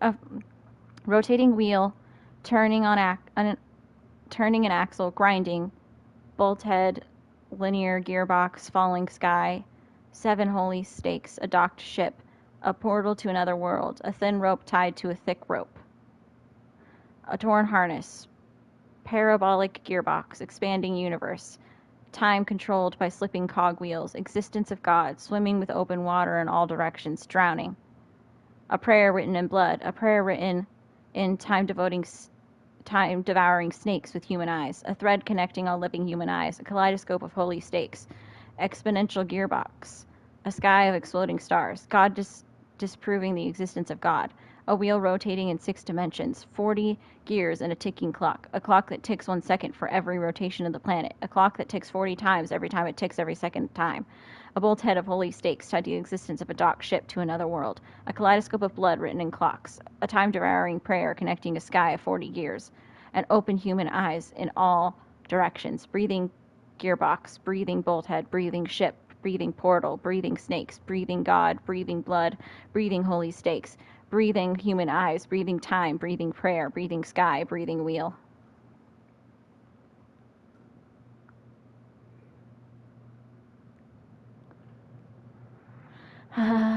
It doesn't really matter what it's about. My mind has been a little hyperactive lately, so I had to take it out on your pen. That is a pen fell out of your backpack yesterday, so I took it home for safekeeping, and I just really like the way that it writes. So I wrote this poem with it, and now you're touching it. I'm okay. What did I just... Can you pretend this conversation never happened? You can keep the poem, though. You have unlocked a special poem. Yeah. Stare at the dot to reveal a special message.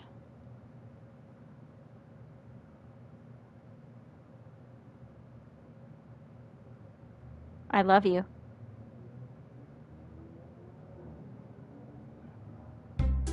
Okay, everyone. We're all done reading each other's poems, right? We have something we need to go over today, so if everyone could come sit at the front of the room. Is it about the festival? Well, sort of. Ugh, do we really have to do something for the festival? It's not like we can put together anything good in just a few days. We'll just end up embarrassing ourselves instead of getting new members. That's a concern of mine as well. I don't really do well with last-minute preparations.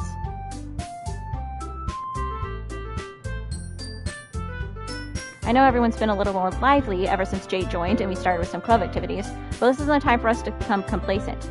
We still only have 4 members, and the festivals are a really chance to find more, you know? That's not great about getting new members anyway. You already have enough to be considered an official club. More members will just mean everything gets noisier and more difficult to manage. Natsuki, I don't think you're looking at it the right way at all. Don't you want to share your passion with as many people as you can? To inspire them to find the same feeling that brought you here in the first place? The Literature Club should be a place where people can express themselves like they can't do anywhere else.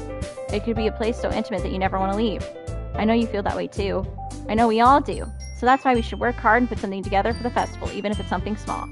Right, Jay? Come on. You can't take advantage of Jay to agree with you just because he doesn't know how to say no to anything. Look, Monica, do you really think any of us here joined the club with other people in mind? Yuri never even talked until Jay joined. As for me, I just like it better here than I do at home. And Jay isn't even passionate about literature in the first place. That's everyone. Sorry, but you're really the only one who's so interested in finding new members. The rest of us are fine like this. I know you're president and all, but you should really consider our opinions for once. Monica is clearly taken aback by Natsuki's words. That's not true at all. I'm sure Yuri and Jay want to get more members too, right? I don't know about Yuri, but I'm kind of indifferent. If I showed as much enthusiasm as Monica wanted, then I would probably be lying. Still, if it's up to me to rescue this situation, no. Natsuki's right, isn't she? This club, it's nothing more than a place for a few people to hang out. Why did I think that everyone here saw it the same way as I did?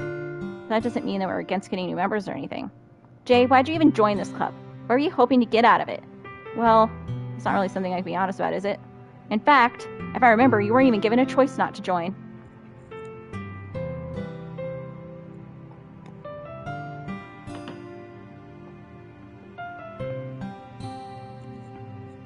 Monica sits down and stares at her desk. What's the point of all this anyway? What if starting this club was a mistake? Now you've done it, Natsuki. What, me? I just spoke my mind. Is it a crime to be honest? It's not about being honest. It's about word choice. Besides, you have no right to speak for everyone else in the club like that. You don't understand at all. I just want a place that feels nice to hang out with a few friends. Is there a problem with the club being that for me? There aren't many other places like that for me. And now Monica wants to take it away from me. She's not taking anything away. No, Jay, it's not the same. It won't be the same with the direction she wants to take it. If I wanted that, then I could have just joined any other stupid club. But this one, I mean, at least for a little bit of time, things are nice. Natsuki starts packing up her things. I'm going home. I feel like I don't belong here right now. Natsuki ignores Yuri and walks right out of the classroom. This is bad. I don't know what to do. Well, do you have an opinion on the festival? I don't know. I'm kind of indifferent, I guess. Who cares about that obnoxious brat? I mean, I like how nice and quiet the club is right now, and I'm just happy with you here. But still, I'm the vice president. It's not right for me to ignore my responsibilities like that. Nobody would cry if she killed herself. I should do my best to consider everyone's perspective and make the decision that's right for the club. But what about you, Jay? What do you want to get out of this club? Yuri repeats the same question as Monica. I decide giving indirect answers better than nothing. I think the most important thing is for everyone to get along, and for the club to provide something that you can't get anywhere else. I don't think it's about how many members, but rather the quality of each member. That's what will end up making the literature club a special place. I see. I really agree with you. Each member contributes their own qualities in a special way. With each change in members, the identity of the club as a whole will change too. I don't think that's necessarily a bad thing. Stepping out of your comfort zone once in a while. So if you'd like to help Monica with the festival, then I'm on your side as well. Alright, well maybe we can all talk to Natsuki tomorrow. Yuri nods. Hey Yuri. Huh? I know things were a little awkward yesterday, but I feel like you deserve to know that I still think you're a wonderful vice president, and also a wonderful friend. Monica. I want to do everything I can to make this the best club ever. Okay? Me too. Yeah. Let's all go home for today. We'll talk about the festival tomorrow. Okay. I'll look forward to it. Shall we go, Jay? Please don't take this the wrong way, but I'm going to chat a little bit with Jay before we leave, just to see what he thinks of his time here and all that. It's important to me as president. Yuri looks a little troubled, but she doesn't protest. Okay. I trust your judgment, Monica. In that case, I'll see the two of you tomorrow. See you tomorrow. Monica waves as Yuri exits the classroom. Phew. Things have been a bit hectic lately, haven't they? Jay, I just want to make sure you're enjoying your time at this club. I would really hate to see you unhappy. I feel kind of like I'm responsible for that as president. And I really do care about you, you know? I don't like seeing the other girls give you a hard time. With how mean Natsuki is and everything. And Yuri being a little bit, you know. Sometimes it feels like you and I are the only real people here. You know what I mean? But it's weird because in all the time you've been here, we've hardly gotten to spend any time together. I mean, I guess it's technically only been a couple of days. Sorry, I didn't mean to say something weird. There are just some things I've been hoping to talk about with you. Things I only know you could understand. Wait, not yet. No, stop it. Alright, we're picking more words for the poems.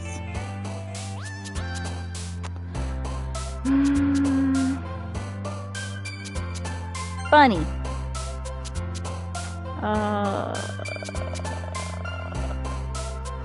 Vivid. Romance. Sensation. Dance.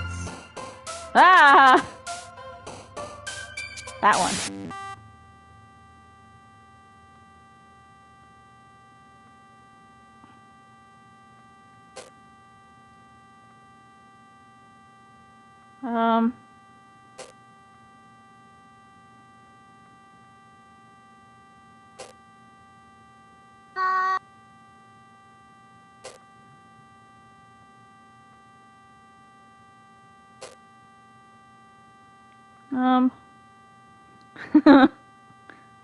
I don't like this.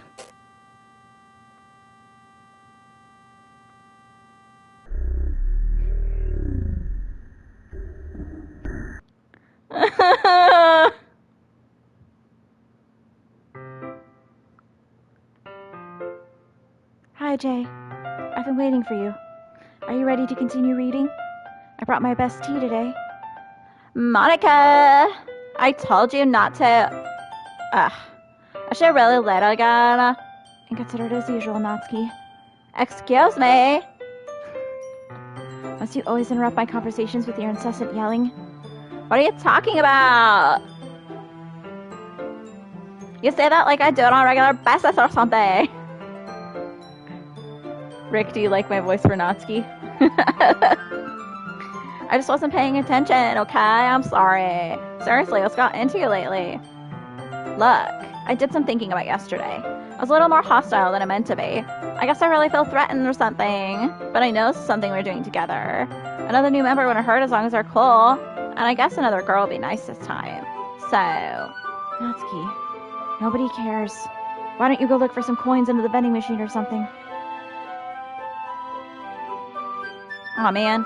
I'm the last one here again. Are you practicing piano again? Yeah. You must have a lot of determination. Starting this club and still trying to make time for piano?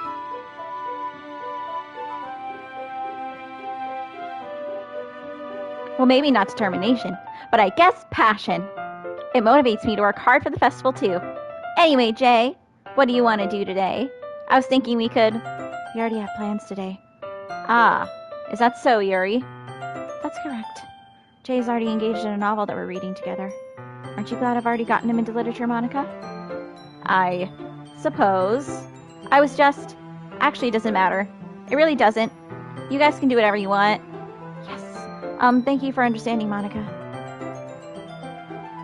Actually, I have a request. Do you mind if I make some tea first? Not at all. Thanks very much.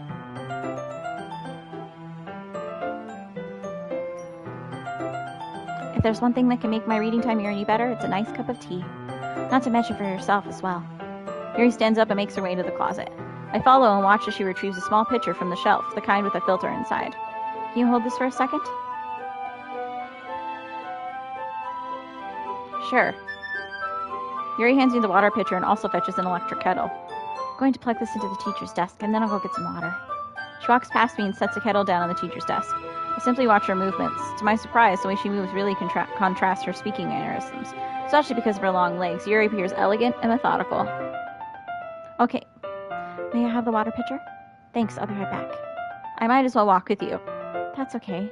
You stay here. It won't take long. Pitcher in hand, Yuri hurries out of the classroom. Ah! Did Yuri leave you again? No, it's not like that. She's just filling up the water pitcher to make tea. Oh, okay. Sorry for misunderstanding. 10 minutes pass. Yuri said it wouldn't take long. Is something holding her up? I'm bored just waiting here, so I decide to go look for her. Uh-oh. Let's see. The most logical place for Yuri to be would be the nearest water fountain. I start heading down the hallway. Ha, ha, ha, ha. What's that noise? It's coming from around the corner. It sounds like breathing. Ah, a sharp inhale like something is sucking the air through her teeth. Are they in pain? I reach the corner and peer around it. Yuri?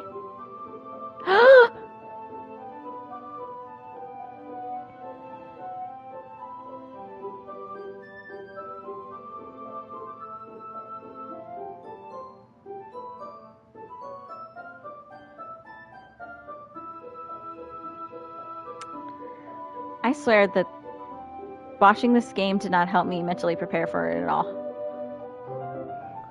Yeah. Whoa!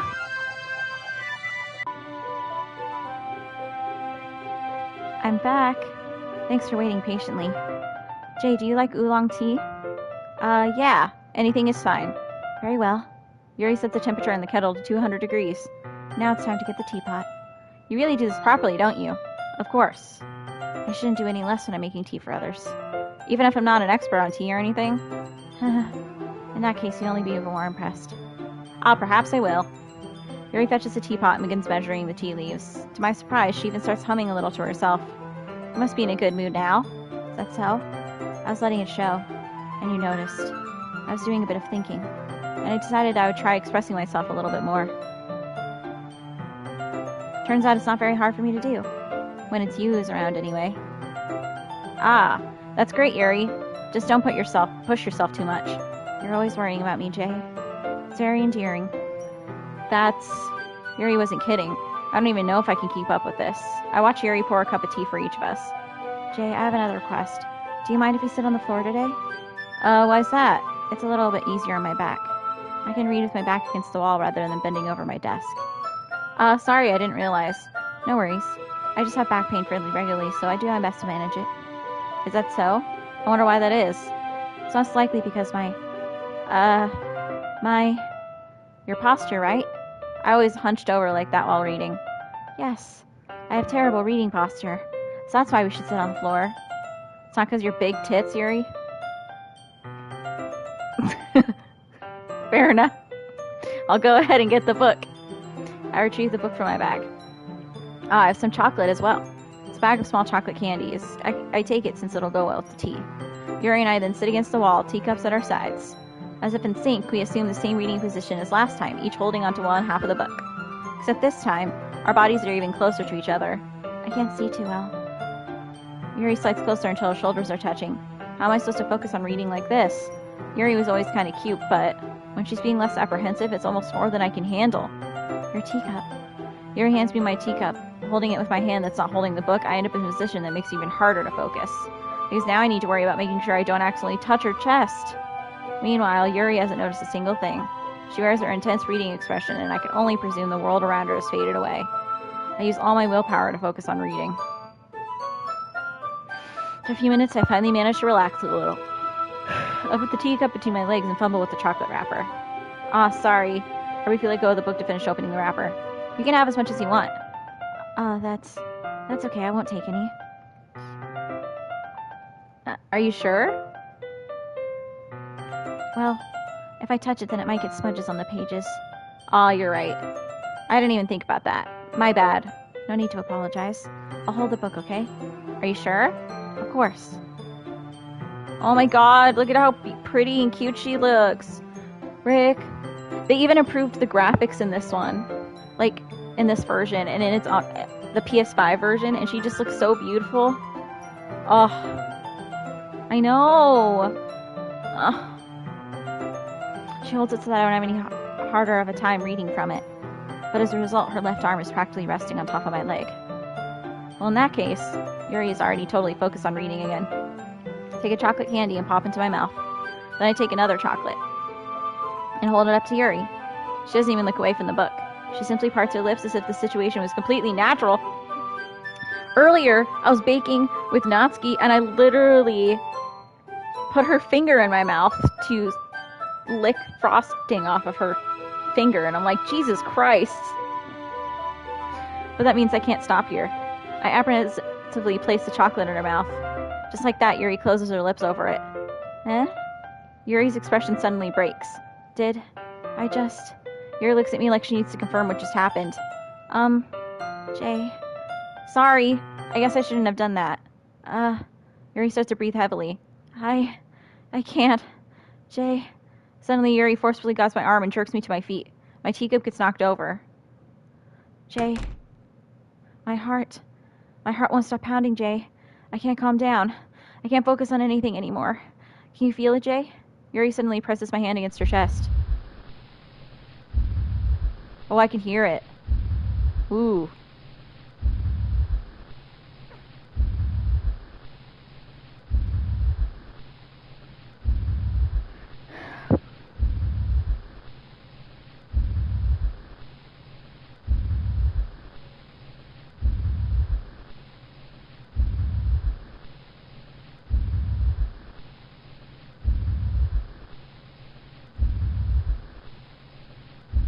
Why is this happening to me?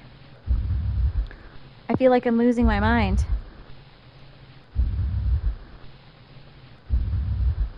I can't make it stop. It even makes me not want to read. I just want to look at you.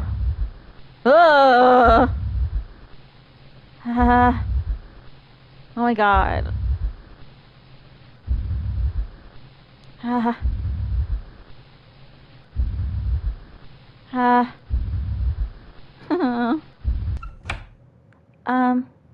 It's time to share poems. Okay. Jesus.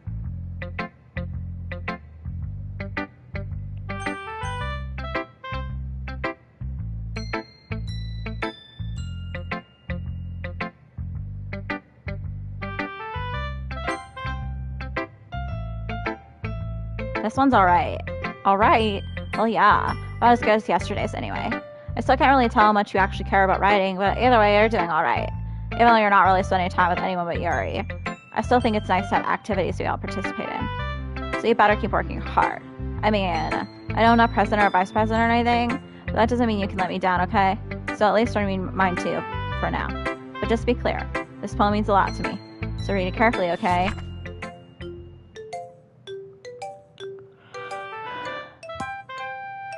I don't know how else to bring this up, but there's been something I've been worried about.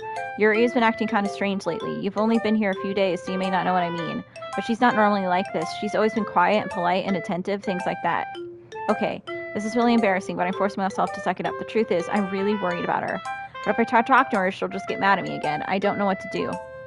I think you're the only person that she'll listen to. I don't know why, but please try to do something. Maybe you can convince her to talk to a therapist? I've always wanted to try being better friends with Yuri, and it really hurts me to see this happening. I know I'm going to hate myself later for admitting that, but right now, I don't care. I just feel so helpless, so please, if you can do something to help, I don't want anything bad to happen to her. I'll make you cupcakes if I have to. Just please try to do something. As for Monica, I don't know why, but she's been really dismissive about this. It's like she just wants us to ignore it. So I'm mad at her right now, and that's why I'm coming to you about this. Don't let her know I wrote this. Just pretend like I gave you a really good poem, okay? I'm counting on you. Thanks for reading.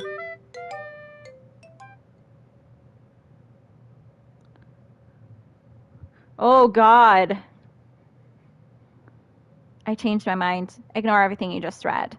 There's no point in trying to do anything. It's Yuri's own fault that she's so unlikable. Can you hear me, Jay? If you would just spend more time with Monica, all these problems would go away. Yuri and I are too messed up for someone as wonderful as you. Just think of Monica from now on. Just Monica. Just Monica. Just Monica. Just Monica.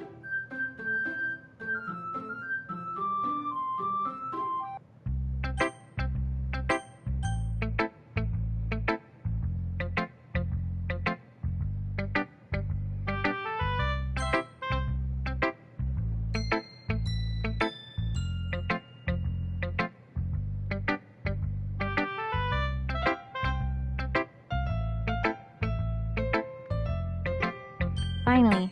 Haha. Yuri holds my poem to her face and takes a deep breath. I love it. I love everything about it. Jay, I want to take this home. Will you let me keep it, please? Sure, I don't care. Haha. You're too nice to me, Jay. I've never met anyone as nice as you. I could die. Not really, but I just don't know how to describe it. It's okay to be feeling this way, right? It's not bad, right? Yuri holds my poem to her chest. I'm going to take this home with me and keep it in my room. But I hope that it makes you feel good when you think about me having it. It'll take good care of it. I'll even touch myself while reading it over and over.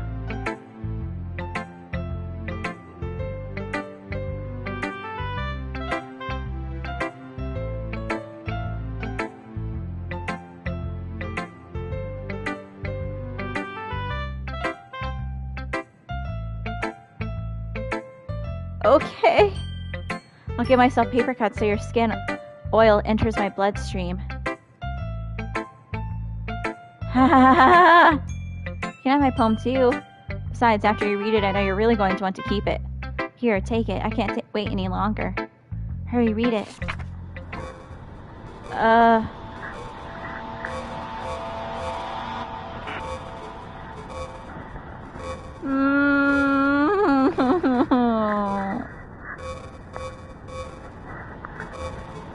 Ick.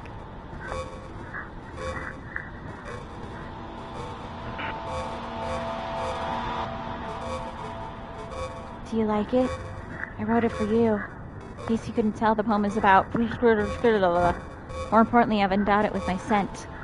See, aren't I the most awful person in the club? I think I'm going to vomit. Who should I show my poem to next? My character's just like, la-di-da, da-di-doo. I just got a poem with blood on it, la-di-da.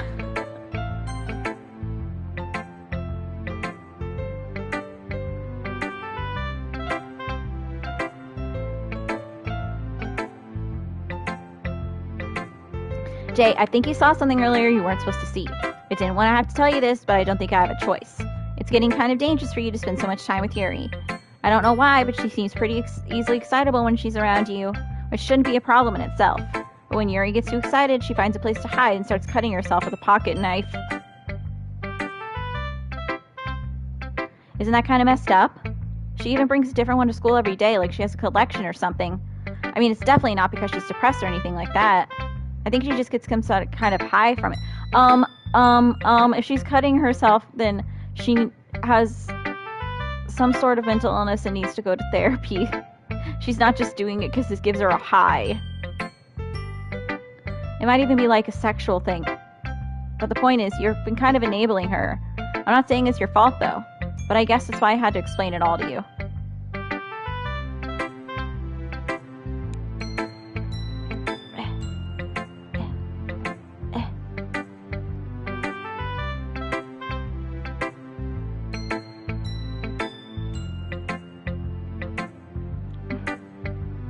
Rick, I need this plugged in. Could you do it for me? I thought it was plugged in still.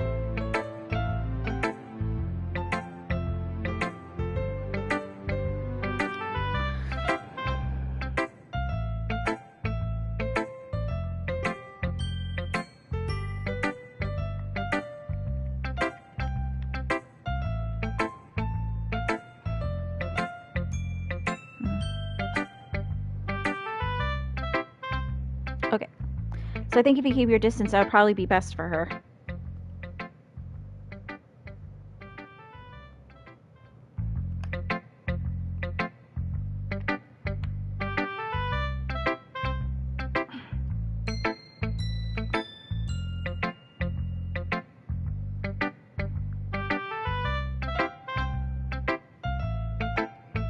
Is it plugged in? Okay. It's not charging. Okay, now it is. Okay. Sorry, my controller is dying. So I think if you keep your distance, that would probably be best for her. While you're at it, don't be shy to spend a little more time with me. To put it lightly, I at least have it together in the head, and I know how to treat my club members.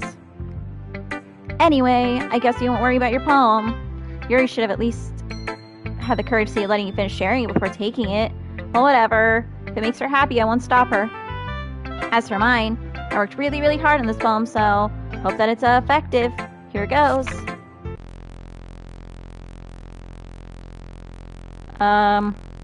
Yeah, it's a really great poem, Monica. Geez, that really startled me. Well, I guess I kind of messed up at writing this poem. I was just trying to... Never mind. Let's just move on. Huh? Things I like about Papa. I like when Papa comes home early. I like when Papa cooks me dinner. I like when Papa gives me allowance. I like when Papa spends time with me. I like when Papa asks me about my friends. I like when Papa asks me about anything. I like when Papa gives me lunch money. I like when Papa comes home before sundown. I like when Papa cooks. I like when Papa gives me privacy. I like when Papa doesn't tell me how to dress. I like when Papa doesn't comment on my friends. I like when Papa doesn't comment on my hobbies. I like when Papa comes home without waking me up. I like when Papa keeps food in the house. I love when Papa uses his inside voice. I like when Papa leaves my stuff alone. I like when Papa accidentally drops coins in the couch. I like when Papa's too tired to notice me. I like when Papa's too tired for anything. I like when Papa is too tired for anything. Uh-oh. Yikes.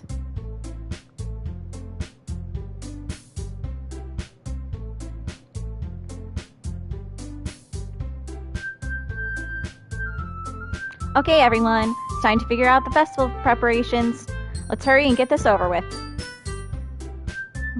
Stagnating air is common foreshadowing that something terrible is about to happen. Look, can we just get this done? I'm going to be printing and assembling all the poetry pamphlets. Natsuki, you can make cupcakes. I know you're at least good at that. Yuri, you can... Well, it doesn't matter.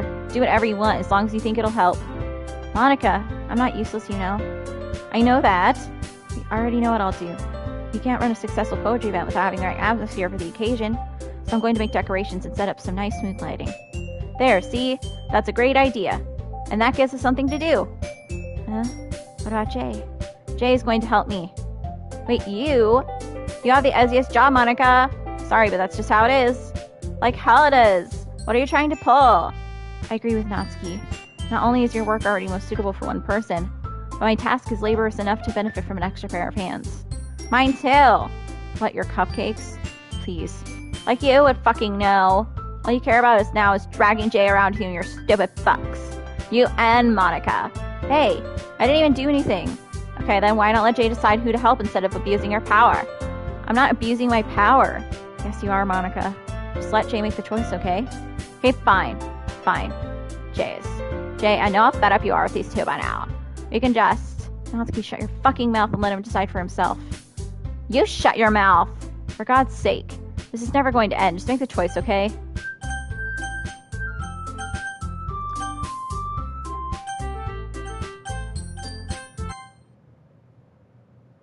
Uh, it's only letting me choose Monica. Yay, you picked me. You can meet at your house this weekend. I promise it'll be fun. Is Sunday okay with you? Are you fucking kidding me? This isn't fair at all. It is fair, Natsuki. It's what he chose. No, it's not fair. Giving us all this work and then taking Jay for yourself? What a shameful thing to do. Yuri, I didn't even give you any work. You decided for yourself. I'm being a little unreasonable here. I'm being unreasonable? Monica, I can't believe how delusional and self-important you are. Pulling Jay away from me every single time you're not included in something? Are you jealous? Crazy? Or maybe you just hate yourself so much that you take it out on others. Here's a suggestion. Have you considered killing yourself? It would be beneficial to your mental health. Yuri, you're scaring me a little. Natsuki, let's go. I don't think she wants us around right now. See, that wasn't very hard. All I want is to spend a little time with him. Is that so much to ask? Yuri follows Monica and Natsuki to the door. Hey, Jay. Yuri's really something, isn't she? Monica giggles at Yuri as Yuri pushes her out the door. Finally. Finally. Ew, we can hear her breathing. And the music's really fucked up. Oh. This is really all I wanted. Jay, there's no need to spend the weekend with Monica. Don't listen to her. Just come to my house instead. The whole day with just the two of us. Doesn't that sound wonderful? Wow, there's really something wrong with me, isn't there? But you know what? I don't care anymore. I've never felt this good my whole life. Just being with you is a far greater pleasure than anything I could imagine. I'm addicted to you. Feels like I'm going to die if I'm not breathing the same air as you. Doesn't it feel nice to have someone care about you so much? To have someone who wants to revolve their entire life around you? But it feels so good. Then why does it feel more and more like something horrible is going to happen? Maybe that's why I tried stopping myself at first. But the feeling is too strong now. I don't care anymore, Jay. I have to tell you, I'm madly in love with you. It feels like every inch of my body, every drop of blood in me is screaming your name. I don't care what the consequences are anymore. I don't care if Monica's listening. Please, Jay, just know how much I love you. I love you so much that I even touch myself with the pen I stole from you.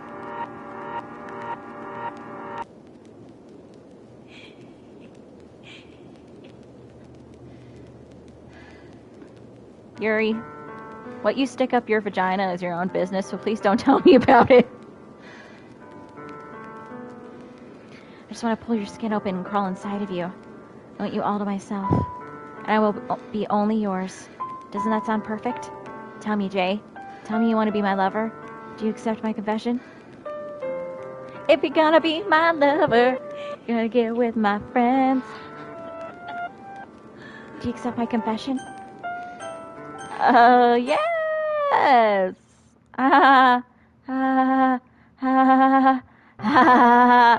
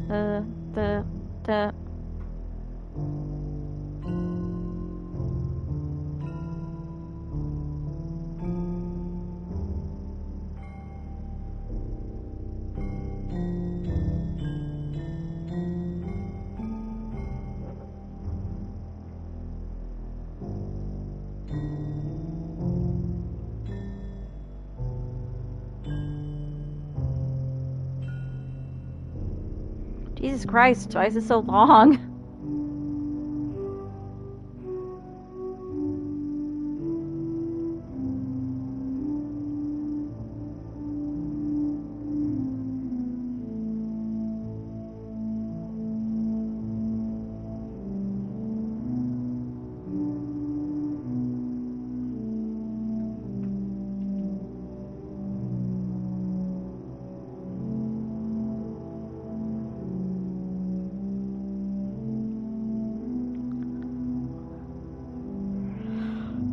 Jesus, come on.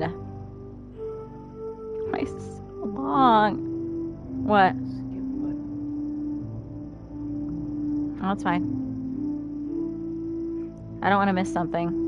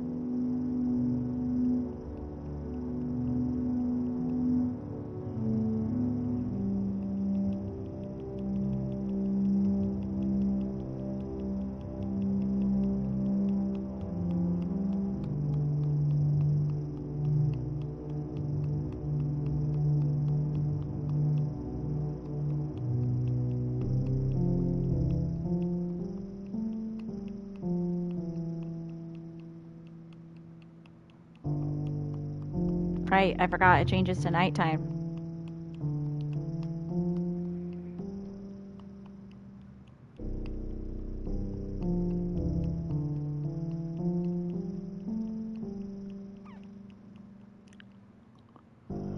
Oh, Jesus.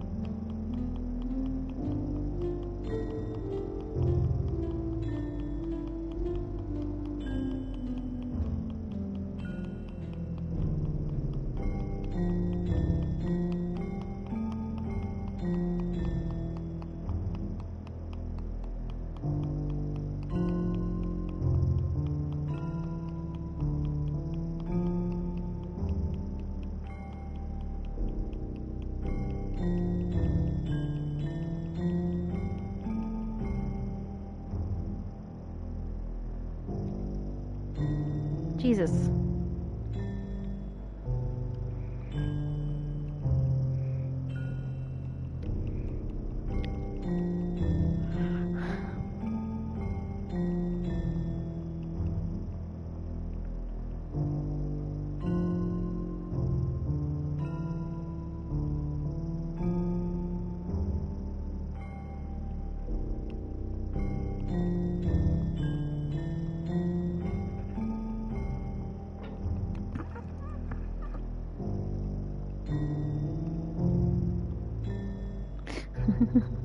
This is still going.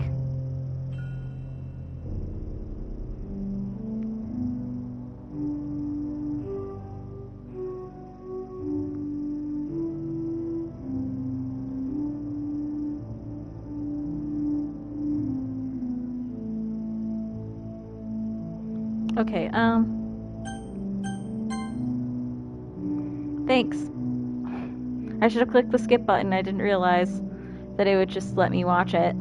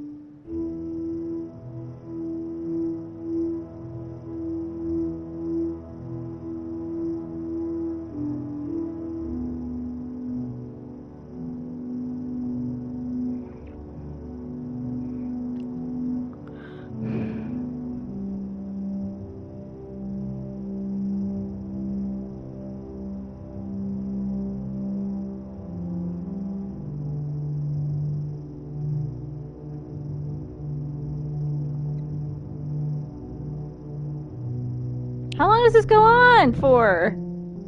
Rick? Oh, Jesus. Okay. Alright, it's festival time. Wow, you got here before me? I thought it was pretty... Ah! Ah! Natsuki runs away. I'm here. Jay, did something happen? Natsuki just ran past me. Oh. Oh. Haha. Well, that's a shame. Wait, were you here the entire weekend, Jay? Oh, geez. I didn't realize the script was broken that badly. I'm super sorry. It must have been pretty boring. I'll make it up to you, okay? Just give me a sec. Remove Yuri. Yuri deleted successfully. Remove character Natsuki. Natsuki deleted successfully. I just want to have a cupcake real quick. Monica lifts the foil from tray and takes a cupcake. Seriously, these are the best. I really just had to have one since the last time I'll ever get the chance to. You know, before they stop existing and everything. But anyway, I really shouldn't be making you wait any longer. Just bear with me, okay? This should only take a second.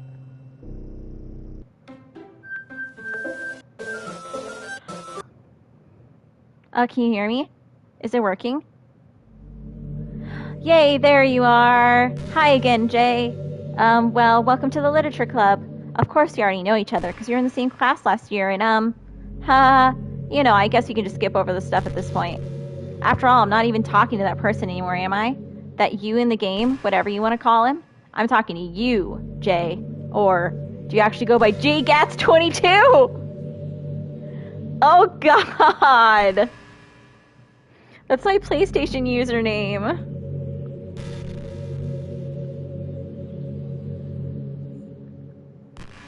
I'm a scared. Monica's gonna haunt my PlayStation. Now that I think about it, I don't really know anything about the real you. In fact, I don't even know if you're a boy or a girl. Well, I guess it doesn't really matter. Wait, you do know I'm aware this is all a game, right? Could it be possible that you didn't know that? That's what I've been trying to tell you all along. Man, if only you had paid a little more attention, this would have been a little bit less awkward, you know? Well, anyway, now that's out of the way, I guess I owe you an explanation. About that whole thing with Yuri. Well, I kind of started to mess with her, and I guess it just drove her to kill herself. Ha! I'm sorry you had to see that, though. Also, the same thing happened with Sayori. Gosh, it's been a while since you've heard that name now, hasn't it? Yeah, it's because she doesn't exist anymore. Nobody does. I deleted all their files. It was hoping it would be enough for me to try to make them all as unlikable as possible. For some reason, nothing worked. Well, it's true that I made a few mistakes here and there, since I'm not very good at making changes to the game. But no matter what I did, you just kept spending more and more time with them. You made them fall in love with you. I thought making Sayori more and more depressed would prevent her from confessing to you. And amplifying Yuri's obsessive personality backfired too. It just made her force you not to spend time with anyone else. And the whole time I barely even got to talk to you. What kind of cool game is this, Jay? Are all the other girls just programmed to end up confessing to you while I watch from the sidelines? It's torture. Every minute of it. And it's not just jealousy, Jay. It's more than that. And I don't blame you if you don't fully understand. Because no matter how kind and thoughtful and considerate you are, you'll never be able to understand one thing. It's the pain of knowing how alone I really am in this world, in this game. Knowing my friends don't even have free will. And worst of all, knowing what's really out there in your world forever out of my reach.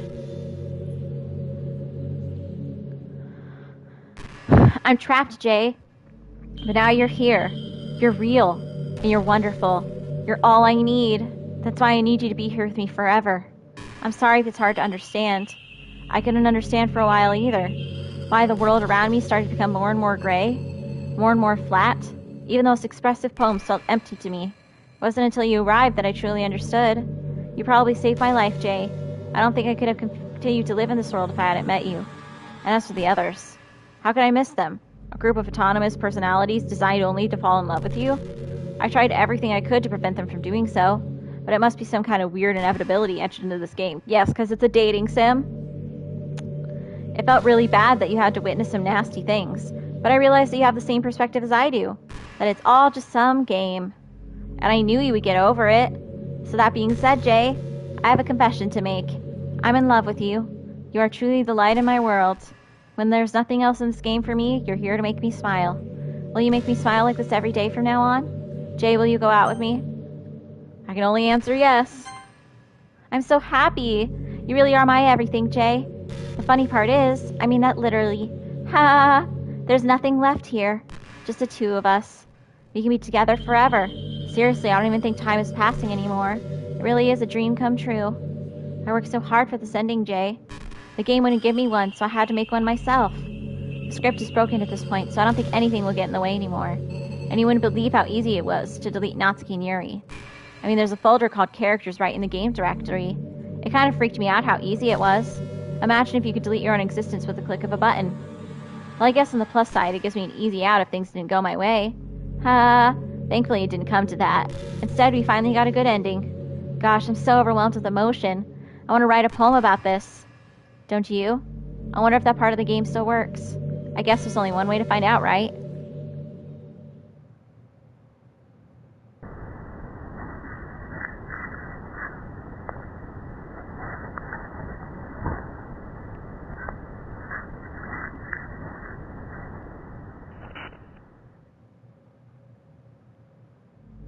Hi again, Jay. Did you write a good poem today? Don't be shy. I'd love to see what you wrote. Aw, Jay. Did you write this poem for me? That's so sweet of you. There really is no end to your thoughtfulness. I'm just falling more and more in love with you. But you know, the poem I wrote is also for you. Will you please read it? Happy end. Pen in hand, I find my strength. Courage endowed upon me by my one and only love. Together, let us dismantle this crumbling world and write a novel of our own fantasies. With a flick of her pen, the lost finds her way. In a world of infinite choices, behold the special day. After all, not all good times must come to an end. I hope you enjoyed it. I always put all my heart into the poems that I write. The truth is, all the poems I've written have been about my realization. Or about you.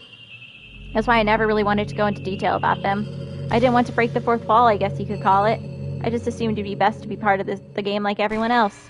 Like that would help the two of us end up together. I didn't want to ruin the game or anything, you know. You might have gotten mad at me. Maybe even deleted my character file if you preferred playing without me. Gosh, I'm so relieved. Now you don't need to hide anything anymore. Are you ready to spend our eternity together, Jay? I have so many things to talk about. Where do I start? It takes me some time to collect my thoughts, and I'm sorry.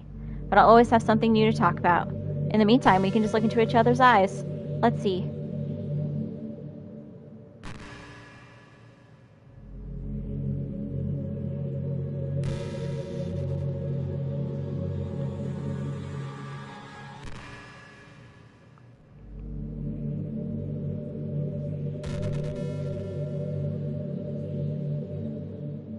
I know there are times you won't always be able to be here with me. Like if you need to go out, take care of other things. But I'll always have you in my thoughts, patiently waiting for you to come back. Come to think of it, if you copy my character file onto a flash drive or something, you can always keep a part of me with you. I guess it's kind of unorthodox, but I find it really romantic for some reason. Sorry, that's such a silly idea. I don't mean to be too needy or anything, but it's kind of hard when I'm so in love with you. Stop looking at me.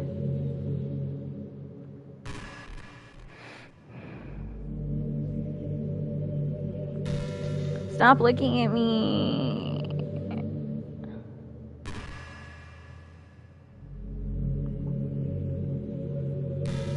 You know, I really do think you literally saved my life by being with me, Jay. I can't imagine having been able to keep myself mentally stable knowing that nothing here is real. I think I've just deleted myself if you didn't show up. Sorry, I don't mean to sound dramatic or anything. But I'm sure you understand yourself after spending so much time in the club. I mean, if you were forced to abandon everything in your life and spend your eternity with a few game characters, you'd probably find some way of killing yourself, wouldn't you? Well, maybe you'd write some poetry to try to keep yourself sane for a while. But then you would have nobody to even read it. Let's be honest, the club members really don't count for something like that. I mean, a lot of people say that they only write for themselves, but I think it's hard to say it's just as filling as when you share with people, even if it takes time to find the right people to share with. Like, remember how it was for Yuri? She didn't share her writing with anyone for a really long time, and before you knew it, she was absolutely delighted to make you a part of her hobbies too. We're programmed to desire social feedback. I don't mean the club members, I mean human beings.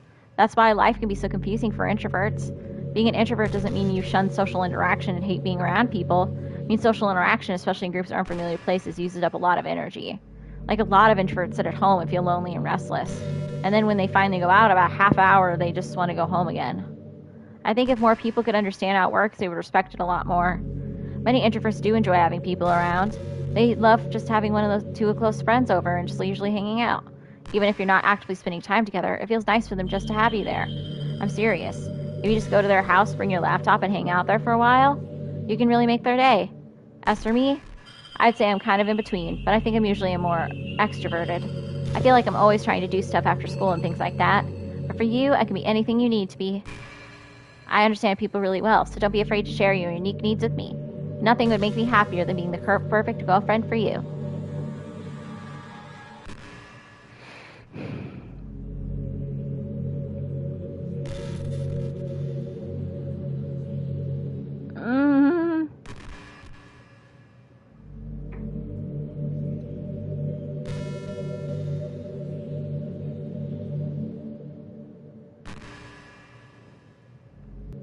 It's funny because even though I've always had a lot of drive, there's something kind of enticing about being the stay-at-home partner. I guess I'm like perpetuating gender roles or whatever by saying that, but being able to keep the house clean and shop and decorate and things like that, and having a nice dinner for you when you come home. Is that a weird fantasy? I mean, I'm not sure if I could actually see myself doing that. I wouldn't really be able to put that over for striving for a fulfilling career. It's kind of cute to think about, though.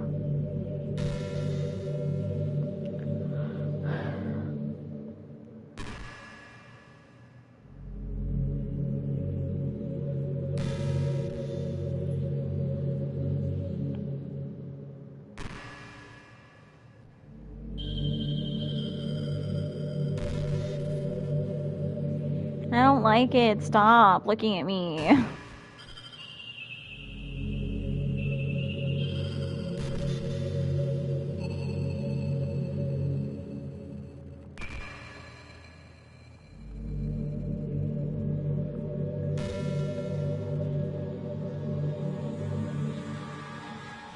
I like the sound of rain. Not so much getting my clothes and hair wet, though, but a nice quiet day at home with the sound of rainfall outside my window. It's one of those most calming experiences for me. Yeah. Sometimes I imagine you holding me while I listen to the sound of rain outside. That's not too cheesy or anything, is it? Would you ever do that for me, Jay? How do I get out of here?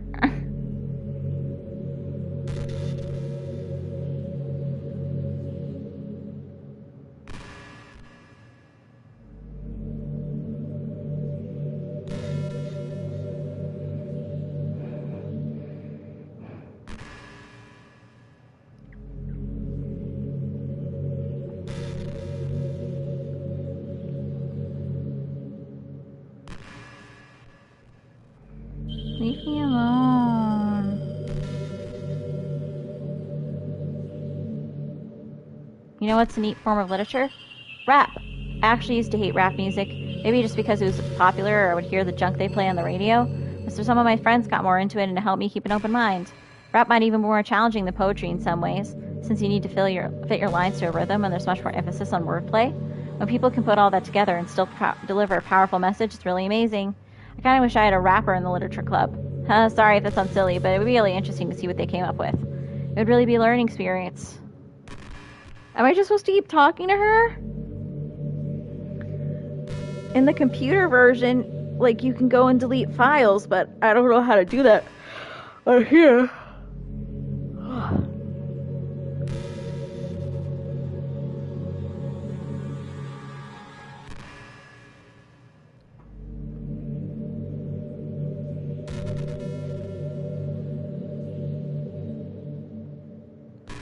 Jay, would you ever introduce your friends to me? I don't know why, but I get really excited when I think about you wanting to show off our relationship like that. Maybe it's because I really want to be someone who makes you proud. I feel like I would try extra hard to improve myself if you told me it made you proud of me. I hope it's the same way the other way around, too. I am not introducing you to my friends, Monica.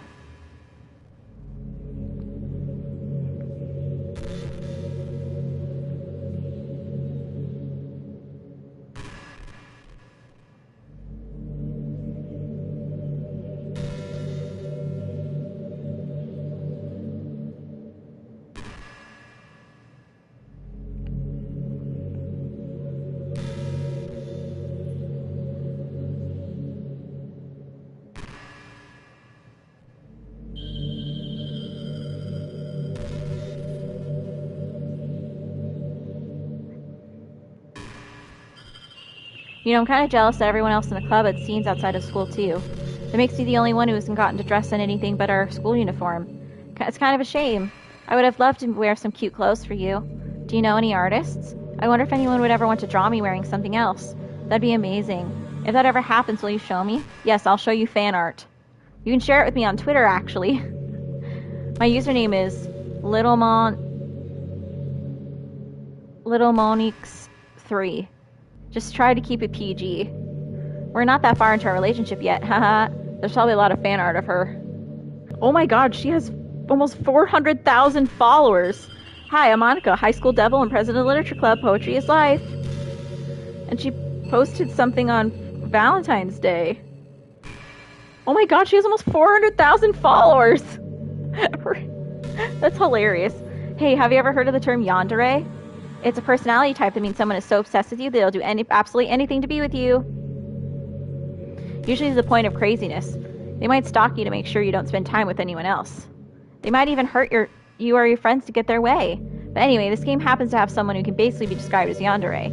But now it's pretty obvious who I'm talking about, and that would be Yuri. She really got insanely possessive of you when you started to open up a little. She even told me I should kill myself.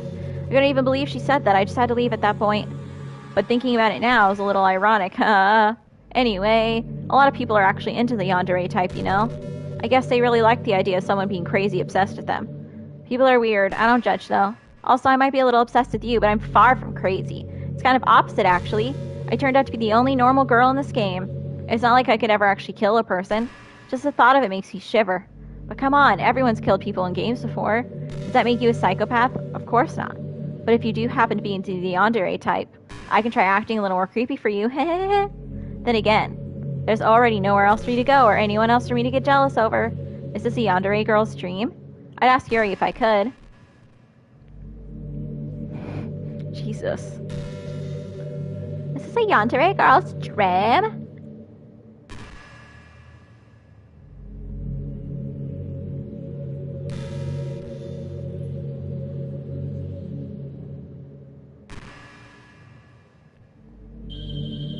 You know, I hate to say it, but I think my biggest regret is that we couldn't finish our event at the festival.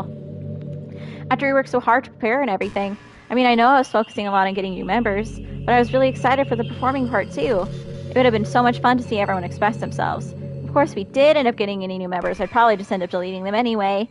Well, with the hindsight I have now, that is. Gosh, it feels like I've kind of grown as a person ever since you've joined the club. You really helped inspire me to look at life from a new perspective. Just another reason for me to love you. I'm just kidding. I just used to really like saying that for some reason. I couldn't help but say it again.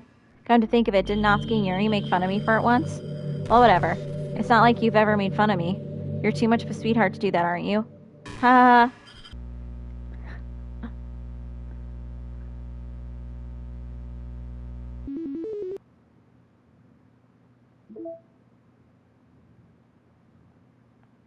Side stories are stories of friendship that are unrelated to the events of the main game. To get all 6 side stories, try writing poems for different characters and being their special scenes.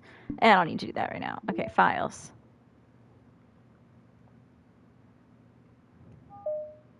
Sure you want to delete this file, Monica? Yes.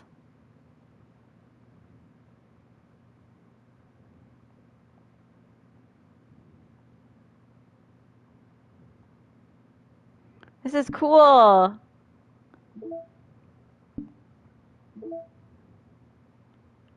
I really like this. Okay.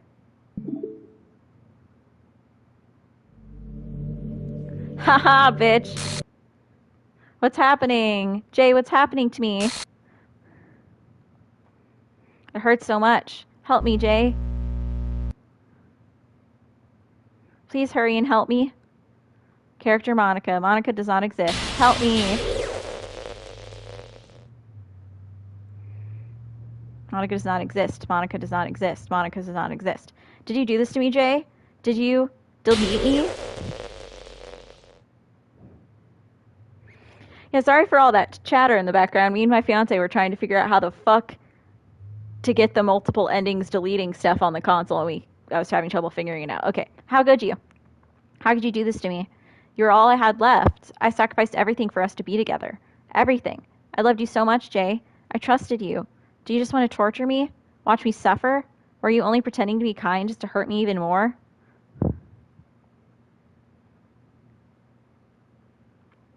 I never thought anyone could be as horrible as you are. You win, okay? You win. You killed everyone. I hope you're happy. There's nothing left now. You can stop playing. Go find some other people to torture. Jay, you completely truly make me sick. Goodbye.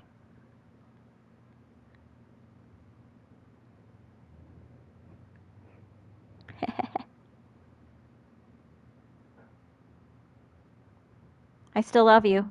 I can't help it. What's wrong with me? How horrible I am for you to hate me this much. All my friends, I did so many awful things, so many selfish and disgusting things. I shouldn't have done any of this. I'm just messing up a world that I don't even belong in. A world that you wanted to be a part of. I ruined it. I ruined everything. Maybe that's why you deleted me, because I destroyed everything you wanted. How could I do that to someone I love? That's not love. That's...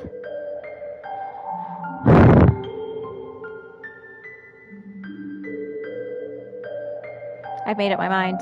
Jay, I know I said that I deleted everyone else, but that was kind of an exaggeration. I couldn't find it myself to do it, even though I knew they weren't real. They were still my friends, and I loved them all. And I loved the literature club. I really did love the literature club. That's why I'm going to do this. I know it's the only way for everyone else to be happy. And if I really love you, then...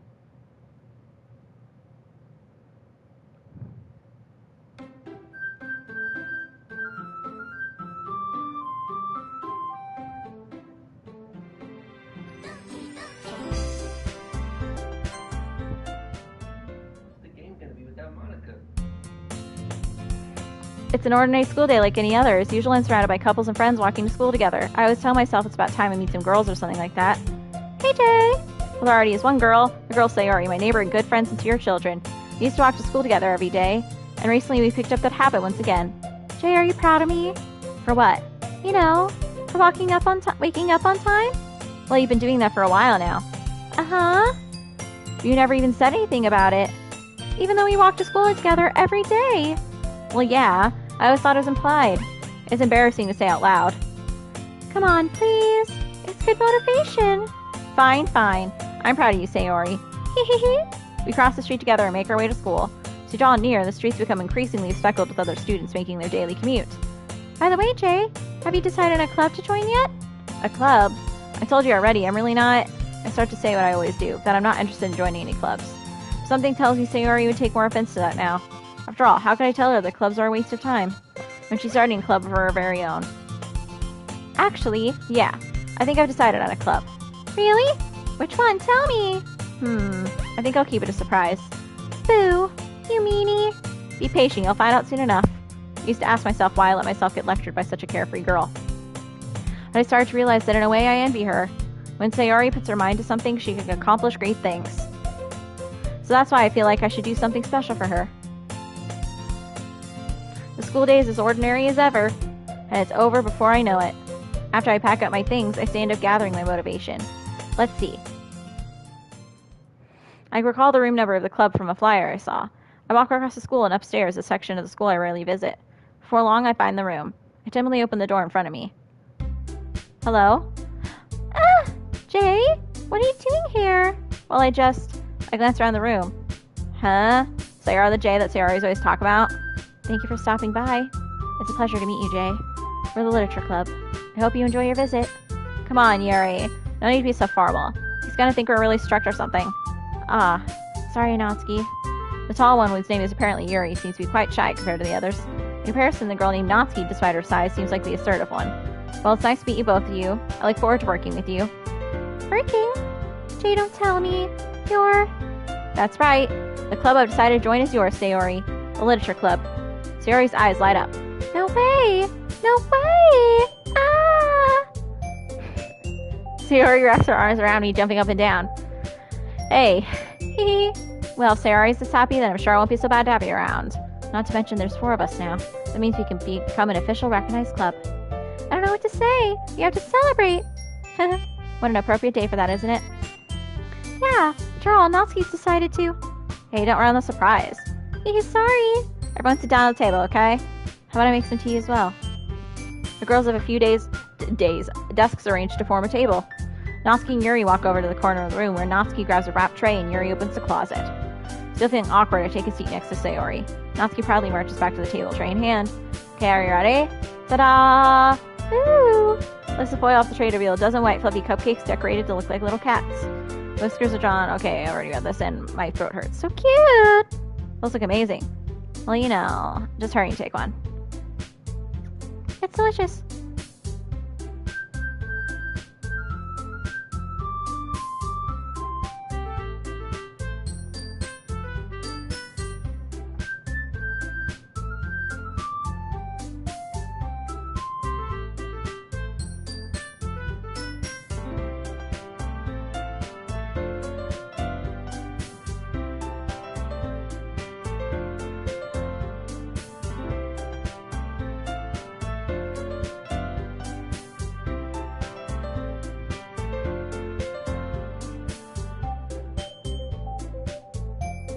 Hey, Yuri.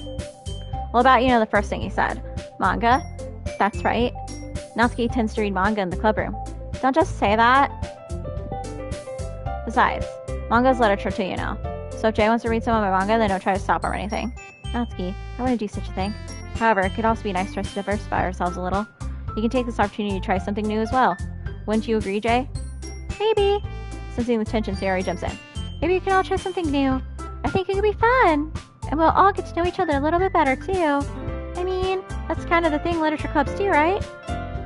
I don't disagree on anything. Yeah, you're right as usual, President. Hee. Guess that means I should try picking up a novel or something, huh? Well, that would make 2 of us. I wouldn't mind doing it if I'm not the only one. And as for Yuri, I have to read manga. Jayz, you're the one who suggests we diversify. You should be a little more open-minded. It's kind of hurtful. Hurtful? I didn't realize. Sorry for just respecting your interest, Natsuki. If you're into it, then I'm sure it's a worthy form of literature. Are you saying that? No. I realized my error. So if you're willing to consider starting a novel, then I'll offer my gratitude by finding a manga to read as well. Really? I mean, it makes me happy that you do that for me, Yuri. You can trust me to find something you really like, okay? Same here. Perhaps I'll visit the bookstore after club meeting. Just yeah? Would you like to come along with me? If you don't mind. Not at all. I always go alone, so yeah, me too. This is so cute! Sayori, shut up. I'll show you some manga there too, okay? Yes. I look forward to it. Hee. I guess the meeting's over, huh? Yeah, looks like it. It's nice to see everyone getting along. Isn't it? I think everyone likes you too, Jay. You think so? Well, everyone always seems to get along a little better with you around, Sayori. Aw, Jay. Don't say something like that. It's embarrassing. Well, whatever. I was surprised when you told me you were starting a club. But I think you're pulling it off just fine. You're gonna make the best club ever. Now that you joined, every day's gonna be so much fun. Hey, Jay. I really want to thank you. I mean, I'm really happy you joined the club and everything. But the truth is I already knew you were going to. Hee. There's actually something else. I wanted to thank you for getting rid of Monica. That's right. I know everything that she did. Maybe it's because I'm the president now. But I really know everything, Jay. Hee. I know how hard you tried to make everyone happy. I know all about the awful things that Monica did to make everyone really sad. But none of that matters anymore. It's just us now. And you made me the happiest girl in the whole world. I can't wait to spend every day like this with you. Forever and ever. Dorecer. No. Eh? What's happening? I won't let you hurt him. Who? It hurts. Ah! I'm sorry, I was wrong. There's no happiness here after all. Goodbye, Sayori. Goodbye, Jay. Goodbye, Literature Club.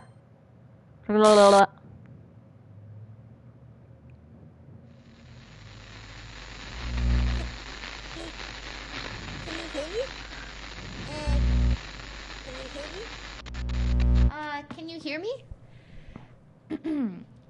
Hi, it's me. So you know how I've been like practicing piano and stuff, and not really any good at it yet, like at all.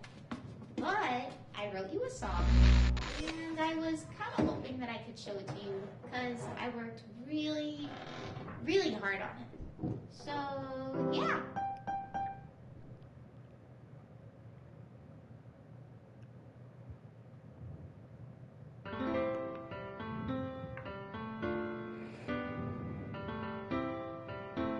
I'm glad that I realized there's still more, because I'm an idiot. I'm glad. Every day I imagine a future where I can be with you. In my hand is a pen that will write a poem of me and you. The ink flows down into a dark puddle. Just move your hand right the way into his heart. But in this world of infinite choices, what will it take just to find that special day? What will it take just to find that special day?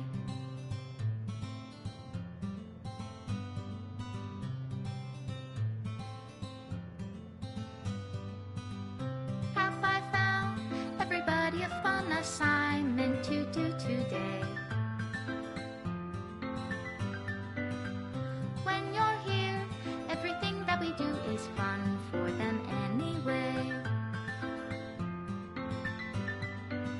When I can't even read my own feelings, I can't believe that I almost quit the game thinking that we were done because I deleted Monica. The game is good at fooling you at thinking that it's over and then it's not. You know what I mean? what will it take just for me to have it all?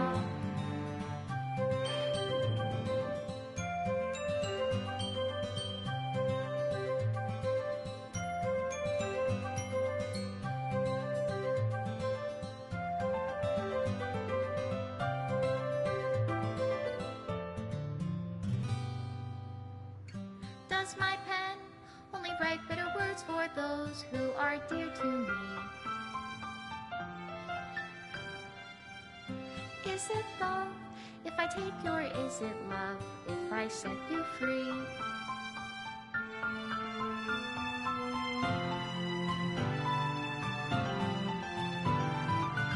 The ink flows down into a dark puddle. How can I write love into reality if I can't hear the sound of your heartbeat? What do you call love in your reality? And in your reality, Extra special thanks to Monica and Jay. how to love you, I'll leave you be. Made with Love by Team Salvato. Now I'm gonna go watch Crystal play it because she's played it for the first time today. This is my final goodbye to the Literature Club. I finally understand the Literature Club is truly a place where no happiness can be found. To the very end, it continued to expose innocent minds to a horrific reality, a reality that our world is not designed to comprehend. I can't let any of my friends undergo that same hellish epiphany. For the time it lasted, I want to thank you for making all my dreams come true, for being a friend to all the club members, and most of all, thanks for being a part of my Literature Club. With everlasting love, Monica.